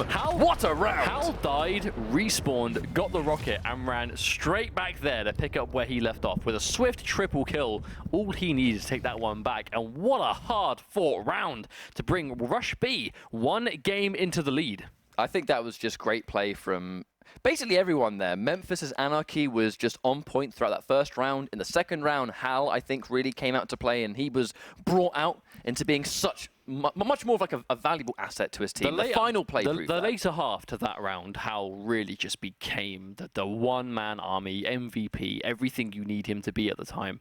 And even down to that last defense, you know, we start quite often when the players realize that there is such little left in it between, you know, taking the round to even things up or just taking the map away completely. And they just throw everything they have, and it becomes a complete massacre on that final Obelisk while they're trying to contend. And that's what we saw right at the end there. But it was Hal on that Blazkowicz, that solid damage dealing monster, to get those final frags to ultimately win the round. And let's not pretend like that wasn't because of him at the end. That single-handedly secured his team the round. Well, that's 1 map down. I mean, that was a long one. That was hard fought by both those teams, but that was 1 map of a potential 3. Now, as always, it's a predetermined map depending on the round that we're at, because this is the same round for all of these matches. That's why you're seeing Burial Chamber first every single time. But now the twist in the tail is the fact that because Rush B were able to win, Dreams of Magic now have the option to choose the map that they want to play. So, once again, it's something that you can't... the predetermined map means you've got to be ready for that one. But the map that has been changed is, I've just been informed, it's Lockbox. So Dreams of Magic have chosen Lockbox this time, which is something we see quite commonly, actually. So Lockbox last week was the map that we were told that none of the teams really enjoyed and didn't practice too much on, and it wasn't really their favorite map to play on, to mainly being picked now. We're actually seeing quite a bit of Lockbox this week. I feel like it's actually been almost like a flip of what we expected, because in the first week, because teams weren't as prepared with Lockbox, we didn't expect people to, I guess, pick Lockboxes consistently. A week can change a lot. But in that first week, we saw Lockbox as like by far the most picked map when a team was on the back foot and they would change to Lockbox. We saw it consistently last week, but it's this week we haven't seen it much. Actually, last week, Lockbox was the predetermined map at this round, which is why we saw Lockbox in every series last week, was because it was the predetermined one, so it was the one they had to play on. Whereas this week, when they don't necessarily have to, because it's Burial Chamber, now they're choosing to do it quite a lot. And that's more the point I was trying to make, where I think that 7 days can make a big difference. So let's go through the team comps that we saw in that first round, and we'll sort of analyze. So Lockbox was the pick, right? So Lockbox is what we've got now. Neither team ran Sorlag in that game. Sorlag is, I would say, core on Lockbox. We see her on almost every team comp in almost every match on this map particularly, because good mobility, good area denial, immunity to acid when there's quite a lot of that around, and just generally that. But both teams did run a big body. So Rush B had Clutch, who honestly the barrier didn't make as much of a difference as I assumed it would. So maybe we could see this Clutch become a Sorlag and then Scale Bearer on the side of Dreams and Magic. Well, actually, if memory serves me right, Gorilla doesn't really stick to just Clutch. He has used, when we saw him play last week, he was going through, he was still sticking to those big body champions, but Clutch was not his dedicated pick. He actually did swap to some other champions. So I think if one member of that team is going to change into Sorlag because we're going to be playing on Lockbox, I think it's likely to be him, but we'll wait and see. Moments away from finding out. This is a make or break moment for Dreams and Magic. We've seen them consistently across last week and this week. They've been playing really well, but they aren't quite at this stage on that upper level to make regionals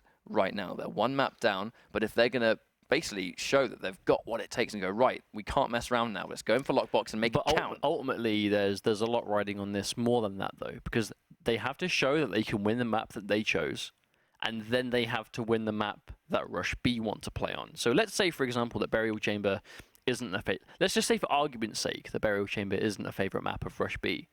They still won that map. So even if they lose now, and let's say they're just not very comfortable on Lockbox, even though I'm sure they are, but let's just say they aren't and they lose this map, they then get to choose out of the remaining two the one they really want to play on. So Dreams and Magic are going to have to play on that regardless. No Sorlag for Dreams and Magic. But this is actually an identical team comp to what they ran last time. So even though the two different teams, the only one they changed was one of them had a Scale Bearer and one of them had a Clutch, whereas Rush B had Anarchy.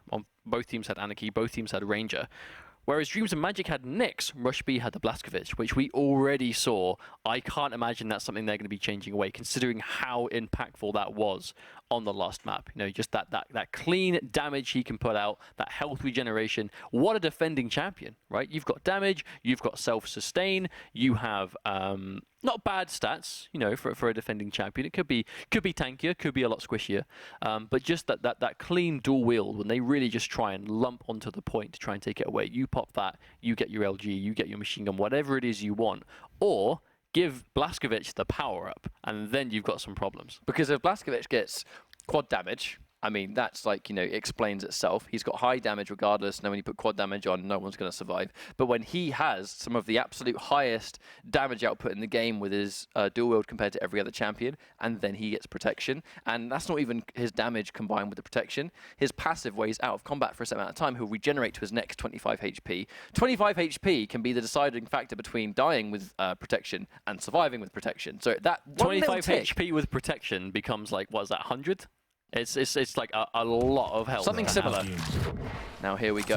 Actually right there, Gorilla switching off Clutch, going in for Sorlag. I really expected to see this. I recall we did see Rush B actually play on Lockbox last week. That was where we saw Gorilla make the switch from Clutch to Sorlag. It was for this map. Though, that first soul spawning at 20 seconds, so even right from the get-go, this is going to be a crucial exchange. Looks like Dreams and Magic are going to get that first frag while it's respawning, so going to be good for them. Nyx is going to get it. Looks like they're going straight for A. I can't imagine he'll get stopped, and he is. And Obelisk A goes the way of Dreams and Magic. Sometimes when Anarchy gets hit in the backside and he's trying to move towards a point, if he takes minimal damage but still gets the, I guess, the knockback bonus of the rocket that he got hit by, that's almost like a favor. Like, he'll just take that damage trade to get the increased speed that he wanted to make it to the point way faster. In some ways, you've just done him a favor. Oh, you can see, oh, he's gone out behind Gorilla. Oh, and Gorilla, I guess I accidentally commit suicide. The killer Gorilla.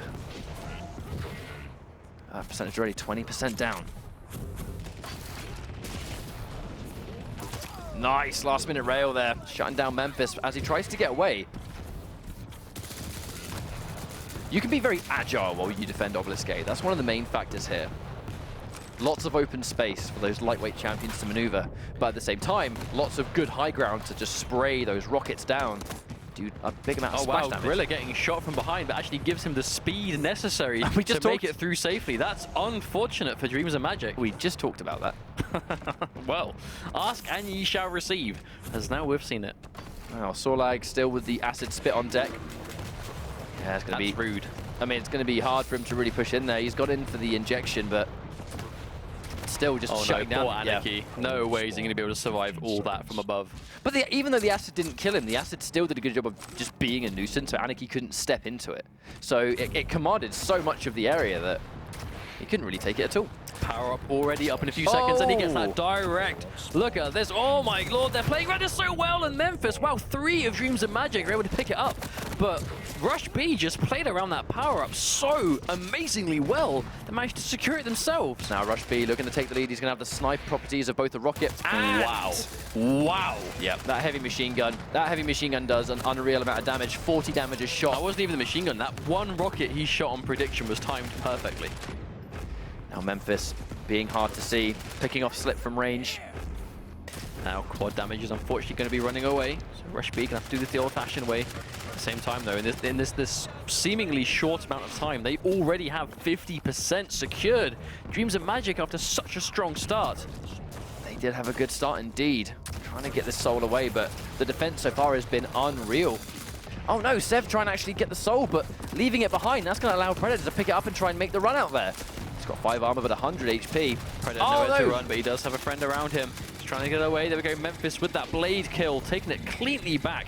55% and going up Dreams of Magic. With every second that passes, they go more and more behind, which is going to be quite stressful, I can imagine, getting this close to the end of the first round perhaps already 3 minutes in. It's going to be 40 seconds basically until the power-up spawns, so that comeback factor is not really going to be anywhere. We're likely to see the power-up spawn at around maybe 80% or more. Yeah, that's what I mean, 40 seconds is 20%, and with Rush B being 30% away, if they don't get the power-up and then go in immediately, they are going to be in a bad situation, for sure. We'll see what they can do. They're trying to really push in again, but Memphis being a real nuisance, just staying alive as often as possible. But because he's staying alive, he's got quite a lot of weaponry behind him. But Mina, as soon as they stand on the podium, that's just Rocket City. It just rains rockets all over the place. They're a massive amount of damage. Now, the fact they've respawned, they've been forced back to the middle of the map. It's almost like forcing them to try and push into that power-up. Dreams of Memphis Magic need this power-up, and they didn't get it. Oh, Memphis with the steal at the last possible moment. He's still alive. He's got so much health left. 75 on quad is still really good, but Knights get the steal with the gauntlet, running straight into it, but he himself is unbelievably weak. You know, I said last game how it takes serious bravery to gauntlet a clutch at full health. How about gauntleting an Anarchy who has quad damage? Worked out for him. Got that quad and almost got a frag for actually, but it ever so slightly missed. Yeah, man, I mean, it just means you've got to be confident in your decisions, and that is what Nikes is right now. And that one risky play has got his team the point, but unfortunately he is no more. To a self-administered rocket to the point-blank ground. Well, still have access to the obelisk, so it's not the end of the world for them. Still doing a good job of sitting there. I think Nikes now getting the super shotgun. But like we said, right, they had to, if they got the power up, they had to make something work with it immediately, and that's exactly what Dreams of Magic were able to do. Pops the injection to keep himself alive, just trying to get some frags here, but unfortunately it will not work. Gorilla with some super nail shots. Nice super nail jump. Oh, meeting the rocket though, they trade out. Good defense coming out from Dreams of Magic. Oh, but Sev is able to sneak it away, and he is Ranger. Got plenty of boys behind him too. 2 of them drop down. He just wants nothing of it. He's trying to get away. Sombra, the machine gun's able to take it, but Memphis, this is a bit of a death jump right now. 3 people fragged immediately on this jump pad. Well, the soul is at a very inconvenient place. It's just a death zone everywhere you look down there near the rocket launcher. So many areas of which you will almost be a free frag. Lots of jump pads or just areas where you're out in the open. But Dreams of Magic do control this obelisk once again. Rush B with only 9% left to take. Dreams, they need to hold it, and they basically can't let it drop, because taking it back off 9% is going to be such a hard feat to do, but Hal again with the dual wield. We saw Hal do this last time, be that savior of the team to just get crucial frags. Oh no, that in quick rail. Succession. That rail didn't connect. Yeah, I think that rail missing, and that one too. I think these missed rails are actually going to be very, very pivotal and not in their favor. Definitely should have hit those. Hal's being waited for. There we go, Sombra gets the frag. Memphis unfortunately walks straight into the trap. The protection goes the way of slip. Now, this could be a deal breaker. Oh, protection. I mean, you're not doing invincible. you're not doing He is damage. immune to damage, basically, in that situation. A protected Scalebearer doing his bull rush. Dropping the soul back off, he has plenty of the protection left to go. You see Memphis actually committing suicide because he just doesn't do the damage. Trying to hold down, trying to look out for his boys. Now, protection's run out, but they've got a nice amount of percentage. On the verge of not only tying it up, but taking the lead on this. Oh, Slip. Slip's going to at least take 2 frags down at the time. Gonna score a triple kill, including himself. Now 3%. At this stage, they're going to have to go in just using the dual wield just to push him away. That might have actually been enough time to push him off. That was so well played. The bull rush didn't kill Hal, but it pushed him all the way back, so he physically could not run to the obelisk in time. Really well played, and a good round 1 for Dreams and Magic. I mean, that they looked really strong at the start, but again, we found Rushby were able to take it away and hold it for almost the entirety amount of time in one go. So it was crucial for Dreams and Magic to show themselves that they can ultimately seize that soul back away and do it again. I'm happy for them they were able to, but they have to do it another round just to tie things up.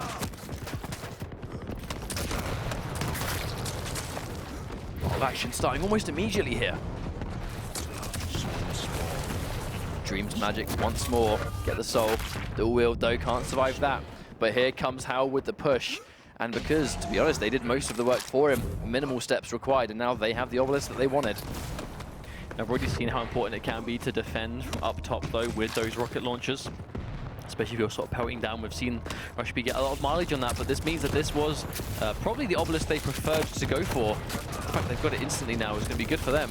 Well, sometimes they have no choice because it's so close to the obelisk, it makes no sense to drop it off elsewhere because it's just more work. But at this side, we will see how much Rushby can defend. They already have 20%. Oh, Gorilla goes down. Only 24 health, though, and that's going to be at Memphis. Rockets flying all over the place. They try and defend down here. Oh, and Predator with a wonderful reaction rail, seeing he's going to go towards the teleporter. It's that rail from behind. Now here comes Dreams and Magic. Managed to get the soul thrown away, but can someone pick it up in time? Looking like Rushby are going to be collecting that instead. Sev with the rocket jump over his opponent. That was sneaky. Jumped clean over him just to get it back on the capture point. The obelisk is once again possession of Rushby. That was a really nice play, actually. Just don't even try and fight, just go over his head. He took minimal damage, too. Very popular defensive point up top here. But again, the Gauntlet Anarchy, yeah, doesn't work today. Just lit so much rockets coming down. Frags and counting for Sev by himself. A clean triple to give his team so much more points onto this. 50% already, less than 2 minutes in. Half the work is already done. It makes me very happy to see Ranger with the Quake 1 rocket get a triple kill in a competitive setting. Oh my lord. Sev, you are on fire, my friend. So he comes through with a quad damage, holding onto it. Is he going to go up top and defend, or is he just going to stay down the bottom? What do you think? Sev 1 is basically just playing Quake 1 at this stage. He's got that Quake 1 rocket, he's got his quad damage. He's playing Ranger. Exactly. I mean, that'd just be a regular nail gun, right? That's all he's missing. Oh! Again, a really strong defense already. Actually, it only just reached 2.5 minutes, and Rushby have 75% captured already. This is looking like such a better round for them, and I think, again, a big part of that is just a point that they are much better at defending. They did fine on Obelisk B, but A, I mean, it's so hard for them to crack into this. Scale Bearer around, but much to do. Forward tries into teleport, unfortunately, rail misses. Another missed rail. That's going to allow the Dire Orb going in for Predator. It does manage to head him off and finally ends that kill streak. Now, this is what Dreams and Magic need, though. They're able to get a bunch of frags. Most likely going to take this away. Now, they need a clean capture here. But Hal is in the way, trying to stop them again. Doesn't able to do much. As you can find, they're already here. Anarchy drops down too. Dreams and Magic in a really good position to take this away. Oh, no, he tried to deliver it, but he's actually still alive. Oh, I spoke too soon. Here comes Gorilla. Predator trying to drop this one off. Really aggressively trying to stop him. Memphis, though, popping that injection, so he's going to be at full speed. Look at how fast he's going. That is unfortunate, because he dropped the soul and tried to bull rush into it, but unfortunately, it was picked up by the Ranger, and he wasn't able to drop it off. That could have actually cost them the round. That single mistake might have been the difference here. If you make a mistake while playing Quake Champions, sometimes you get punished unbelievably heavy. There's no room for error at this stage of the tournament. Oh, but a nice return frag there, though, before he gets taken down. Oh, but Gorilla, once again, Gorilla is really good with those prediction rails and where you're going to be. Power up spawn. Power up. Dreams and Magic. Yeah, Dreams and Magic have the protection. However, though, 1% in it. And Hal, all he has is a blade. Just going to drop it off. A few seconds left to go. And there's going to be a protection scale bearer around somewhere, so Dreams and Magic are in a really good situation to take this soul away. But they have to do it now. If he goes down, I mean, it's unlikely he's going to down. Look at how stacked scale bearer is with the protection. He's not going to die. He just can't. He is getting swapped, though. 3 people on him, keeping him in the air. He might actually die. That was perfectly executed. Just keep him in the air and don't let him move. Like a 3-man assault. But that's what you need to do to kill a protection-wielding scale bearer. It still took a million years. They take the round anyway. And it's 1-1. This is much closer. It is indeed, and this could be the final round for this team. Rush B able to bring it back. Now, I think it's important. Dreams and Magic cannot let them get that obelisk again. I really, really feel like Dreams and Magic have, like, they need to get that obelisk first. They need to get the soul delivered immediately. If they don't get to choose the obelisk they want, it's going to be a bit of a mountain for them, I think. We saw how much of a deciding factor that obelisk was for A few Rush B. seconds away from the soul spawning. Any frag now is going to be make or break. Very, very important. We can see that Halvoid lost from Memphis, gets a return kill. The soul is up, Seb has it, but he does die straight away. Yeah, They're trading it out big time. Hal gets another kill. Yeah, they're stopping him from running through. Heading off straight into 2 people in particular. They have to go for detour. They're forced into Obelisk B. Now, although they get to drop it off first, this might in some ways be a blessing in disguise for Dreams and Magic. Because they're now going to be forced onto an obelisk that they do not. I mean, that was a plan B. That was a plan B. All 4 of them died on the way. All 4 of them died on the way to that. So they're actually going to get a lot of uncontested percentage here while Dreams and Magic go for the respawns. Because all 4 of Dreams and Magic were killed on the way to that drop-off. So we can see 10% already. 90% left way to go. 1/10 of the job already done. I feel like on one hand they will, but on the other hand, that was definitely a, no pun intended, plan B drop to Obelisk B when they were going to try and drop that one off there. So it was a last resort. So far, let's hope they don't regret it. So we can find that Dreams and Magic are here aggressively trying to get the soul back, as they've already managed to take it off, but no, Gorilla gets the kill. Yeah, and it is nice that has it, manages to drop it on A immediately. That's the strength of Anarchy, how fast you can take it around. We can see that Rush B are here enforced in their big numbers trying to get the kill. Seb with the gauntlet out, but dies immediately. Not too bad for them at this stage. They trade again, 1-1. So Gorilla has it, goes for the high ground. Trying to get away clean, we can see. Oh, there's the rocket jump. Only 30 health left to go. Getting shot from a distance. That was very clean. Wow. Really clean movement there from Gorilla. Perfectly executed movement straight to deliver that soul to Obelisk B. Very impressive. Now, power up. This is that twist in the tail. Who's going to get this one? I can see him just trying to pepper up some rockets. They're trying to stop him. Predator's in the way. That was his final rocket, so he can't do it anymore. Okay, this is big. Rush B have the protection. It's on Ranger. Now we can find they're holding onto the obelisk, so this is going to be very hard for Dreams and Magic to get it off, especially considering there's so much health pickups around. There's lots of health pickups. He's got access to 25 rockets, plenty of heavy machine gun rounds, and 25 rails. This is one heavily kitted out Ranger. I mean, he's just going to take on all 3. He has nothing to fear here. Just go all in, take out these frags, send them back home, and just make them have to do all this work again upon respawn. 50%, protection's about to run out. No surprise seeing him get so brave there. 50%, and look, Dreams and Magic, look how far away they are. They have to make up so much ground, and in the time it will take them to get back in, those precious percentages will start to drop. Really good team composition from Rush B here.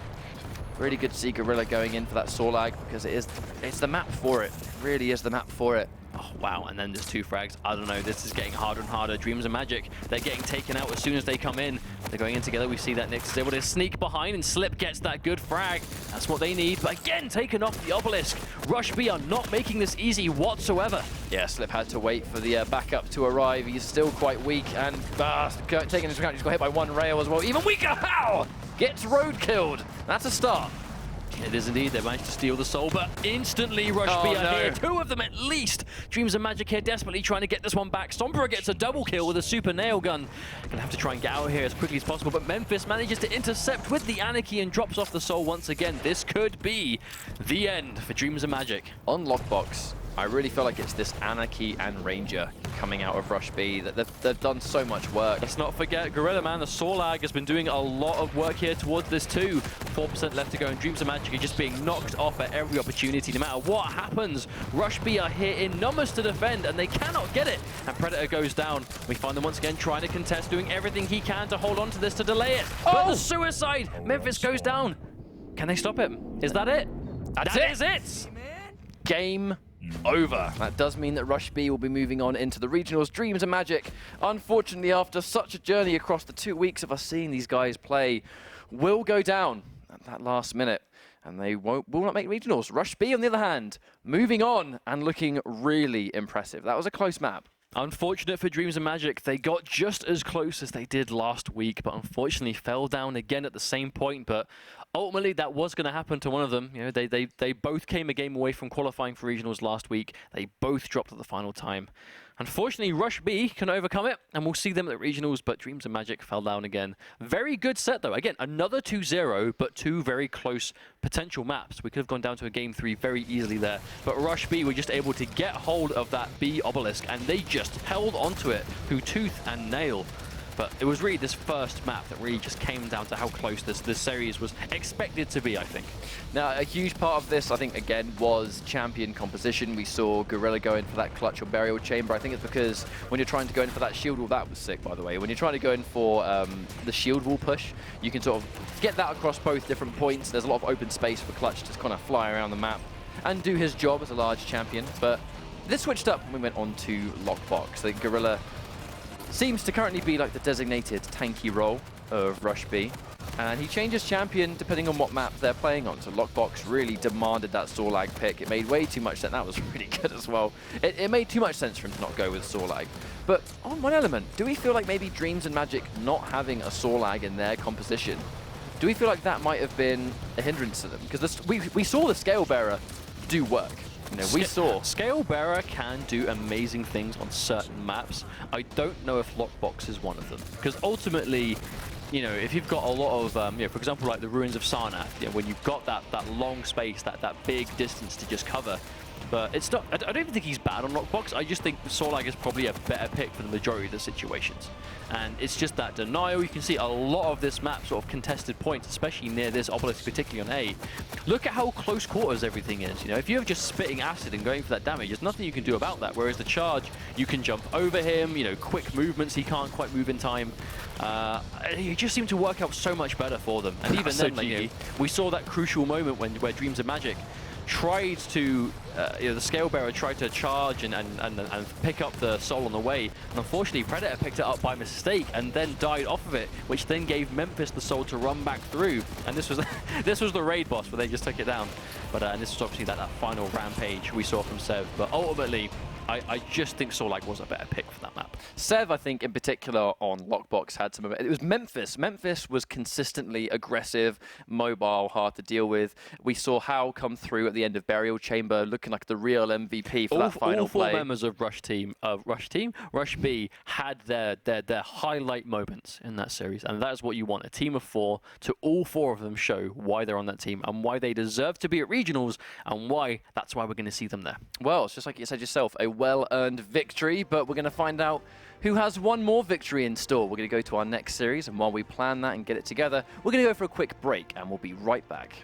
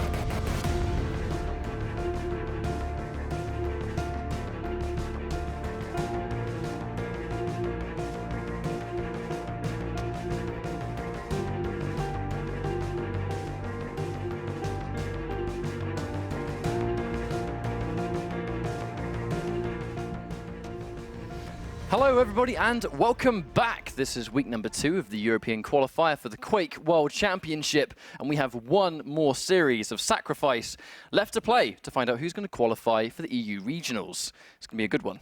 It is indeed, and we're going to have Miasma versus Game.ru. So, Game.ru we saw last week, again, do pretty well, but unfortunately weren't able to quite qualify, whereas I'm not sure if it's Miasma or Miasma, so we're going to say Miasma. DDK's team. The team we've been looking forward to watching the most today. Because we didn't see them last week, but they were very confident. DDK obviously saying on Twitter, you know, I've been playing with, you know, I've got some guys together, we've been playing Sacrifice, and we will see you guys at QuakeCon. To get to QuakeCon, they have to make it to regionals and then play well at regionals.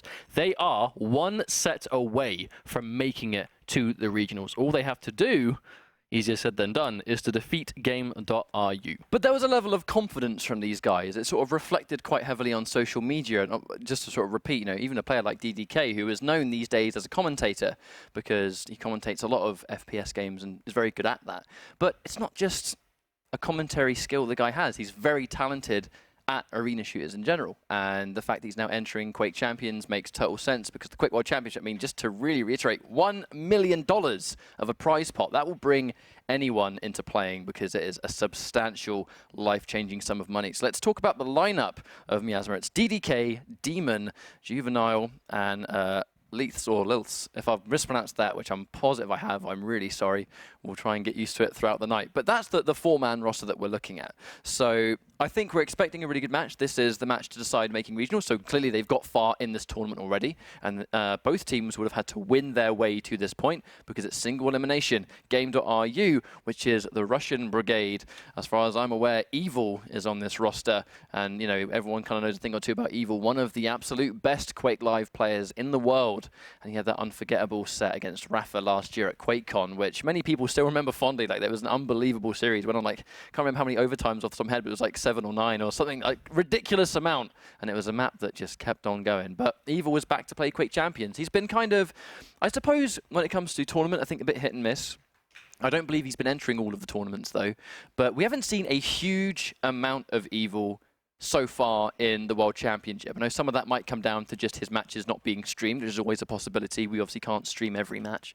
But when you break it down, he's still here, and he's still playing, and he is one of the world's best Quake players. So we're expecting good things from him and his team. We are, but speaking of team, this is it. This is the last series of the day. Last week we did Duel Sacrifice Week 1, and this has been Duel Week 2 and Sacrifice Week 2. The 2 Sacrifice qualification days, this is it. These are the last 2 teams ready to play for that final spot into the regionals. So we have, I believe it's 7 of the 8 confirmed. 1 more spot to go, and it's going to be either Miasma or Game.ru. Burial Chamber, once again, the first map. So let's just see DDK obviously going for that Blaskovic pick. Anarchy, Nyx, and Scalebearer. Very reliable team composition, especially on this map particularly. And looks like Cass with the Anarchy. So again, both teams having that Anarchy, which we've seen do so much work today, and I assume will not be changing anytime soon. I think all 4 of those champions that we saw work wonderfully on Burial Chamber in particular. DDK going to sort of be, like, I suppose, that dedicated damage role. That's really what Blaskovic does, where his act of defense is not through utility, it's through just sheer honest damage output. Like, I'm going to get my gun out, I'm going to get a second gun out, and now I'm just going to aim better than you for a bit, and you're going to die. That's kind of what Blaskovic's role is. Scalebearer, he's going to sort of be able to both defend and run the soul because of the way the ball rush can sort of just go from one point to another really fast, taking minimal damage, really important. Anarchy is Anarchy. We've seen him put in work throughout the entire tournament so far. Definitely that dedicated soul runner who can get around really quick, hard to hit, hard to pin down, especially on Burial Chamber where he's got lots of room to move. And then finally Nyx, who is really good at stealing power-ups and stealing important items when they spawn if you can time the Ghost Walk correctly. I'll tell you one of my favorite thing about this lineup, though, that Miasma has drafted. It does not matter what power-up spawns, and it doesn't matter who picks it up. There is no bad combination of power-up to champion on this team. If Scalebearer gets protection, he's invincible when he ball rushes, basically, for the most part. Like we saw, the only time we've actually seen Scalebearer taken down with protection was last map, when it took 3 people suspending him in the air for like 5 seconds straight to take him down. You give Scalebearer quad damage, and his point-blank charge is now insta-kill you. Blazkowicz, the health regen with protection, the quad damage on someone like that, and then Nyx and Anarchy with protection becoming impossible to sort of track down, and then with quad damage just becoming lethal with things like the super shotgun or surprise LGs. Yeah, we can see actually Cooler, I believe we saw, obviously correct me if I'm wrong, but we saw Cooler play on Sector last week, which was a different team. Looks like Cooler is on this roster now. Oh, he was on the roster last week, and I'm just... And Fortune back again. Oh. Yeah, and instantly Miasma are able to get hold of this obelisk, and they can get A immediately, and Cooler goes down. Now, they already have control of Obelisk A, making those runs around the outside, but I don't think... There's someone, obviously, Cass going, almost sort of sneaking by and just took the soul away from under their noses. Yeah, and he's getting away clean. Oh, no, he isn't. Juvenile is ready to catch him on the way, and they're going to send this one back now. Demon gets it, passes over to Juvenile. Well, there's plenty of members of this team waiting there. They're going to uncontestedly drop this one off. Now, although they sort of did manage to take it under their noses, it's not going to be a huge sort of make or break situation because they've still got that percentage lead. Now Cooler goes down again. Oh, and Fortune gets taken down too. Right, now with that 20% lead, we'll see what they can do with it.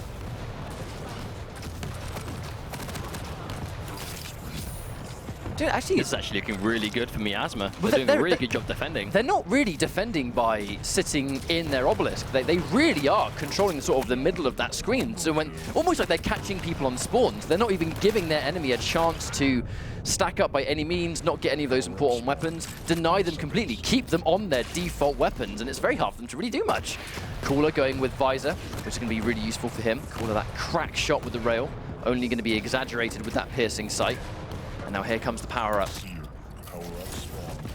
Power-up's good, though. It goes the way of Miasma, and it's a protection on Anarchy. So even if they do manage to take the soul away, he's going to do a really good job of just stopping them and chasing them down with this. Yeah, just bolting straight in there, trying to keep these guys away. Cooler gets taken down. But again, this is a distinct difference in defending style. They are not defending in the obelisk location. They're really holding outside and not letting them near it. But it's being done to good effect.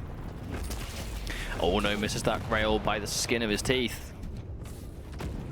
See how well these guys can continue the defense. The second they catch sight of anyone going towards the obelisk, though, they all do pile inside and just force almost like a 4 versus 1 or 4 versus 2. Looking to be a 4v3 at this stage. That fourth member of game still waiting to come in and just picking them off the rails as they get in, just establishing this ranged game. Really dangerous, and they're taking so much damage before they even get inside the entrance. Juvenile's accuracy on this rail has been ridiculous so far. 85% and counting already. Miasma looking to a completely uncontested round 1 at this rate.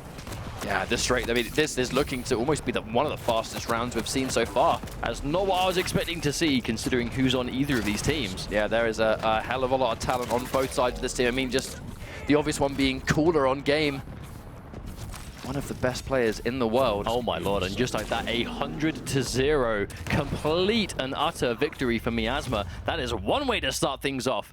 And now we find themselves 1 round away from taking the first map, just like that. But the confidence from Miasma has come from, I think, how ready they must feel for sacrifice and how ready they must feel for sacrifice in a competitive setting. That was a clear and precise strategy, where they essentially went, right, we're going to hold our obelisk, but we're going to hold the obelisk outside of our room. We're going to do so much damage to you in the middle of the map, we catch you on spawn. We catch you before you get going. And that way, you don't even get a chance to step near the obelisk.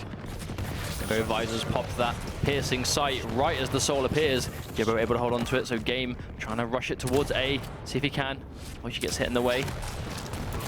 Oh, there we go, that's the important one. He's able to activate the obelisk. So even though he did die pretty much straight away, he's able to secure that one for his team. So Miasma were able to get hold of A easily last time. Now won't be able to do the same thing. Now they must go towards B. Wow, on that note, they have managed to take the soul, but already being headed off by Game. Anarchy's going to get there first, but not without being headed off by Nyx, which 41 very cleanly fragging that. Fortune's going to take that kill. Oh, of course. My mistake. Fortune. DDK, though, ready with the rail. There we go, trying to go back, but definitely not enough health for that one. Gas goes down as well.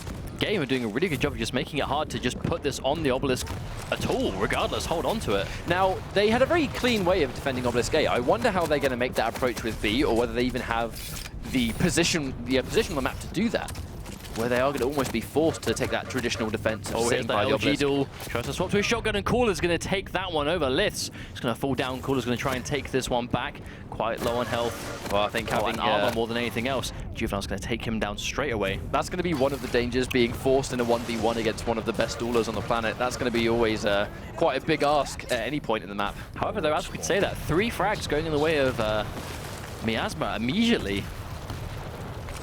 Now that power-up's going to spawn in 8 seconds. Looks like Game opted to go for the soul instead of the power-up. That's going to be protection. Sounds like it's gone to Miasma, though, which does mean that they made that call. Indeed, Juvenile's got it. Cooler, interesting choice to just sit here and wait. I think he's just trying to wait out the power-up? I think he's trying to wait out the protection, personally. Looks like he's trying to wait out. Catches Lil's not. I love that decision, though, because, I mean, the soul's in transit. No one's building up percentages. He's just waiting for the protection to run out. That was definitely a good idea, but unfortunately hasn't done a huge amount. It does mean the game changer was not going to come from the protection, but either way, they've still been able to retake the soul, and that ball rush is going to be uncontested. Doesn't get hit by a ranger, and Fortune getting turned around with that 180 rail as well, and they've been able to drop off the soul once again. Good though, 35% and climbing. Good, super shotgun coming out too. Yeah, Rails are missing narrowly. Really trying to sort of head him off. Fortune's going to be sort of guiding him, I think, at this stage. Here comes the rest of Miasma, though, lying in wait. Lith takes a frag there. And now Juvenile with a nice amount of health. And enough One armor. person in the way to stop him from capturing. But enough armor to tank a rail as well with that 76 health. Make that more than enough with that 25. And here comes Cooler, trying to make it solo. Gets it indeed with a super shotgun. Nice placement from Cooler, good aim. We'll see if they May just take it too, drops it down. Did he get the pass correctly? Well, the difficulty does not come from them taking it. It comes from them actually being able to bring it back to their obelisk. That is where they are struggling, and that is where Miasma is staying so on point. Oh, Demon gets another bull rush clean through. That's going to We can see be... Game trying to sort of intercept him, but they're just not close enough. That's going to be a couple of percentage at least. Oh, he's got the gauntlet out. There's the injection. Back up to full health, but Caspel's down. Cooler goes down as well. Juvenile. His rail's adding up very quickly. Demon can't afford to take much of that LG, and he's going to go down as well. Fortune trades it out LG for super shotgun. DDK and Liths both get fragged. Also with that power up in 2 seconds. Fortune trying to steal it. Oh no, that was an unfortunately timed Ghost Walk, completely concedes it. And I do believe, was that Sorlag that picked it up? No, Demon Scale Bearer. You're observing it, mate. Here we go, going in with the, he has a bull rush if he wants it. Doesn't even need it at this stage. Gauntlet's not going to do enough. Him just isn't going to even tickle him at this point. And they're still holding on to this soul as well. B, almost 80%, 20% left to go. This is incredible. And look at this killing streak. He's taking 2 health per tick. Scale Bearer. The Galactic Warlord laughs in the face of 2 damage acid ticks. Indeed he does, and Miasma, I do believe they're still holding on to it. Game have their work cut out for them. 90% at least, even if they're contesting, even if they've taken the soul, look at the difference in points. This is going to be difficult. This is absolutely looking like Miasma's map at this rate. That's also the second time that Game have opted to deliberately off-map the soul to make it respawn in the middle. Do you think that's like a tactic to get it closer to the middle? Sort of more evenly in between when they know they're going to struggle to sort of get it out of the caves. I think getting the soul to respawn by forcing it could it just to be reset. me being a bit too analytical, right? But that's the second time they've chosen to throw it off the map. Well, either way, that's going to be a very confident map to Miasma, who have gone up 1 map. Now, this was a very confident group of individuals. They've been doing well in Clearly, scrims. that is well-founded confidence, because they played out of their minds, and they took a very convincing and clean map 1. Well, they've been doing really well in their scrims, as they've been mentioning on social media, and they're clearly ready to play Sacrifice in this setting. Now, Burial Chamber, that predetermined map, again, was a map that was not picked by either player. So they've gone into that one showing they can be really dominant and really prepared. I guess on one hand, they've been able to really sort of almost look at some of the matches that have already been taking place. They know that Burial Chamber is going to be the map, and they've been able to almost just sort of sit in comms and prepare and discuss, right, guys, how are we going to approach this matchup, etc., etc. But to be honest, looking really impressive. I'm really happy with how these guys are playing so far.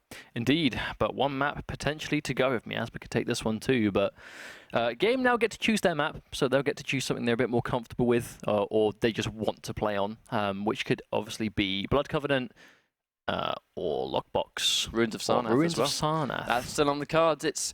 We've seen quite a varied amount. We've not seen a huge amount of Blood Covenant today. I think in general it's not a massively popular map. Again, that partly could be because predetermined map, and then you only have one chance to choose a map, and if it's one of three, then there's going to be a certain map that we might not see. But Blood Covenant in particular, we haven't seen a huge amount of today. However, going into this final map, or potentially the final map, Miasma make it to regionals. Both Ruins and Lockbox we've seen a nice amount of, so I predict it could be one of those two. But I guess we just have to wait and see what the players are going with. Because ultimately, there's going to be a lot of pressure on Game.ru right now, because they know that they are maybe one map away from not making it at all in Sacrifice to Regionals. Because let's not forget, this is the final week of qualifications for Sacrifice, whereas Duel has 4 weeks. Sacrifice has 2, and this is the final map. This is literally the last chance these guys will have to qualify for Quake World Championships. Well, you know what I find really impressive about Miasma too is that they didn't actually enter last week.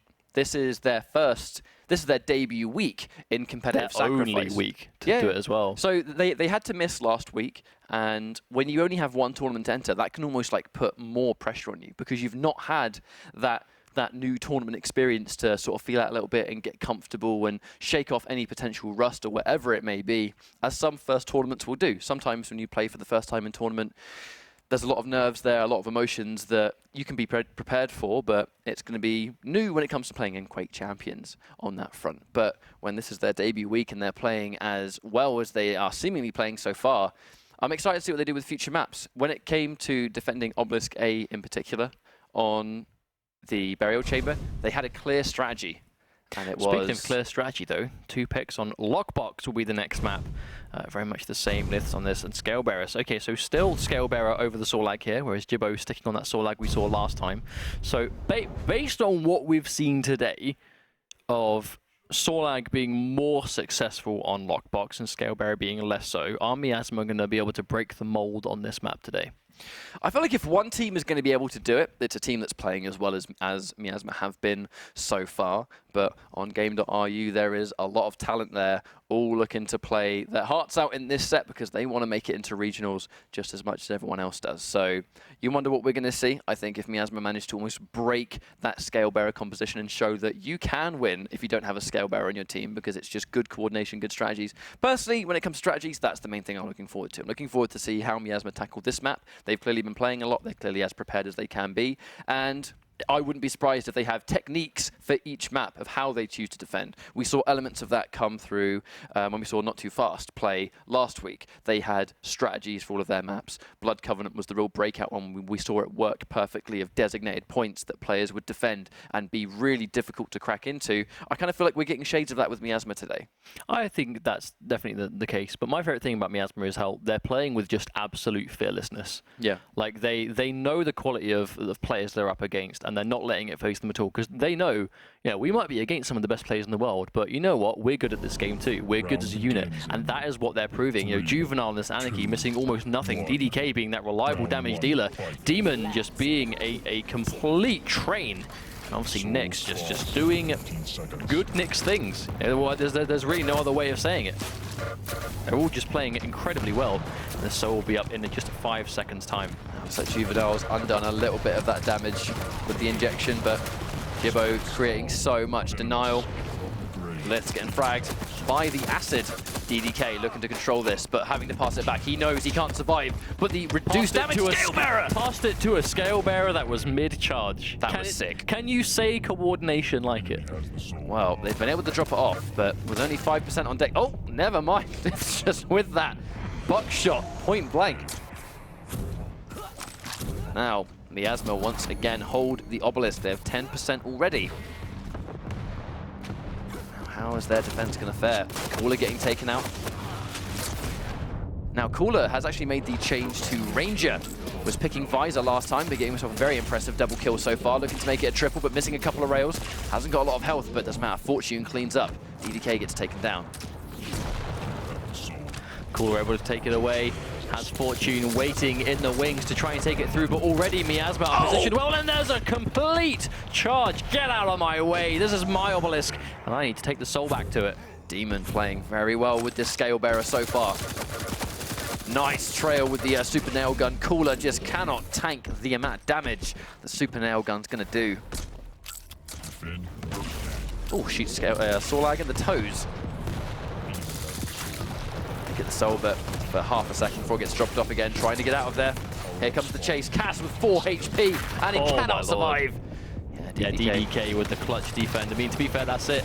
Opted to try and take a shortcut through the acid, but was left with a mere 4 health. One thing, actually, I think we should point out is there's quite a lot of default shotguns on spawn coming through on the side of Miasma. I think they realize they're going to be point blank quite often, and because of that, they're just going to maximize their damage. Here comes DDK with the dual wield, and there's a couple of frags. Good to go. And that passive Again, giving TDK. Another pass to a mid-charge Scale Bearer. This is amazing. But Fortune, though, he's here to make some pain. He's got that protection. He is next. Plenty of health left to go, trying to take this soul away. That's not the only element. He's got Ghost Walk if he needs it. Here comes Jibbo, knows he can't survive, so he just concedes, drops off the soul, and Cass making the run back. Trying to run rings around him, and he actually does it. Catches him from behind. Speaking of which, a Ghost Moded Nyx looking for the assassination, walking straight into a rocket, though. Fortune getting fragged for his trouble. Cass can't survive either. Cooler manages to pass it on, but no. Pasted into the wall. Demon gets the soul back. Oh, poor Cooler. That was such a good attempt as well, though. But again, Miasma, they are just there, ready and waiting. And again, Lockbox, they're looking super comfortable. Cooler just gets 1v1 by Juvenile. The same weapon, too. Juvenile here looking to get another one, but Fortune says, no, you don't. Point blank rail. Risky shot. Paid off. Walking right. Jump pad into the missile as well. Ouch. Now, almost 60% up already. Oh, Cooler goes down, precise rocket. All these just impact rockets. 3 rockets in a row. All of them just being connecting on the dot. I'm seeing a lot of 100s there. But already though, Miasma, almost 70% already, and Game.ru yet to get a single percentage onto the tally. This could be a complete clean sweep. Nyx using that wall jump to just scour up there without taking any self-damage. Anarchy not quite able to make it out there. Juvenile cleaning up, looking for another frag, of which Juvenile will get successfully. Power-up spawning in 15. I mean, like, in 10 seconds, power-up's going to be up. I think Game have to try and go for it. They have no options but to go for that power-up, because I feel like if they let Miasma get this power-up, they probably won't win at all. As you can say that, though, they do have access to the soul, but the power-up, I'm fairly certain, has gone the way of Miasma. I just saw Jibbo's ragdoll just flop down through the corkscrew, so that can't be good. It's a quad damage as well. Oh, and it's Anarchy. He's ready. Here he is, Juvenile. 3 shotgun kills back-to-back, a clean triple, and he's going through to put this soul back onto A, where this could be the end of round 1 if Game do not get something together. Oh, the 4th one. Ooh. Is he going for a 6th? No teleport. Cooler gets taken out. Juvenile. Oh God. That's Someone stop the carnage. That was just ridiculous. With the default shotgun as well. You can see this is why he's gone for it. That was it. A 7 kill streak with the default shotgun thanks to quad damage and positioning. Absolutely ridiculous. Juvenile is unstoppable. DDK's gone for the default shotgun as well. I think they just must realize that in this game in particular and how close quarters Lockbox is as a map, the default shotgun is the weapon to go with. And they get around dominantly too. What a display from Miasma. I mean, how often do you see people picking the default shotgun? And how often do you see it work in that setting? There's the potential that the game is so new, we don't see it used a lot just because strats are still being developed. And clearly, this is a strategy that is being worked. Start a shotgun on Lockbox, why not? When you're so consistently Even though point blank. he did just get annihilated there. Yeah, not in that situation. But, I mean, let's not forget the regular shotgun was recently buffed as well. I think it was the same patch with Clutch, in fact, where it goes, instead of doing 3 damage per pellet, the default shotgun does 4 damage, which has just given it that increased damage output that it kind of needed. The regular default shotgun was a little bit weak before then, but now it's just right. So, right now, the first soul of the game, not only does it go the way of Miasma, they also put it straight back on A, which they just defended amazingly well for the entire round. Fortune, able to take the soul away, needs to get some percentage on the board immediately. They cannot wait anymore. Miasma have too much momentum. They need it to be halted somewhat, at least. Even though he died immediately, at least he was able to put it on the obelisk. So it's going to be a couple of seconds just to control it, just to capture it. So they are at least got something on the board now, even though we can see Miasma are already all here trying to take it back. But the danger is Fortune is just walking straight into enemy lines. There were so many people there waiting for him to move in, and when he did it, they just take him out. However, Jibbo and Fortune getting a frag. DDK goes down as well. Juvenile soon to follow. And now all 4 of them have been taken out. Nice little streak by Casto. Jibbo trying to get this back to B as much as he can. Fully stacked on health. Has the heavy armor too, so very tanky right now. But already Miasma are here trying to stop it, but Fortune gets the kill. This is exactly what Game need to do. They need to keep this lead steady. Taking way too many rockets. DDK is going to clean that one, and now they're taking that soul already away. DDK sort of sitting behind, trying to provide that support, being headed off by Cooler, who does manage to take one frag. But here comes Demon with the bull rush! Oh. And once again, Demon just perfectly placing these, doing a great job. But at the same time, Fortune doing an even better job of not letting him go anywhere, running it straight back to B. Oh no, hits the toll. Oh, that was unfortunate. Not only did he make the mistake, but Lith was there ready to punish him straight away. The second he turned around, he just faced a rail in the eyes. That was a big mistake. That's allowed them to drop it back off. Now, Game though, they do hold the lead. Jibbo with the quad damage. And now they're going to make this assault onto Obelisk A. Every single one of them ready to go. Sorlag with a quad damage acid ready if he needs it. But is he going to get a chance with DDK? Was that just a dual-wielding gauntlet into an enemy with quad damage? I think DDK just dual-wielded the gauntlet into a quad damage Sorlag. That was such a BJ Blazkowicz thing to do. That was such a Blazkowicz thing to do. Oh my word. Jibbo's going to get the kill in Juvenile though. Even though we can see that Miasma do have hold of the soul, at least they are starting to add up. Even though Jibbo just ran out of quad damage, they do have the soul now though. Cass trying to get away safely.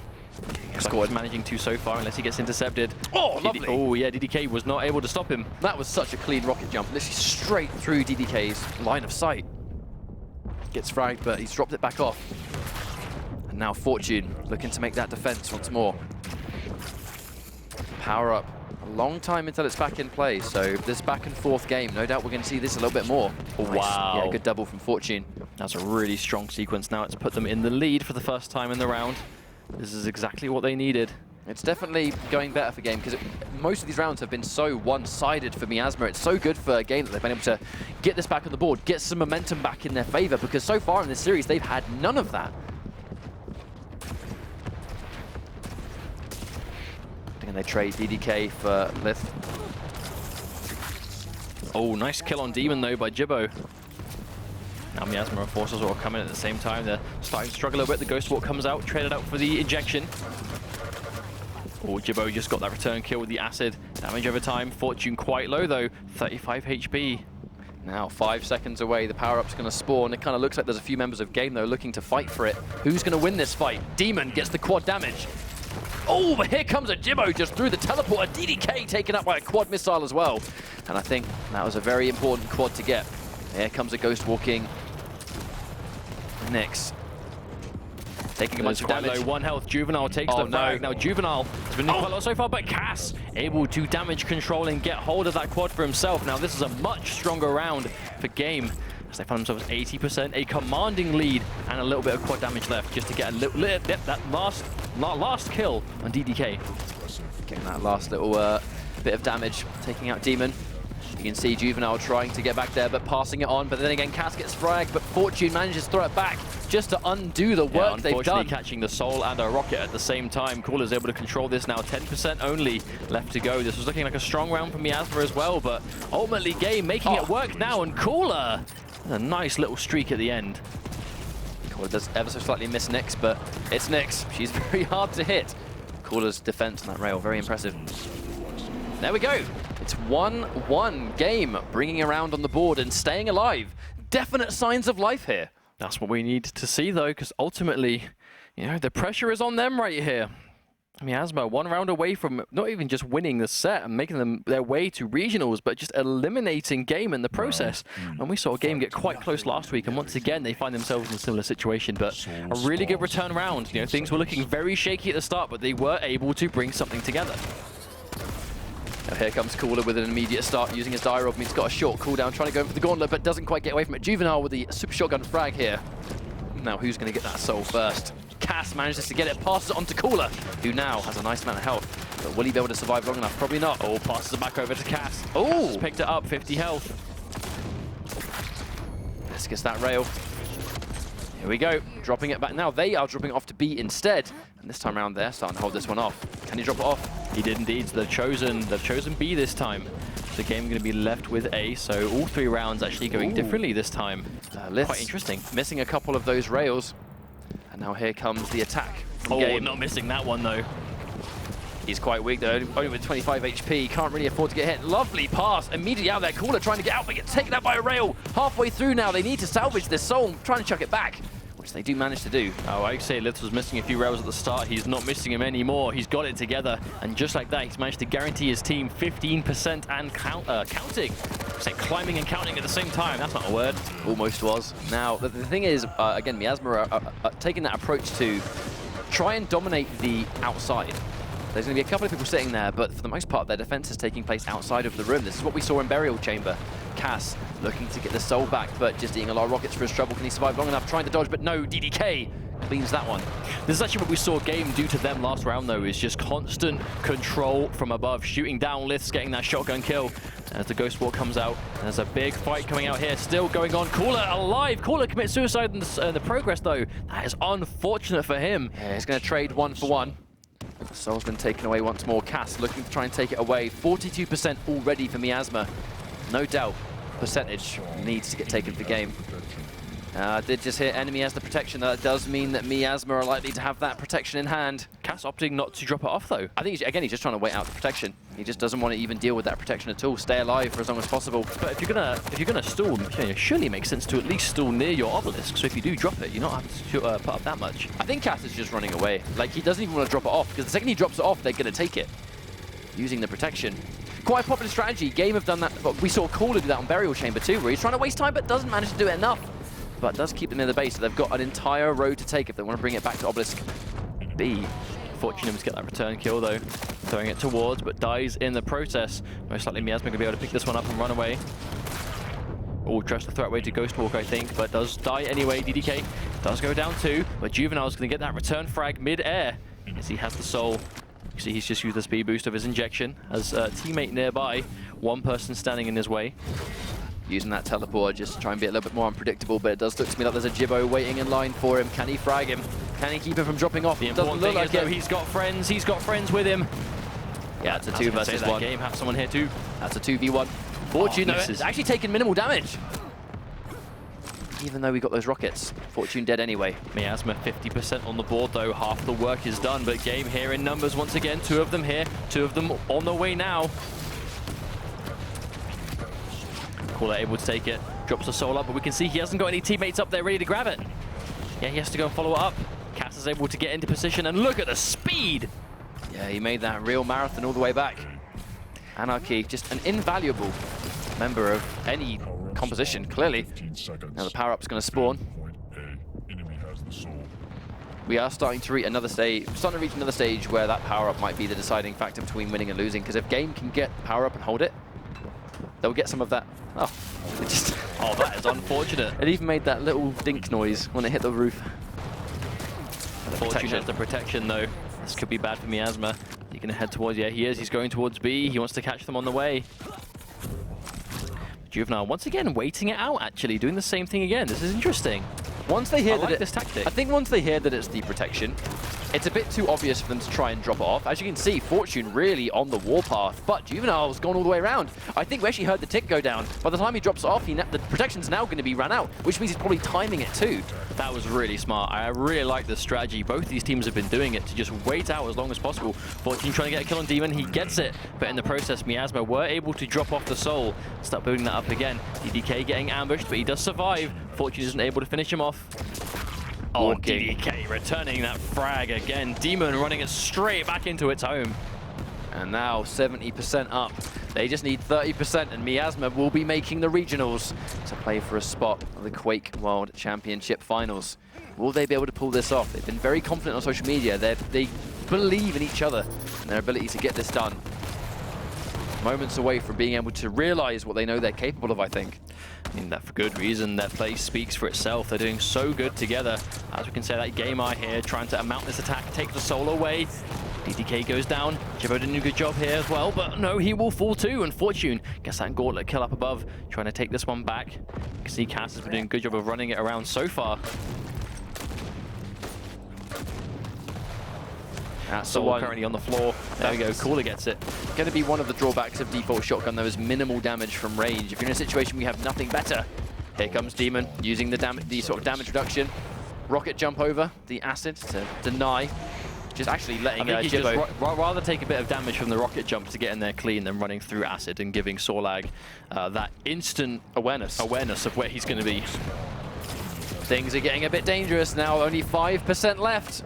The power-up is spawned, though. Here comes a Fortune with the protection in hand. It is 99, he's getting kept away! Oh, They no! kept him away! They used the LGs to push him away as far as possible so he couldn't contest. Amazingly played by Miasma, and they're going to be taking it over Game.ru, and we will be seeing them again at the regional finals. I think that's just a very fitting way to end that series, and that it was just a decision that only really works in Sacrifice. The game tends to go, guys, get your LGs out, keep him away, don't let him near us, because the second he goes near, he's not going to go down. If he goes down, he's wasted enough time. 3 beams, just like, almost like Ghostbusters, just kept on him to just keep him at arm's length, like, we just need 1% more, don't let him get anywhere near.